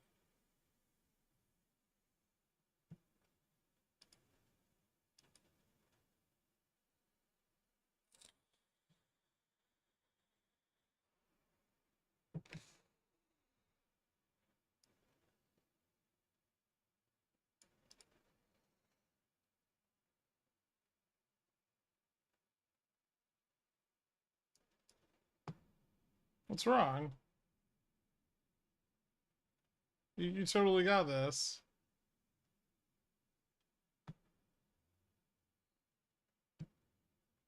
Don't mock us. We are giving everything we got.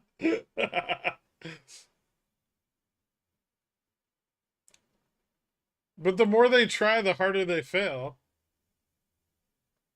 That's the... Oh, look, they lost 3... Couldn't even hold 365.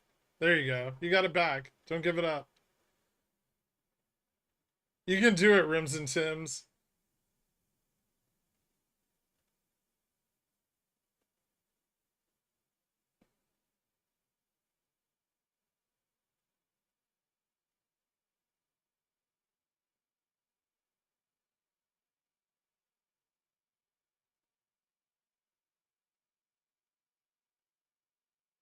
Don't... Ah, you lost 65 again.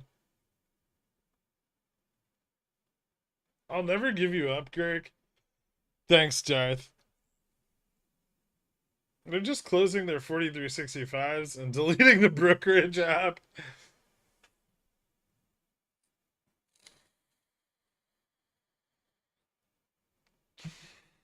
Get all of your sold puts back out of the money. Do it. You won't. I wish they would. I'd like to remove my hedges. Don't listen to the haters. I don't. I just ban them. Thanks to the 19 months. Finally making consistent gains with your teachings and dumping some hot garbage meme stocks. P.S. RC is a chode. Yeah, he is.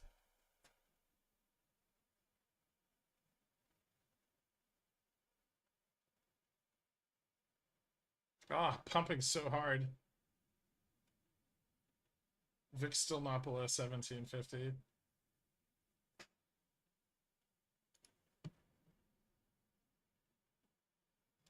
I gotta say, the persistence today is something to behold. I'm not making very good progress with my learning. I see that. Will you show my next chug video to the people? No.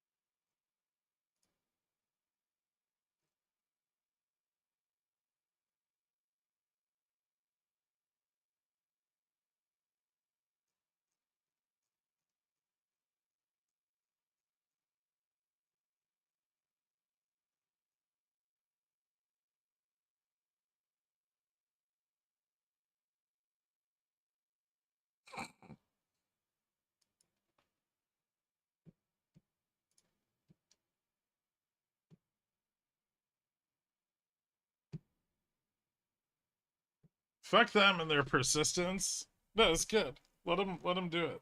Just keep doing the same shit. Why not? What do I have to do for you to do it? I don't know. I just don't feel like doing it. It sounds like a lot of clicking and moving things. You're gonna have to talk up one of the pigeon whales and try to get them to do it for you.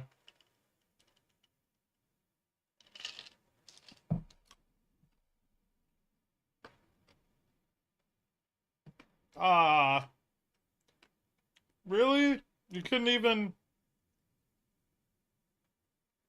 get there? What's happening? Is this turning into a downtrend?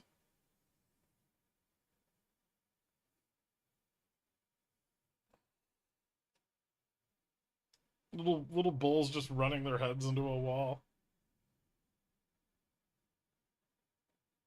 Talking of a pigeon whale like petitioning your senator? Yeah. What if I chug from a bag?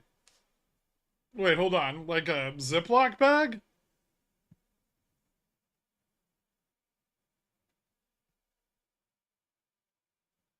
That's that's fucking trashy, even for a Dan.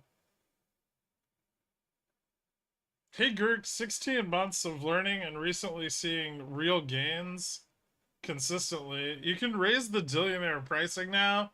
Oh, okay, cool. Done.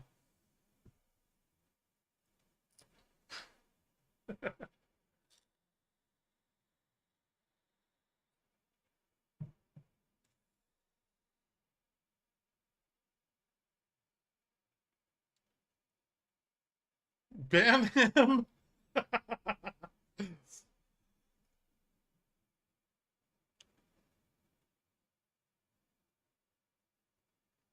No, a bag like Franzia? So a box? Wait, you're gonna drink an entire box of wine? Do you have a life alert necklace? But you take it out of the box. Ugh.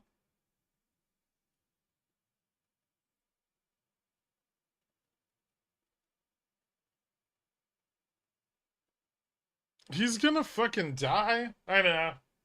Does your Discord make enough to cover expenses? I don't know. I haven't checked on how much money the Discord makes in like 13 months.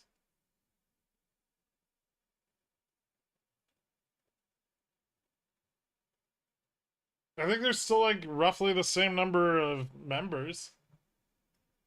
YouTube sends me notifications every month about that.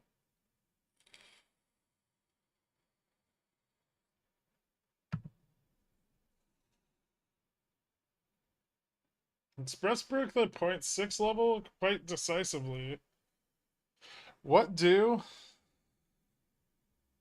Well, you could sell or buy more. This seemed to be like the two options. I don't. Do you own it already? What money? Is somebody making money? No, the fucking market's trading flat between 43.60 and 65. See what happens when you taunt them? That's what I want. I want them taunted. Taunted is good. It means volume. I don't care if we go up or down, as long as we go somewhere.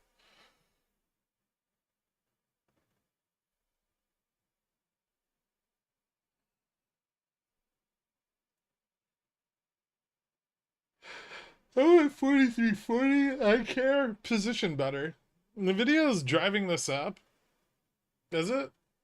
QQQ is doing well. Maybe it's Apple.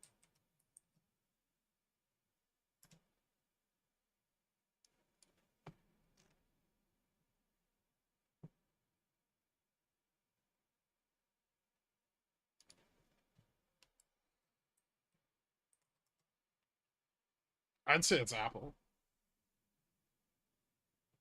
Apple's far more relevant than NVIDIA. Or Microsoft. Man, they're fucking pulling out all the stops.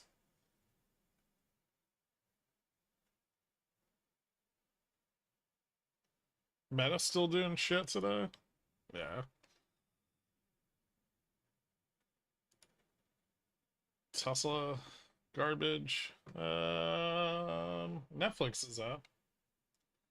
Everything else is still fucking red on the day. So just Apple and well, Nvidia's still down actually, but Apple's up.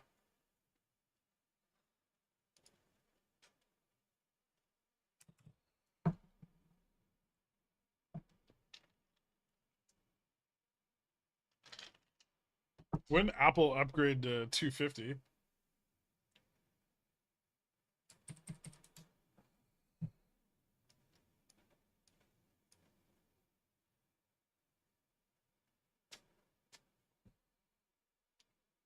Gurk, I blew it again.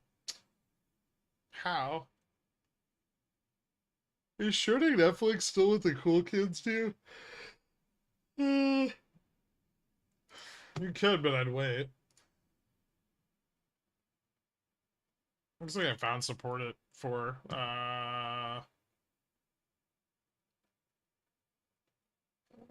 if it rejects off 406, that could be an entry. If not, though, it'll probably retest like 420. Or, well, 417.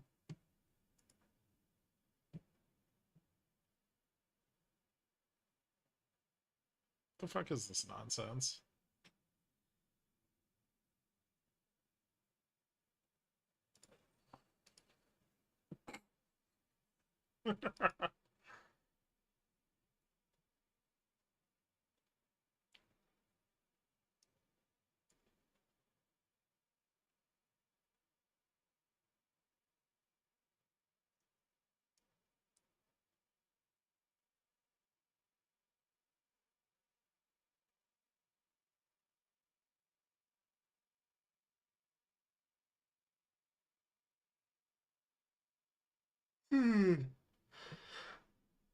Yeah.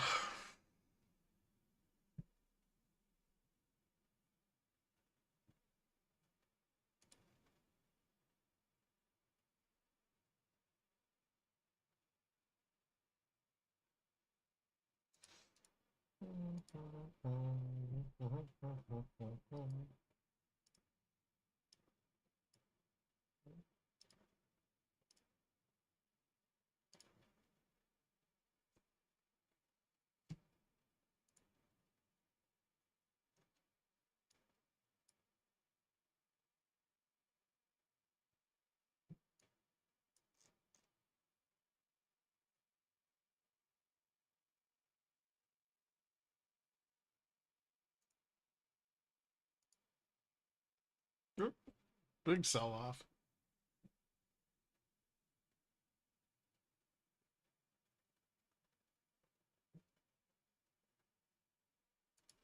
Someone wanted to dump some futures there.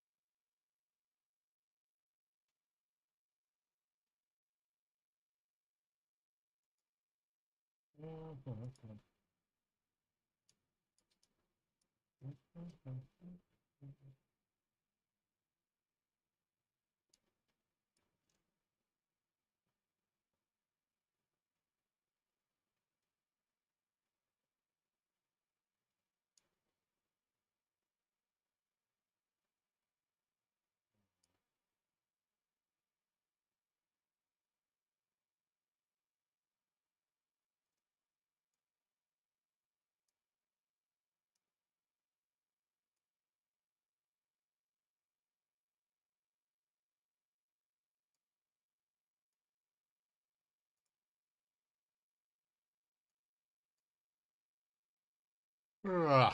All right.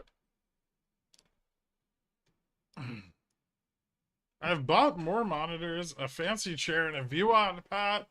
When do I make money?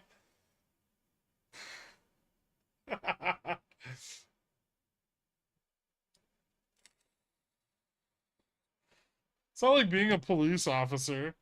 You can't just buy a Crown Victoria and a costume and shoot people.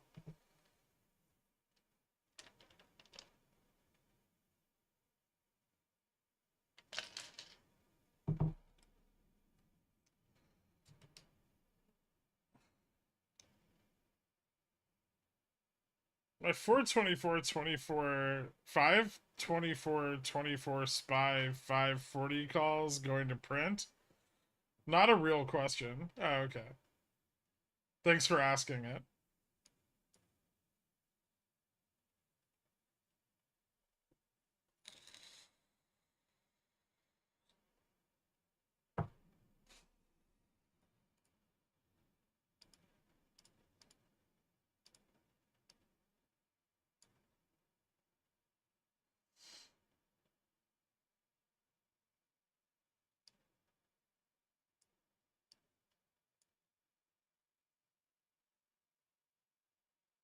Hmm.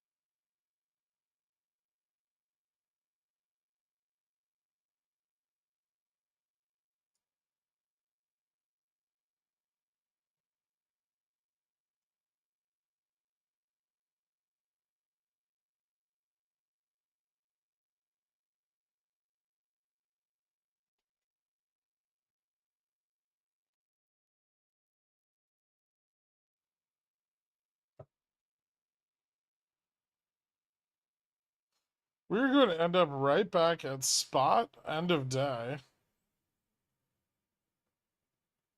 Yeah, it's possible.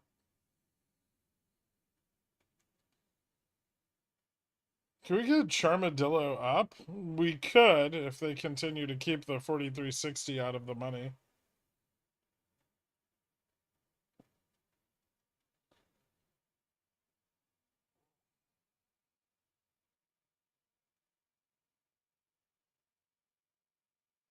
Aren't they out of buyers yet? Not if they keep buying themselves, right? Bulls are back. No. No, they kind of still suck.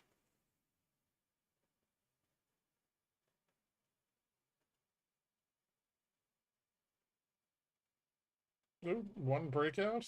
Let's see.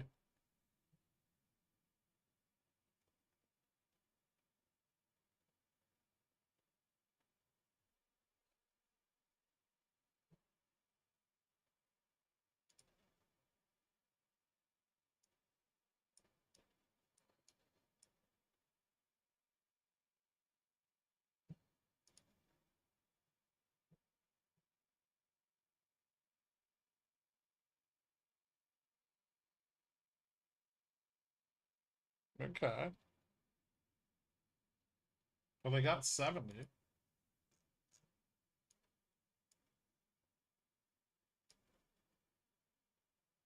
Oh, where did that come from?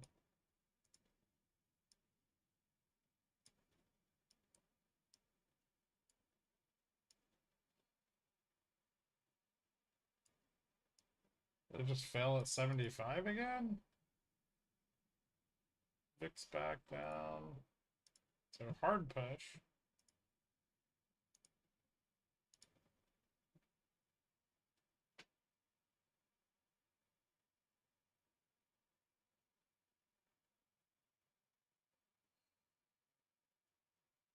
Oh yeah, that doesn't look good.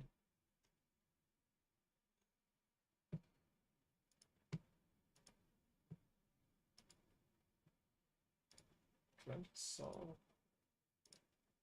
Was it bullshit?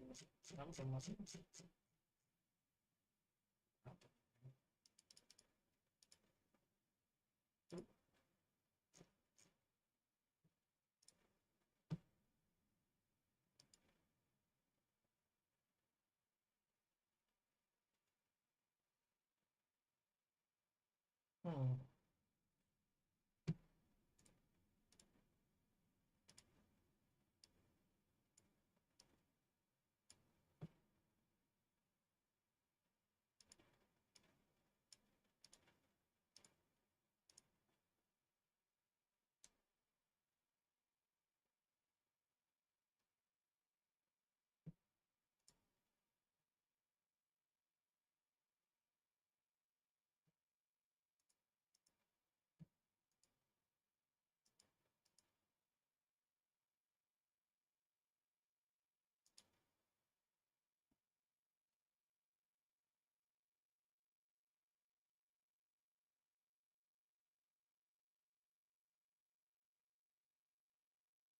They'd have to get it above 75 still.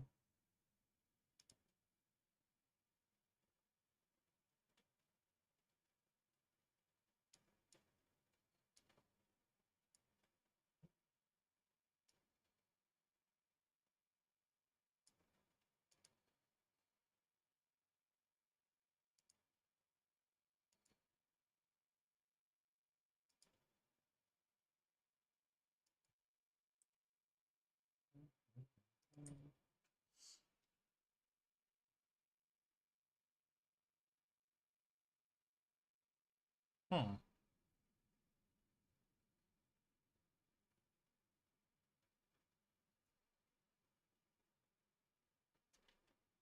Football did nothing. Really? We haven't broken it.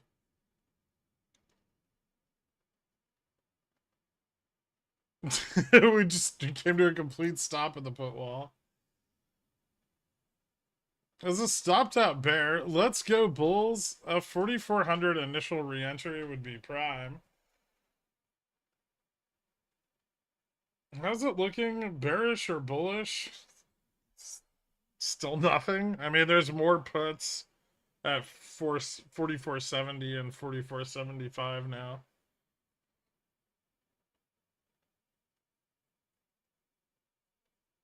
Maybe they're selling them in the money.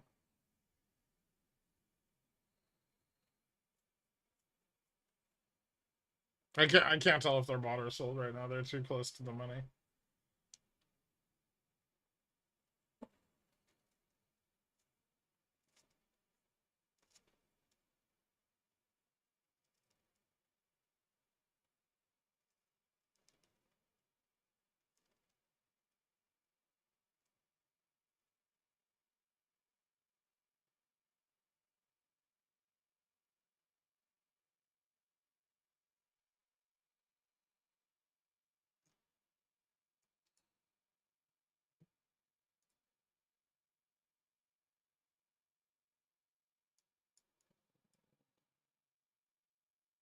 Nope. It's gonna break down now.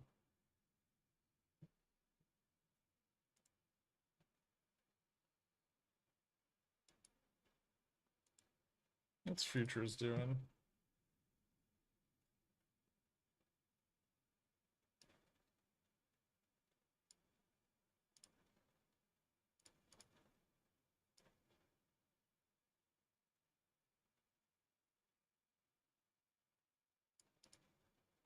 Futures retesting 85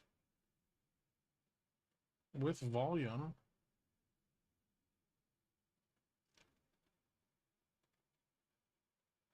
Almost.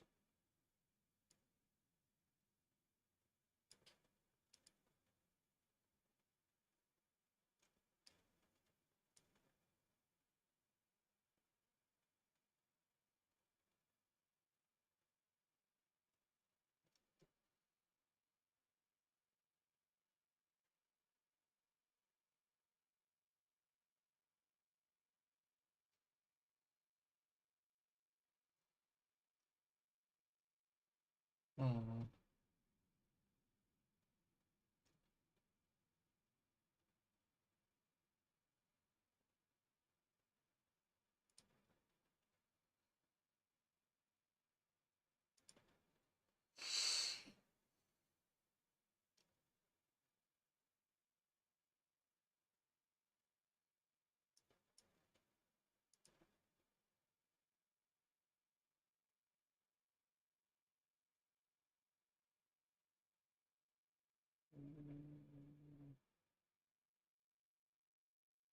should still have a little room, right?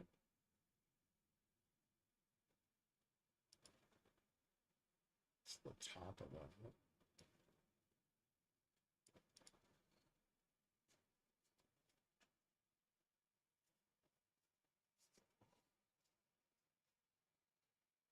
$43.90, $43.89.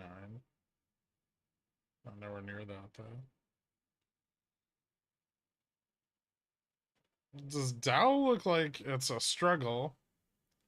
I mean, it's not doing super great today, right? It's up like 11 BPS. NQ's still down on the day, although it's catching up. Russell's running.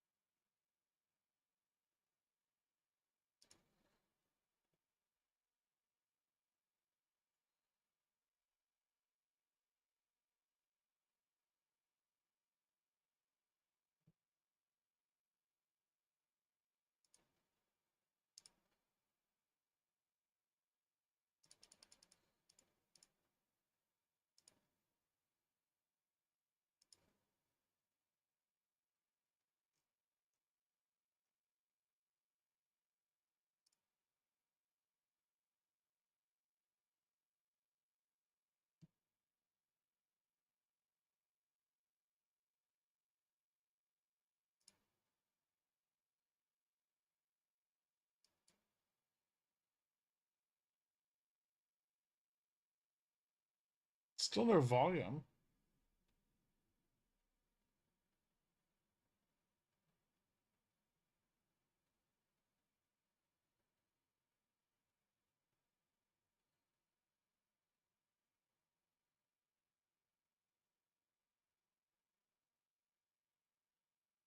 This is super lame. It's kind of interesting to me.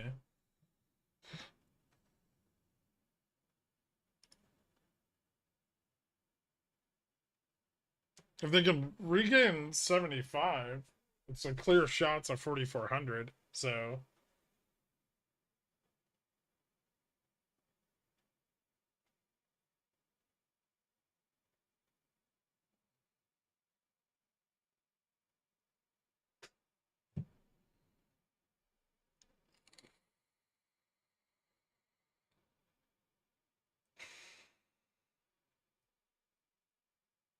I bought the hype and puts and wiped out a month's money. Wait, what? What hype?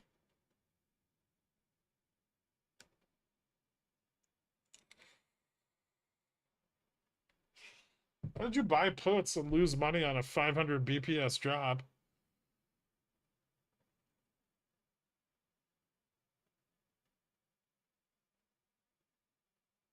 How can they fail their way to success like this under the weight of being sub DN, GN, and all the long puts? Well, the long puts are repositioning, right? They're repositioning and taking profits.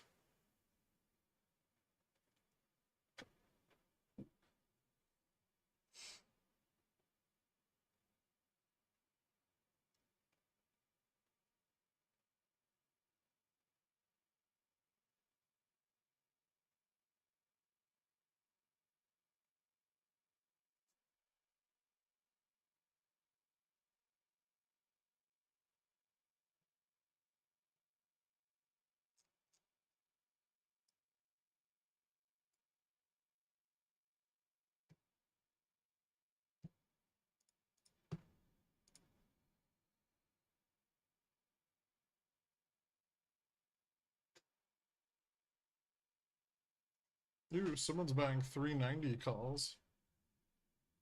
Lots of 390 calls.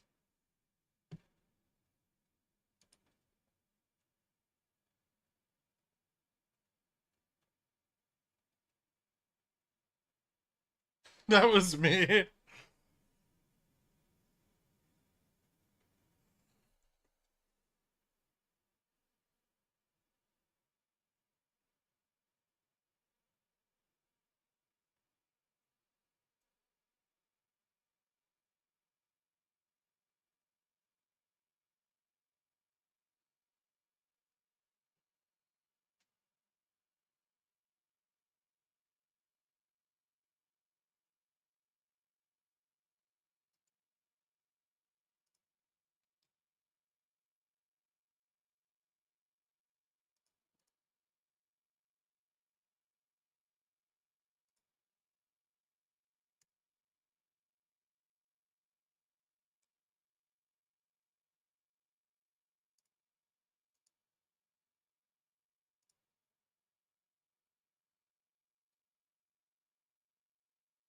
The market maker's pricing up puts very, very quickly here.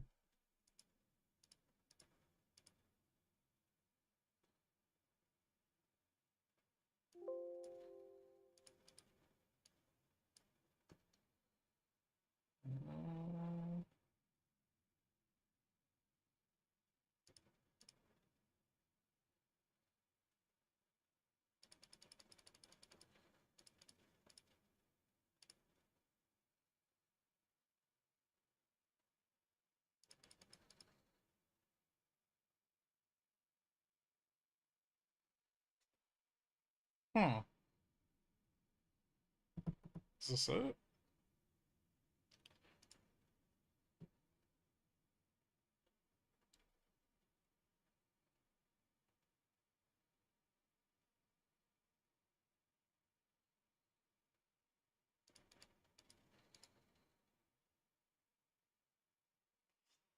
They're selling the 60?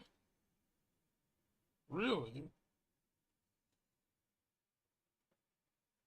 That's so fucking greedy.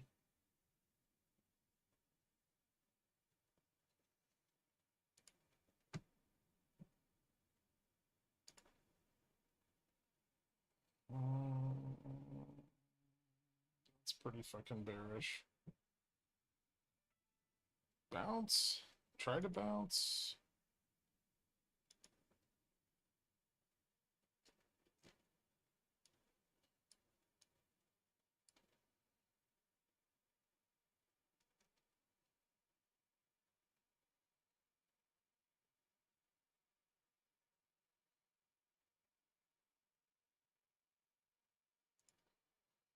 Hmm.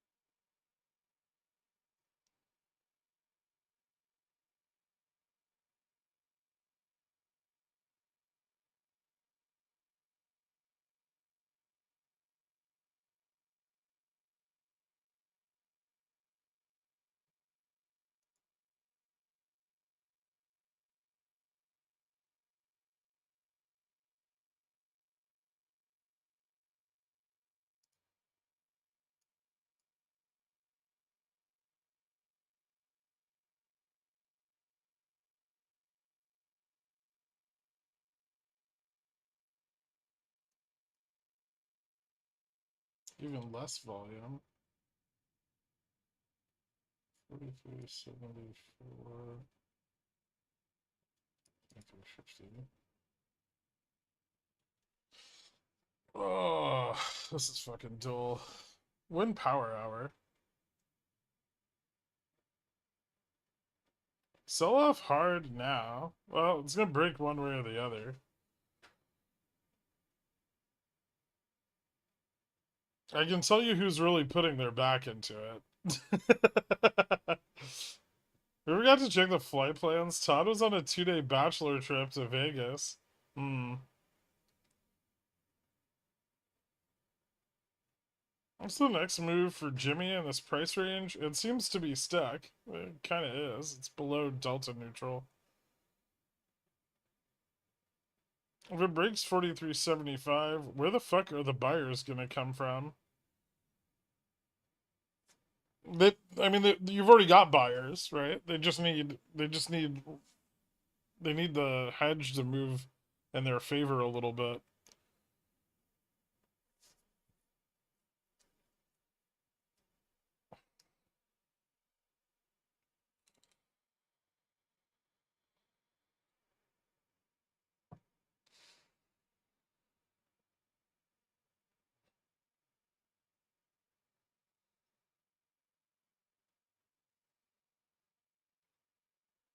It's gonna be really funny if they did all of this for nothing.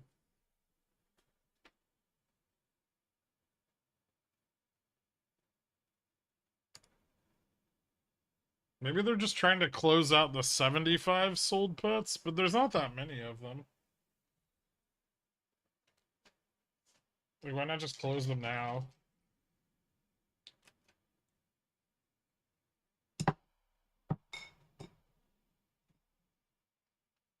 instead of going pedal to the metal in the struggle bus.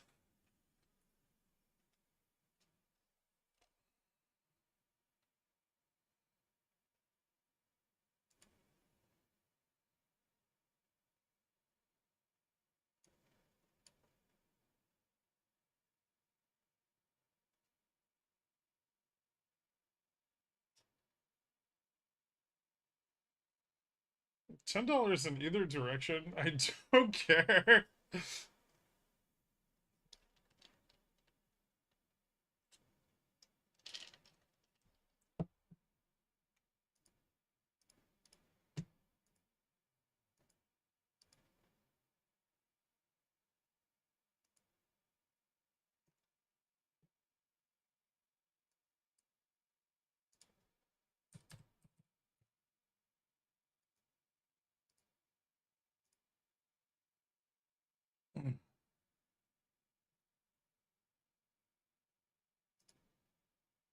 Nope.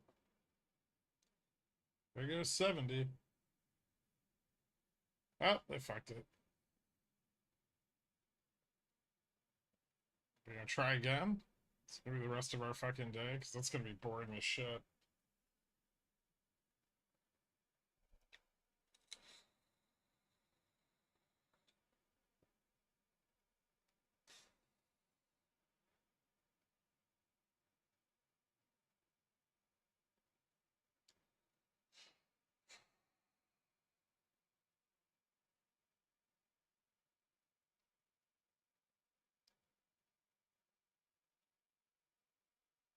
What options doing? Not much right now.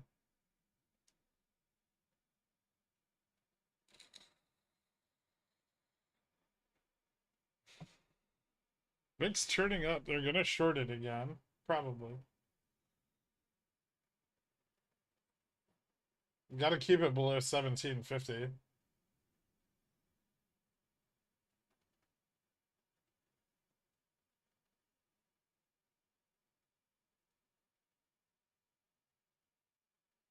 Oh.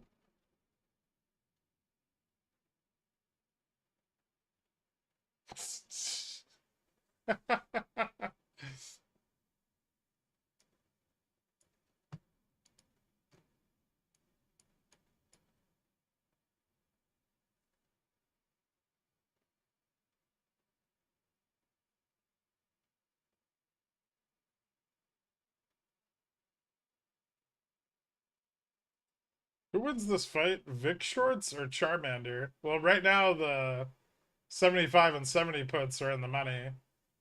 The 65-60 calls are out of, well, the 65-60 calls are in the money, but the 70, 75, 80, and 85 calls are out of the money. And that's where the majority of call interest is. So the decay on the out of the money calls is going to hurt.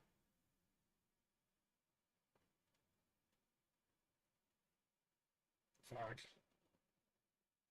56,000 volume at 4370 already. And it's like all call side. Barely anyone's buying any puts here. I just don't give a shit.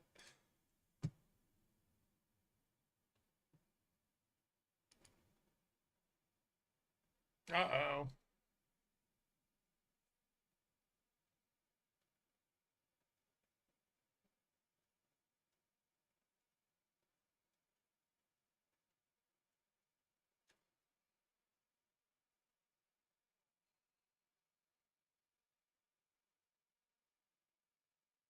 Please tell me those 4370 Cs are sold. I mean, some of them are. I know that for a fact.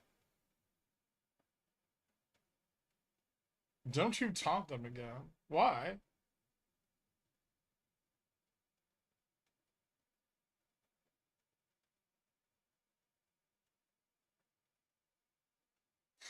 He sold them. Haha, bull bad. Good job, Trash.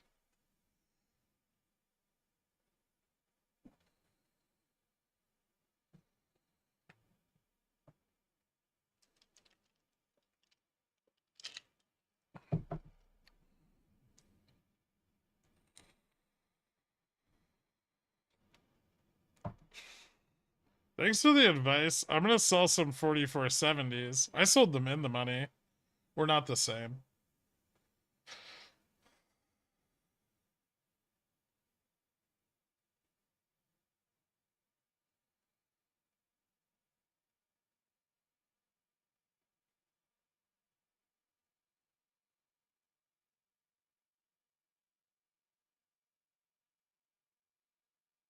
Are Nvidia's earnings estimated to be so high for next week?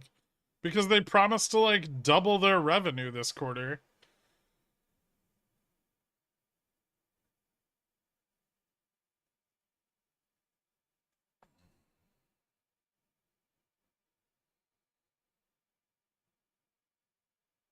We seem to have stopped at the exact point that I don't make money tonight.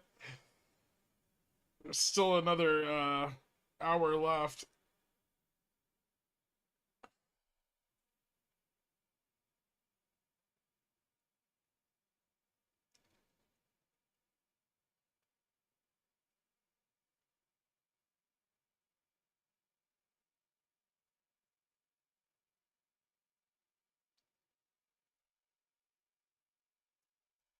Didn't the Saudis buy a bunch of Nvidia chips? Sure.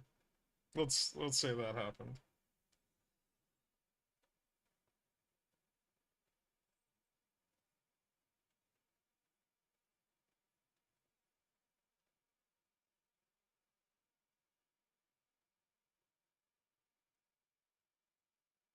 Nvidia will report it in rubles in their non-GAAP reporting.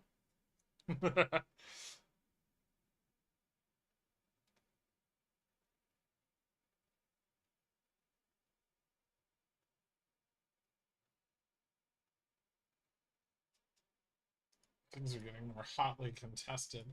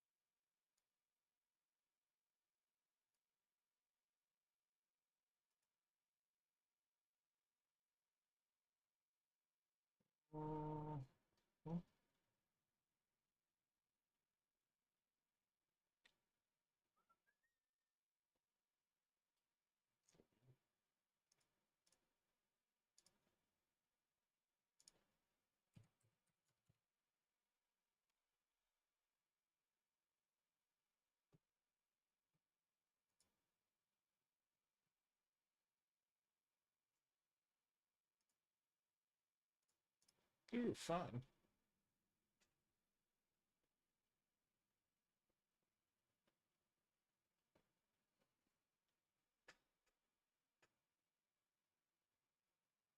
Gork, this looks bearish. Well, we fucking waited long enough.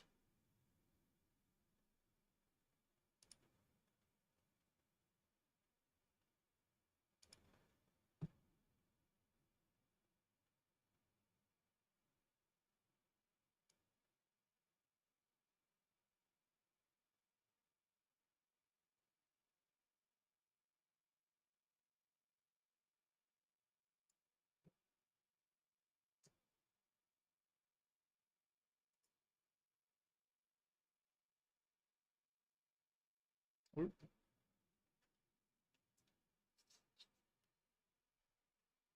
I still haven't broken below the mockery line from the last push-up. We're getting there. Give it time. They're still fighting back really, really hard. Although, I think they may have lost for the day already.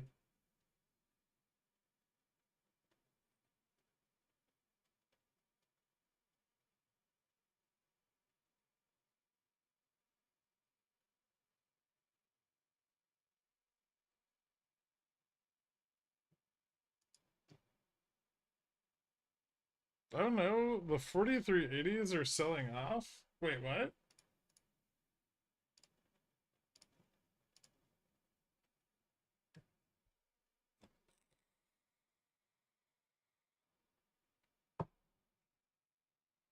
Are they?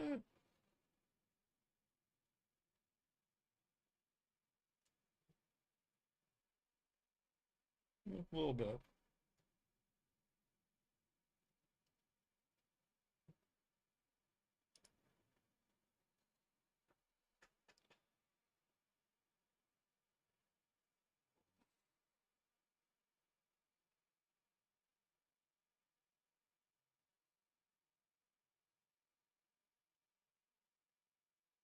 Ooh, big oof.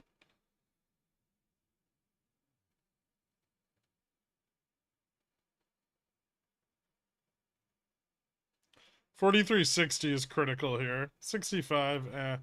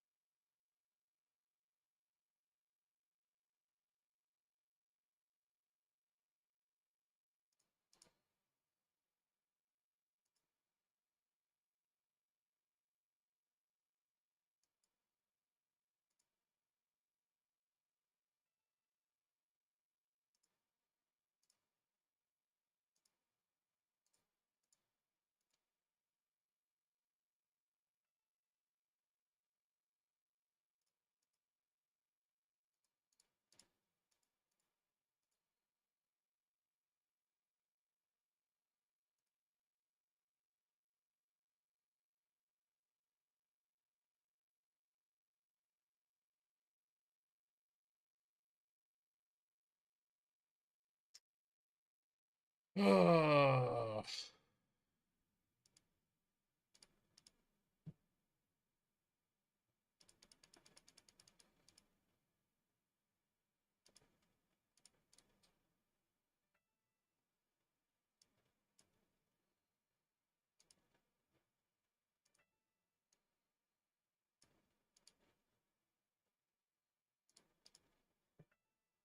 Why is the fucking pricing on this so fucked up?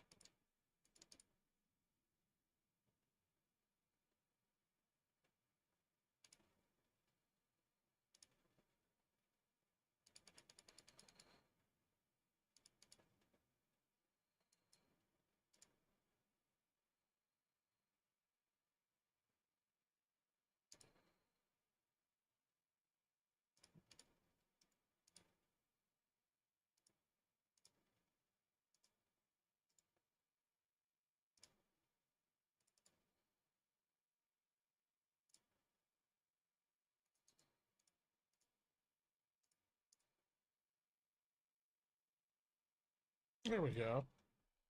That was weird.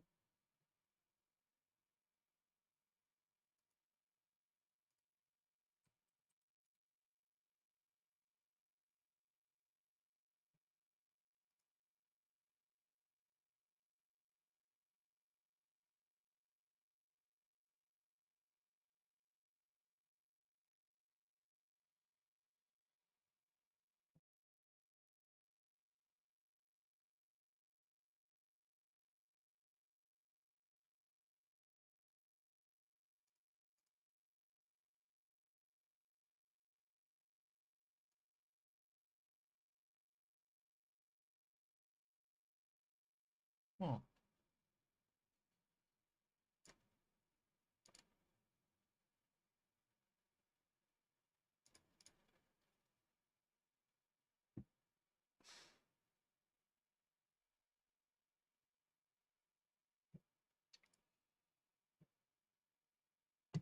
Mm, 5 minutes still looks kind of bearish. Not found support. Yes. A little bit of support at 43.75.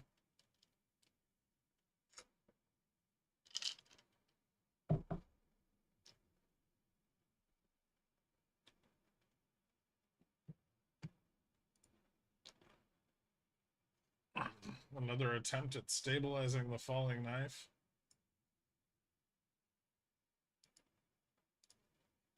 This broke down finally.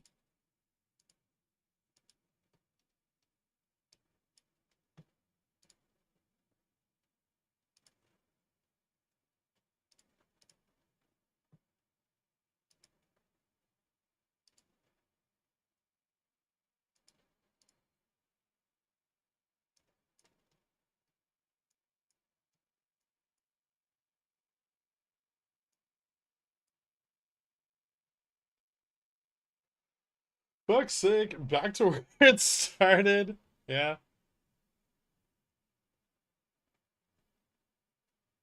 They got control of the VIX again.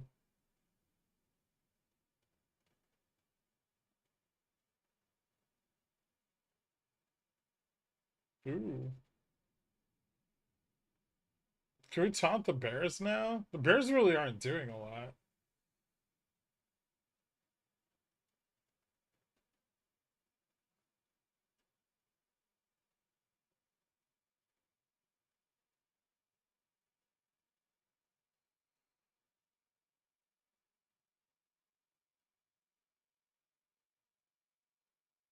Could ES just, like, not?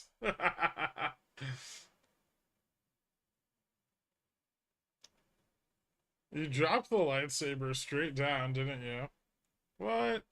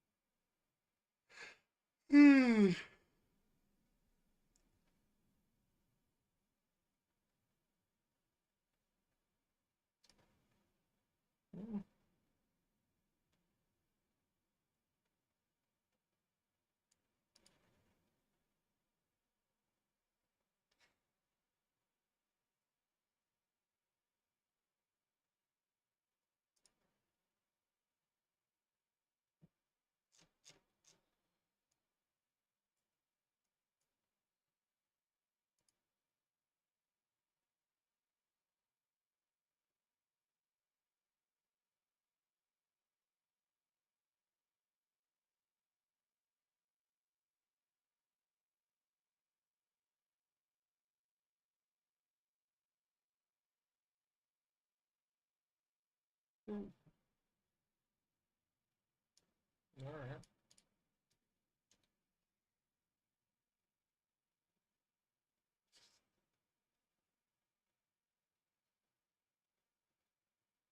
So 60 is a risk? How did they build up sufficient vigor risk at 60? Just today? All the vol shorting today, just at 43.60? Is that why they're fucking defending it so hard?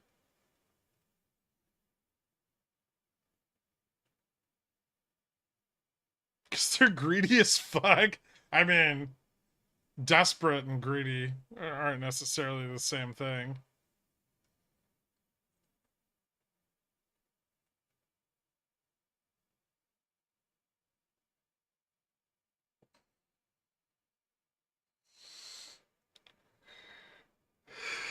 I would call on TV. It can't go past that price, otherwise I might be profitable. Hmm.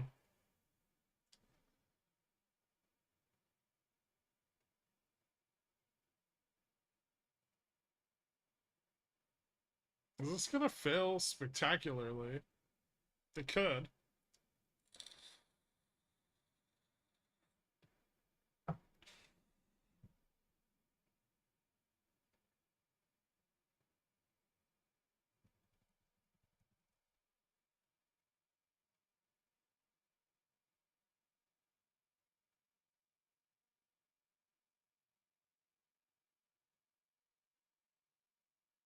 It's definitely getting more volatile. We're getting a bit more volume on ES, although it's still kind of fucking lame. I wish ES would just slip 75 already, so we can do some down stuff. Come on, just sell everything. Capitulate on your shitty short puts that you never should have sold in the first place. There we go.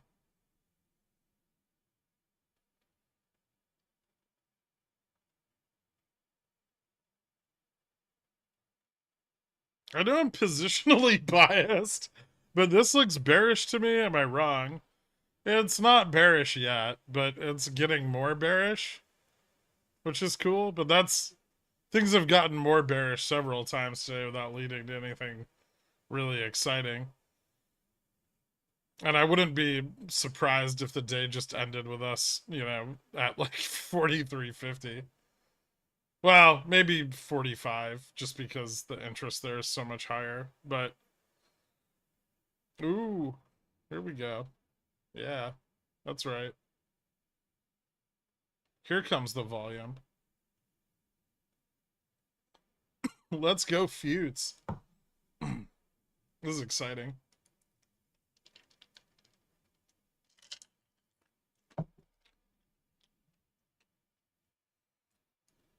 How can you do this all day and feel any kind of excitement for things like fantasy football? Just let go. Should I put a hole in this?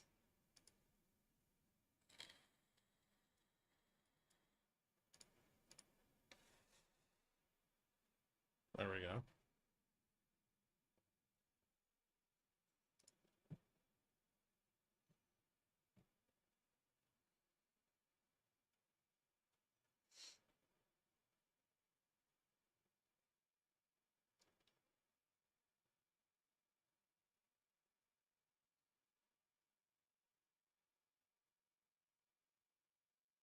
Is that what's keeping us chopping all day? You didn't put holes in the supports. Sorry. My bad.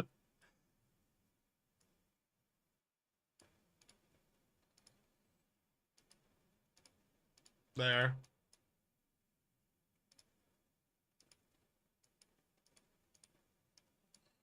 I got all the relevant ones.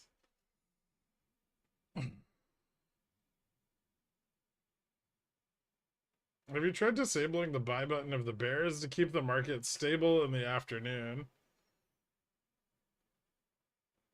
I've tried explaining to my friends that this is like fantasy football, but with corporations.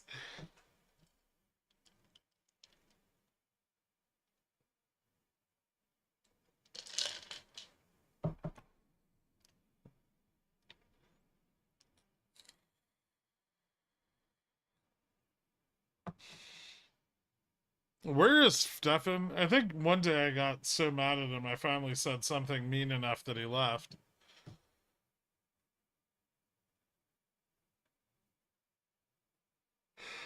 Oh, I'm not sure.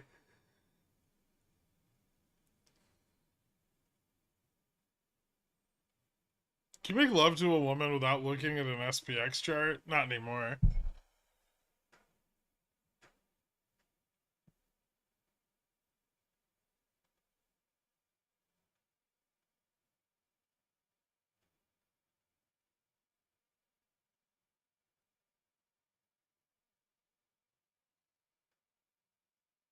No, no, no. The pickle boy, Stefan. Oh, I don't know. Busy.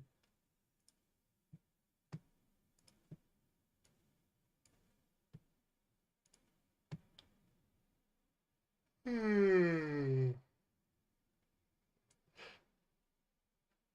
more support. Fuck off.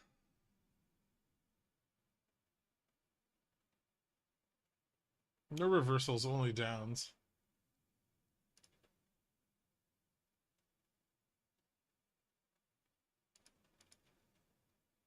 It feels like they're just trying to do everything they can to stop him from dumping. 45 minutes left.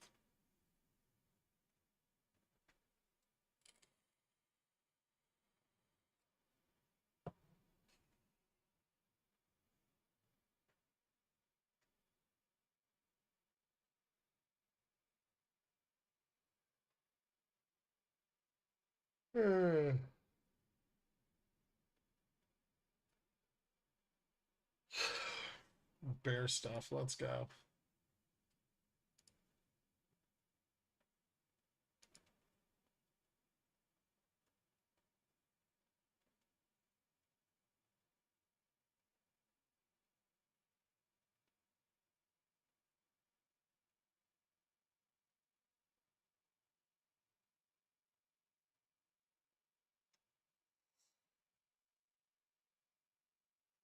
They just lost the last 2 hours of positioning plus charm. Big Bear, let's fucking go.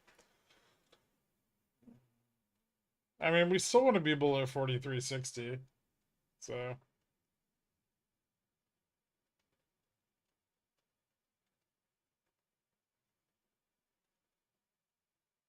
I just pooped without using my bidet. Why? Why would you do that to yourself? You can't go back. You can't go back to toilet paper. It's just never the same again.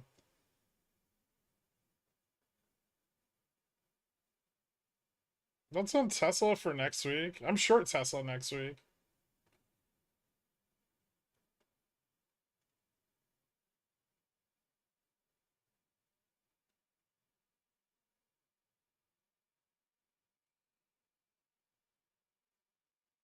Unless it starts getting some like widespread capitulation, I don't think it's gonna bounce for Apex.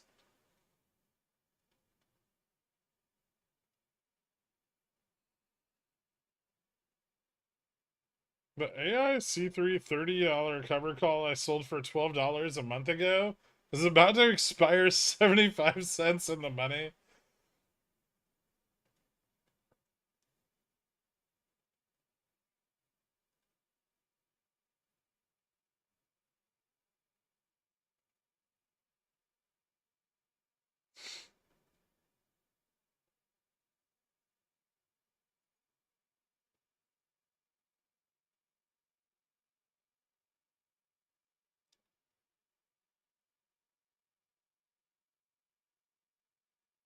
All the fucking volume's drying up again.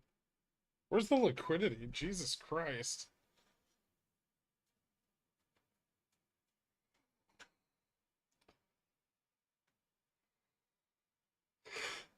I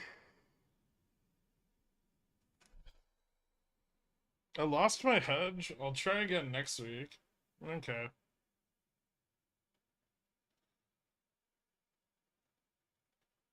True, but I needed to use the bear mascot toilet paper to get us under 43.60. Well, wipe more furiously, because it didn't work.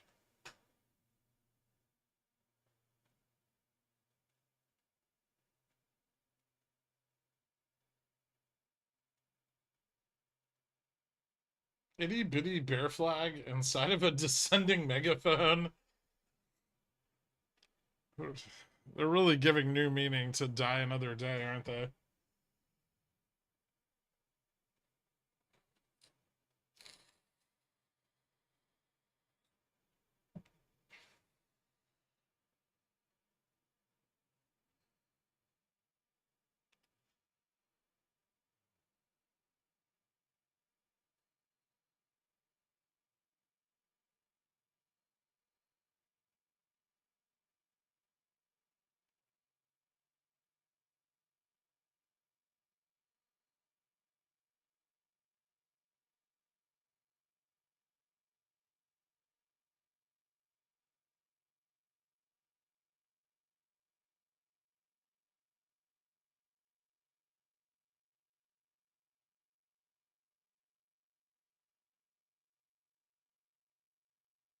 Hit the sell futures button. Oh, I didn't even think of that.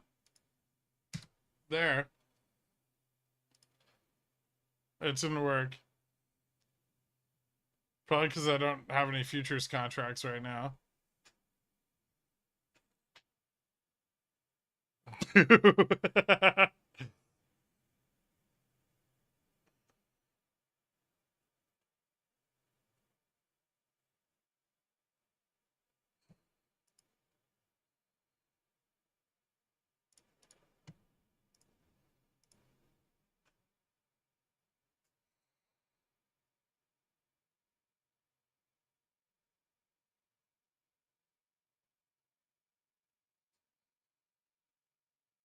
Quite a lot of put buying too.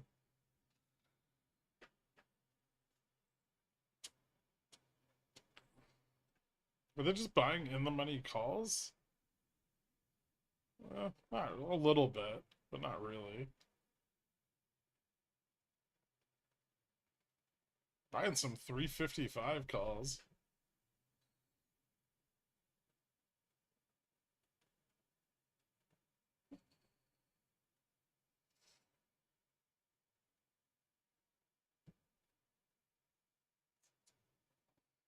If they just wanted control of VIX, today's a win, right? A bit. I mean, keeping the 4350s out of the money's a win.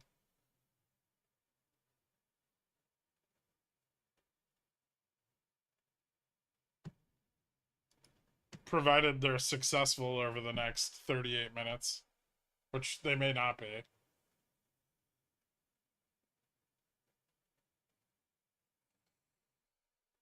They're starting to like lose 1750 on the VIX, and I don't think that's good for them.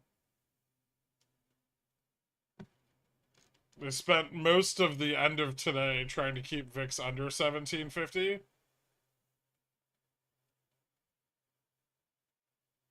So losing it's probably not ideal. And if they lose VIX 18 into the weekend, that's bad. SPX gamma positive or neutral right now? Negative.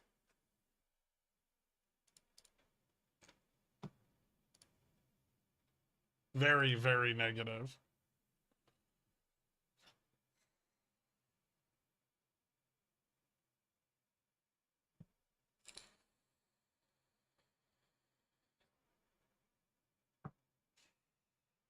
I think the zero DTs are like negative 3 billion.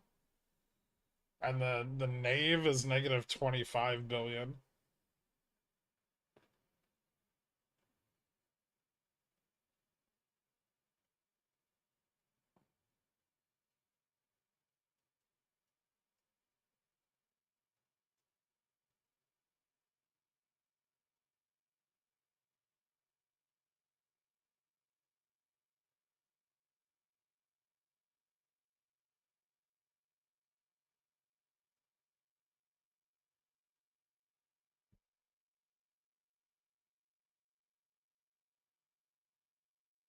No, it's pronounced knave.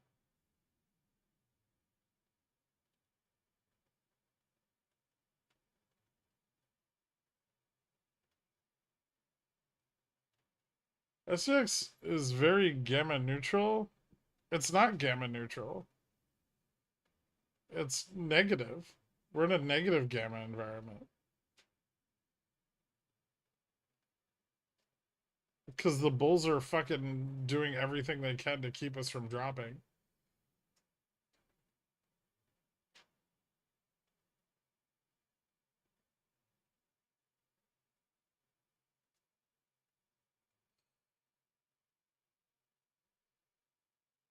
You're knave. I'm rubber. You're glue.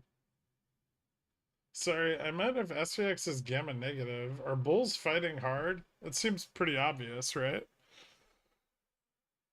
What does this look like to you?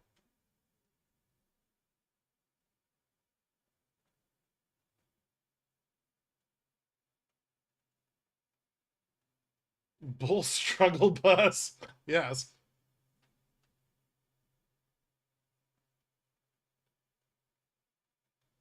Knave is a former knight who's had their knighthood taken away. They aren't naive. They're very naughty boys. Hmm.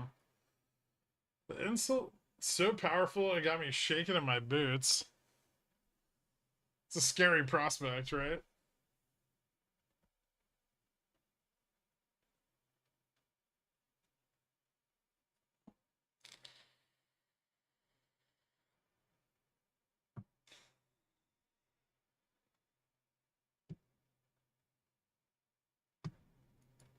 This is a bullfight? Yeah, but it's just like the only participants are bulls.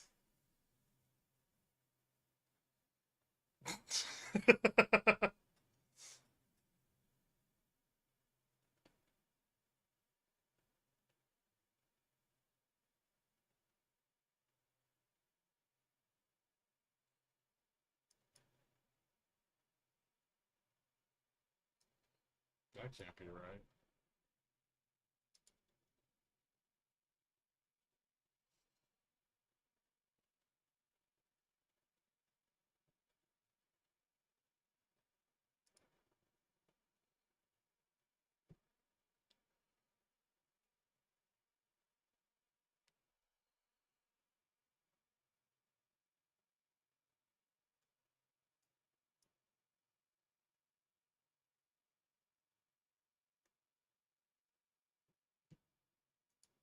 The Bears really aren't doing anything.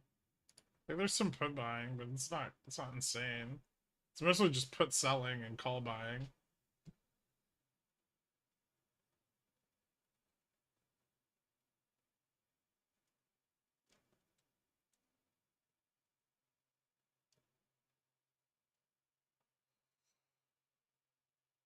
I think the problem is if we slip 4360, we probably go down through 4350. I think that's what they're trying to prevent as much as they can.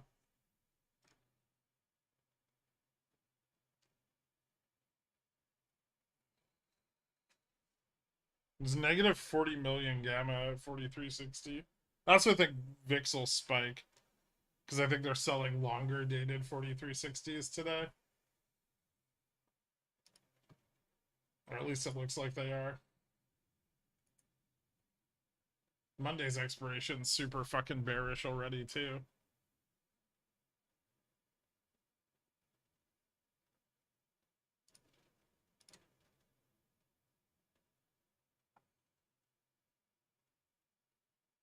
$9.15. Yeah, 9.15 is kind of flat to the upside.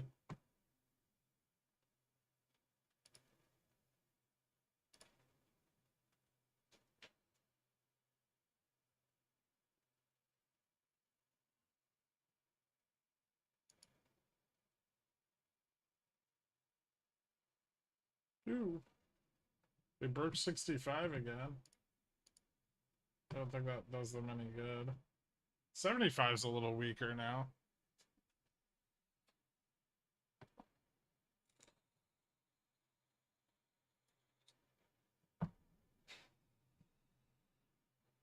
Jesus fucking Christ.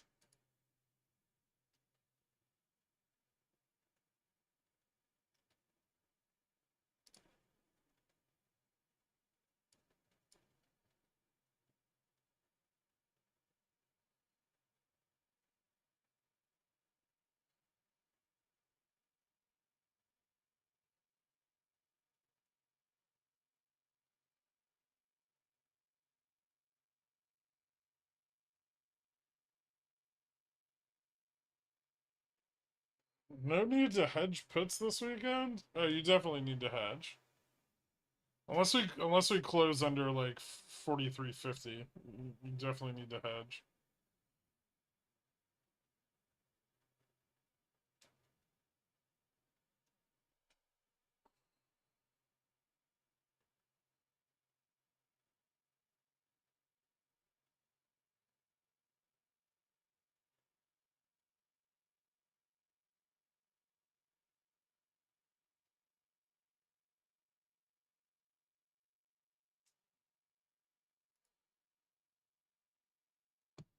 One last insane push and try to get 75?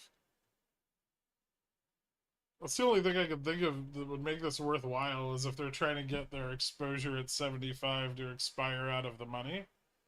But they're so far from achieving that goal.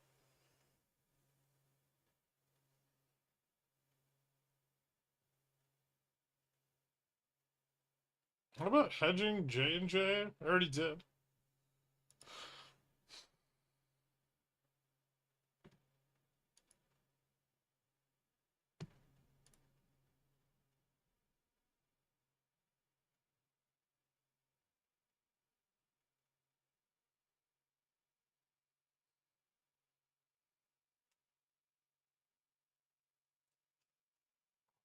It's Goldman versus all of retail right now. Hmm.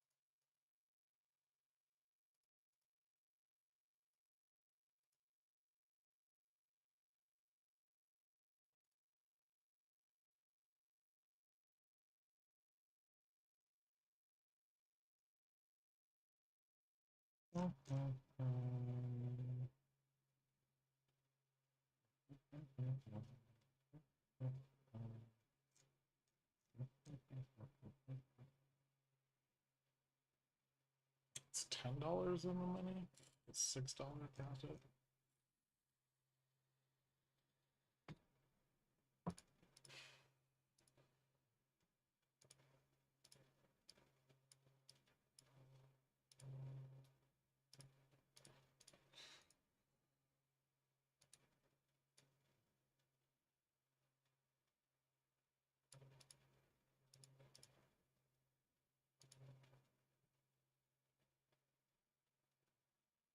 Increase my upside a bit.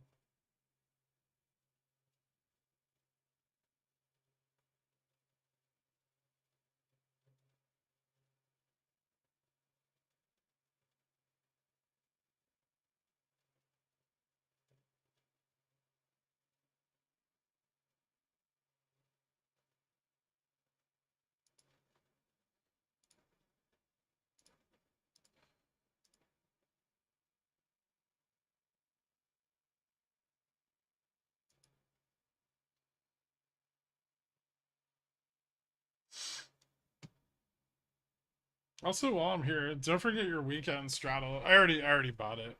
Thank you though.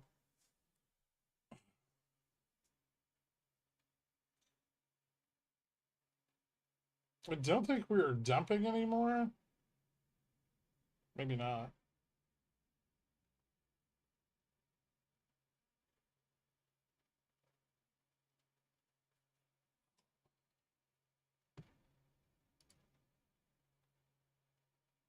Let's see.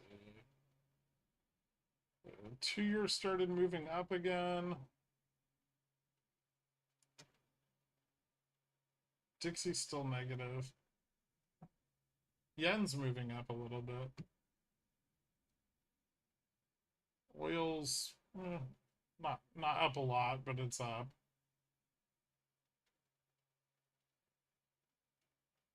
Long bonds. MQ slipped back to negative 17 BPS. Dow's pretty close to going red on the day.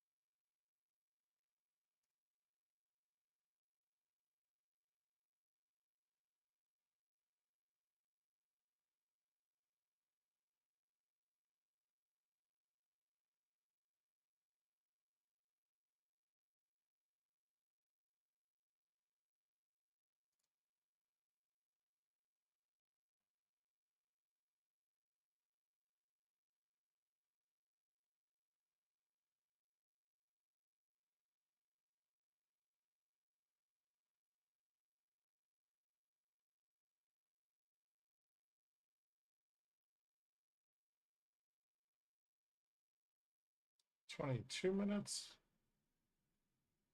Are we not dumping because Jorg wasn't here to tell you to make the candles red? I mean, we're not dumping because puts were repositioning today, and bulls were trying to save their own asses.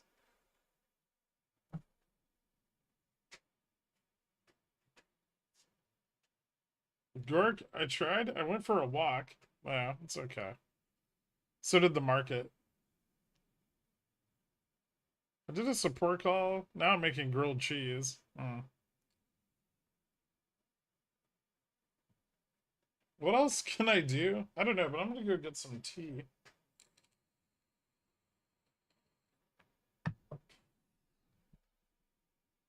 Max Payne 4420. Okay, yeah, but I mean, Max Payne's kind of an irrelevant. It really has nothing to do with what's going on right now.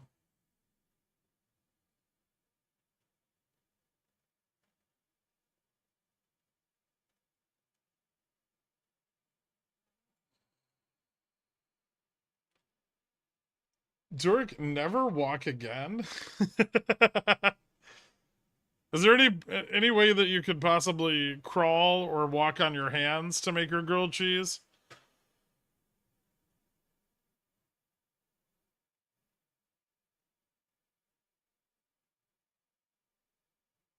Odds of upstart uppies next week? I mean, it's stable. If we get like an index recovery in the early part of next week, then it's got a chance. It's not in a great position to move to the upside. Although if Nvidia beats on earnings, then maybe.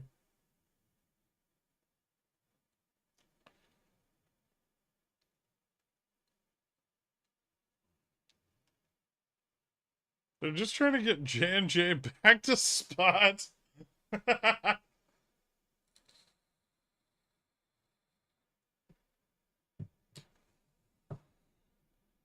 Beats earnings or lies on earnings? Same thing, right?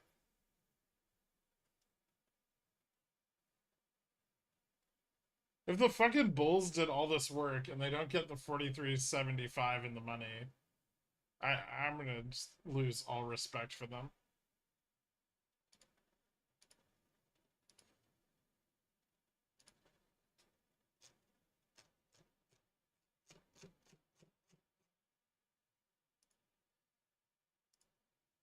buy another one. These are like $1.20. They're so cheap. But they're going up rapidly. 80?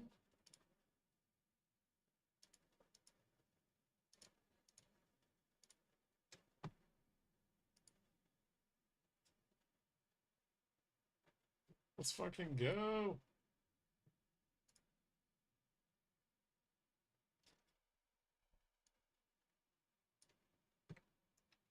This is a 3 sigma move into the end of the day.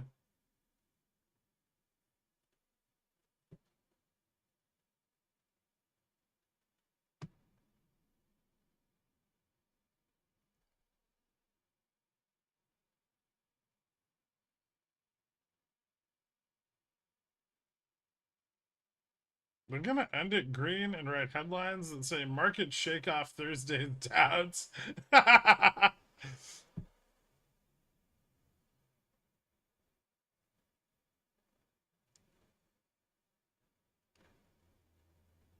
Please tell me you're fucking kidding. No, I'm dead serious.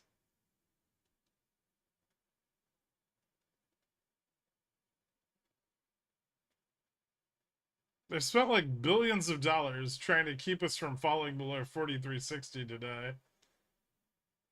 I think in an attempt to bail out their 43.75s. If they can't do that, that's just pathetic, right? And if they were really persistent, they would try to bail out the 4400s that expire in the money too.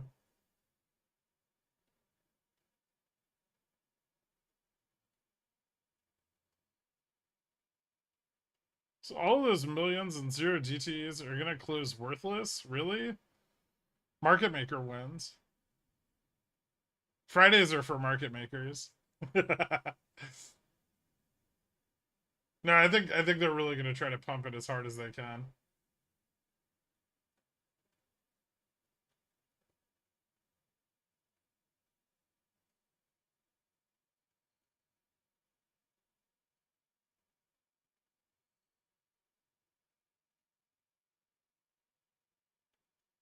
So what you're saying, technically speaking, is haha bear bad? Oh, you bastard. It's haha bull bad. They still haven't gotten the 43.75s.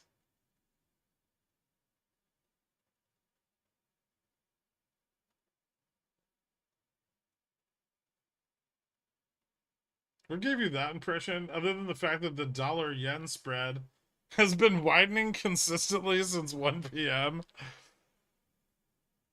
I just want them to be successful, you know, Dork?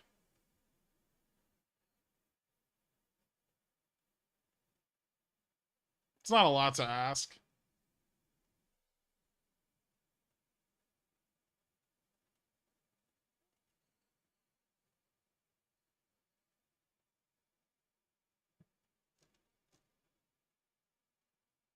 They've caught so many fucking falling knives today, it's not even funny.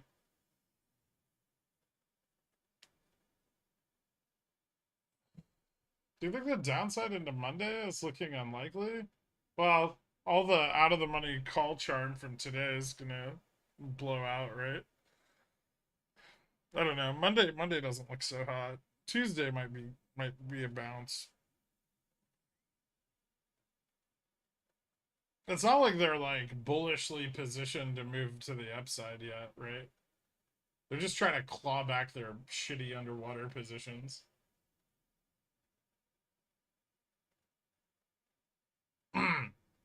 that's Lawrence, that's 2 sigma.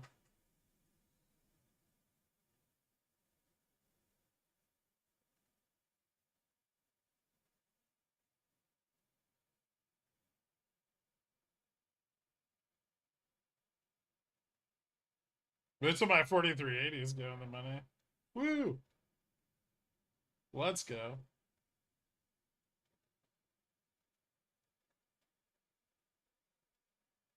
Lol smug.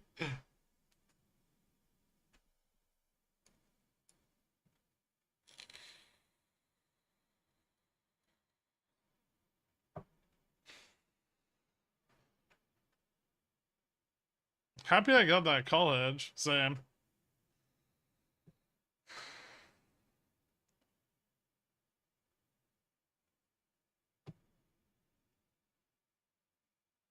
Don't stop now. Pump it hard. 4,400. Let's go.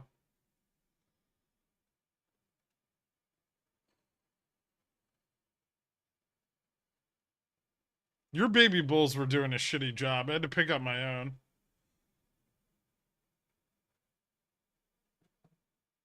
Why bulls now? Why not? Just make money on what the market's freely handing to you.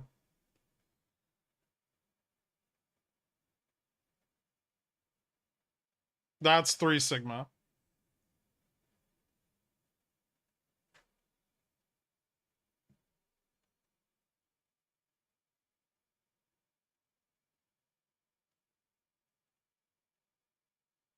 Data repositioned into some calls for Monday and more. They're up. Came with a bunch of poots profit, even though I got greedy.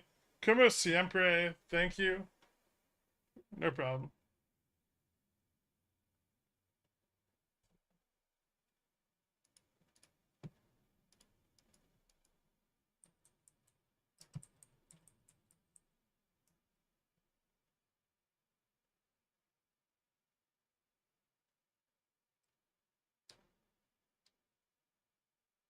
Oh, now do it the other way. No. Up. More up.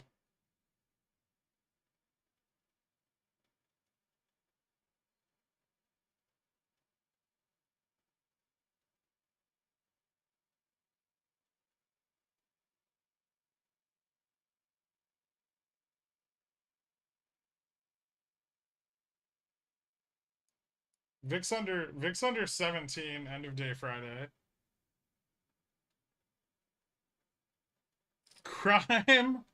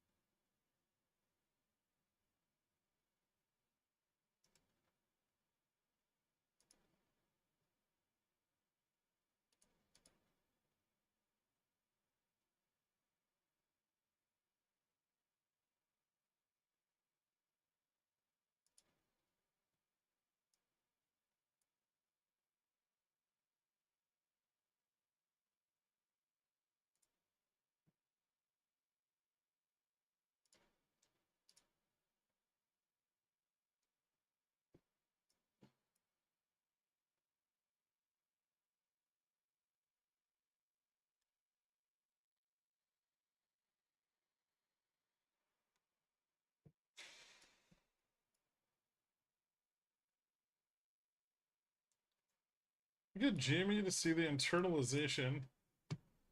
Yeah. That's good though, right?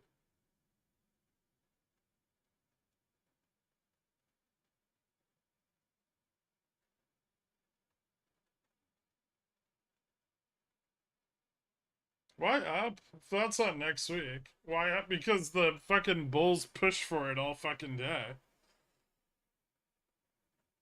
And they finally got a break of 44.7 or 43.75. I wouldn't be surprised if they try to push even more before this is over in 10 minutes.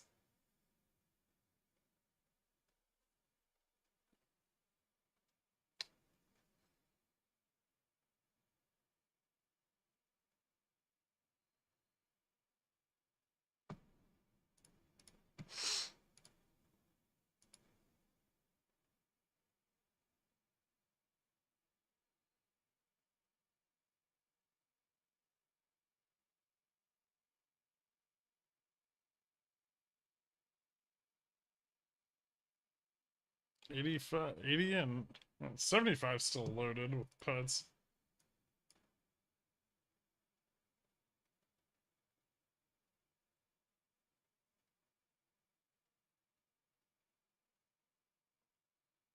Are they gonna fail? Useless fucks.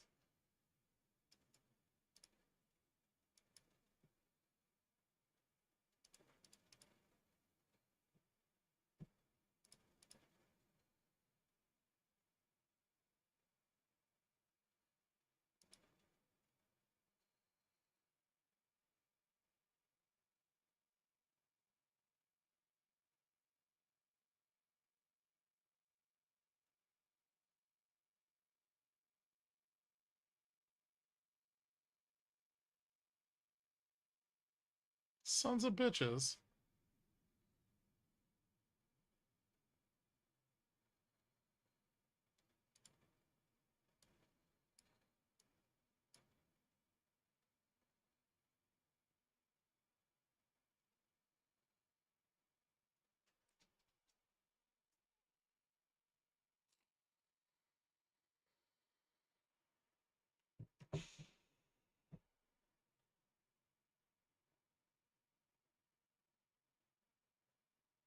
I hate this account.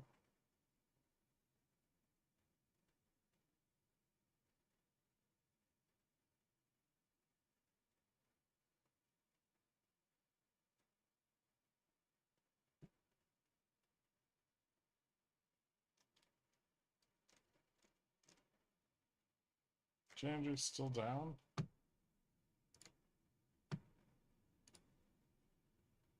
Ooh. Red candle.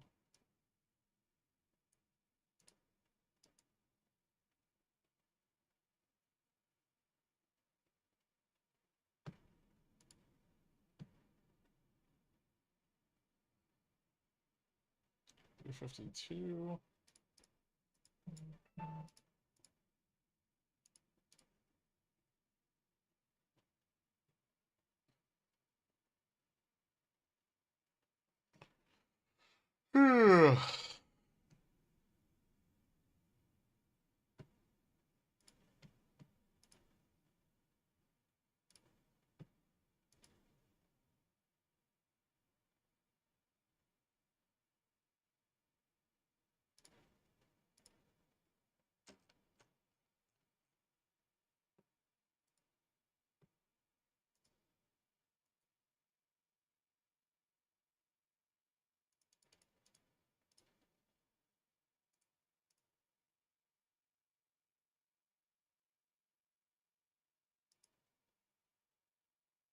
Oh, fuck.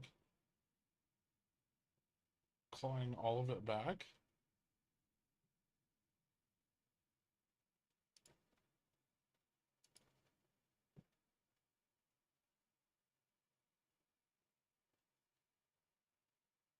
Still okay if we close here, right? Yes. Not lower. It'll be above 75.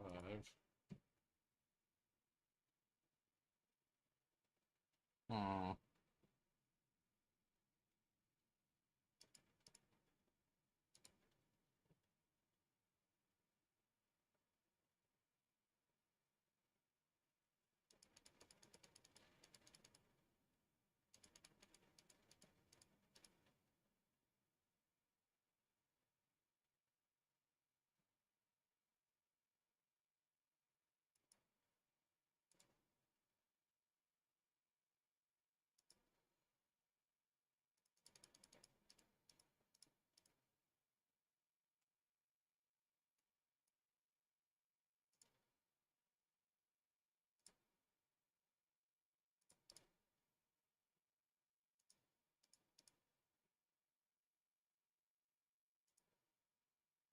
Yep, okay. I can deal with that.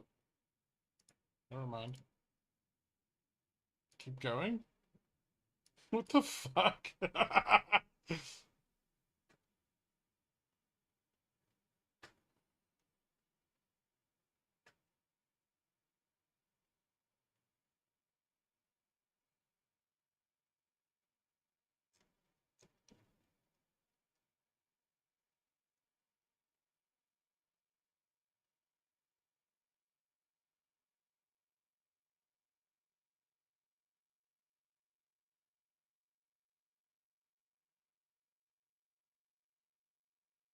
5 more minutes?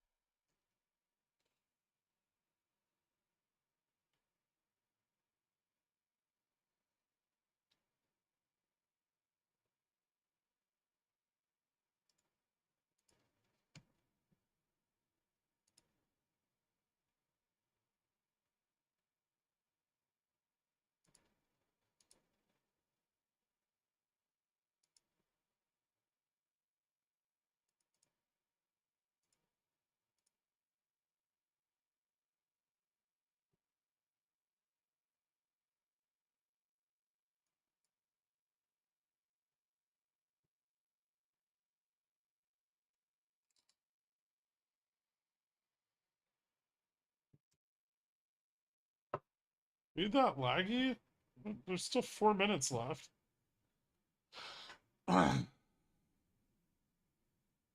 Yeah, this market makes sense. Well,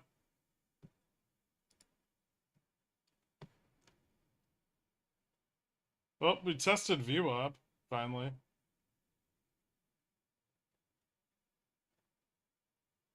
Higher support here, but no interest.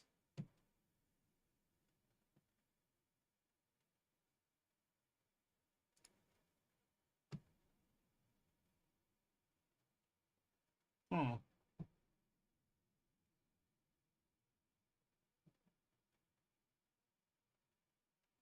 3 minutes left. All that work to finish the day, still red. Yeah.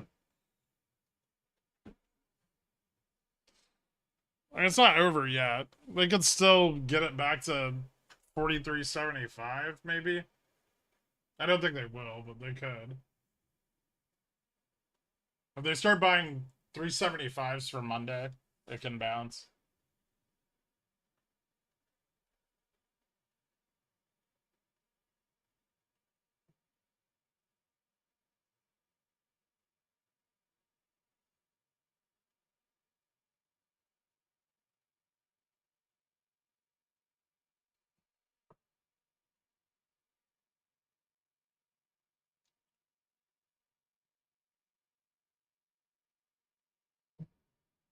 We've been dancing around 43.82 ES all day.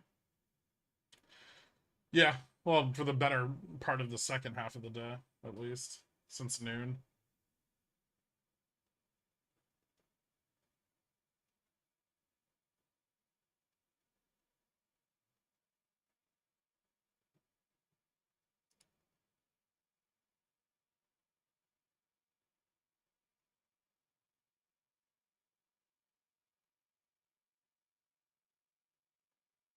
Ooh.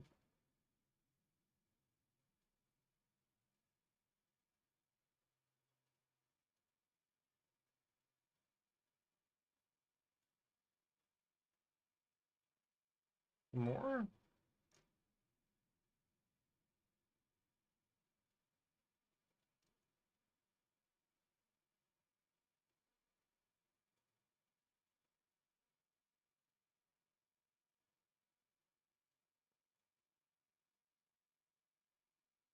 $20.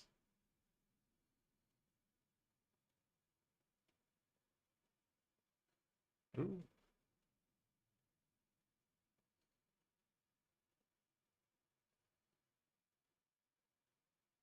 Oh shit. Ding ding.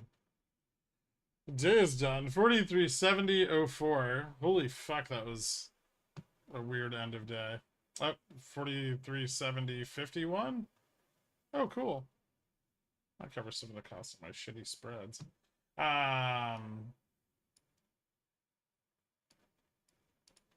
QQQ closing down 11 BPS. SPX closing down 1. Did it adjusted back? 43.70 or 43.70.04. VIX just fucking slammed into the ground today, but still above 17 going into next week. Monday's expiration is going to be pretty stacked to the downside. We got fairly heavy put interest Monday at 75 and 80. Not too much to the downside, but 43.50, 43.40, 43.25, and 4300 have all picked up interest into next week. All expirations, yeah, I mean, just looks like continued build out of put ladders throughout most of today. Despite the bulls attempt to get VIX down, I have a feeling that we're likely to cross 43.50 next week. Some in the money put interest building towards the end of today, and gamma turning a little bit more negative to the upside as the fast gamma point moved back up again. So it had dropped as low as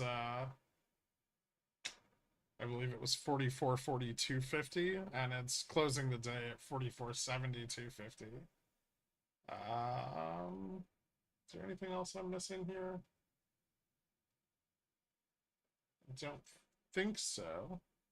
We have Jackson's Hole next week, so that'll be fun. Lots of volatility in OPEX. Was this OPEX T+2? No, OPEX T+2 is next week.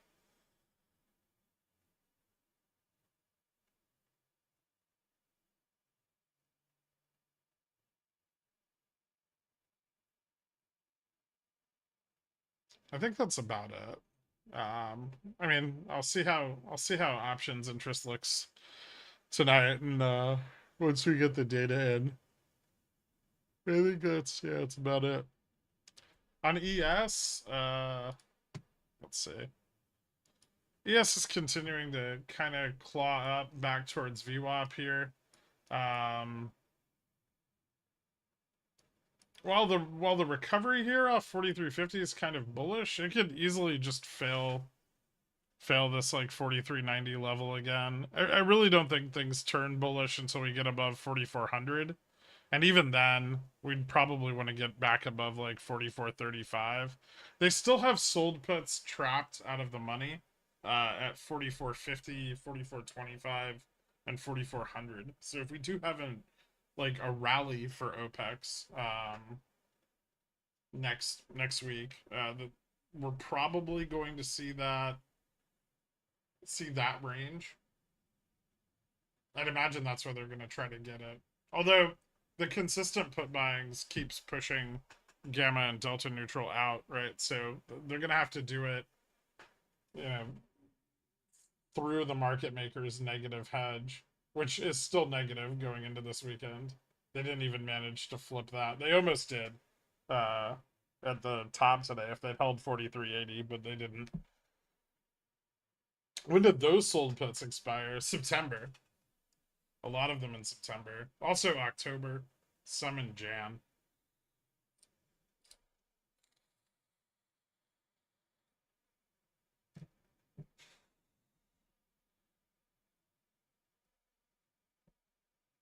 A bruise is forming. Spreads it is.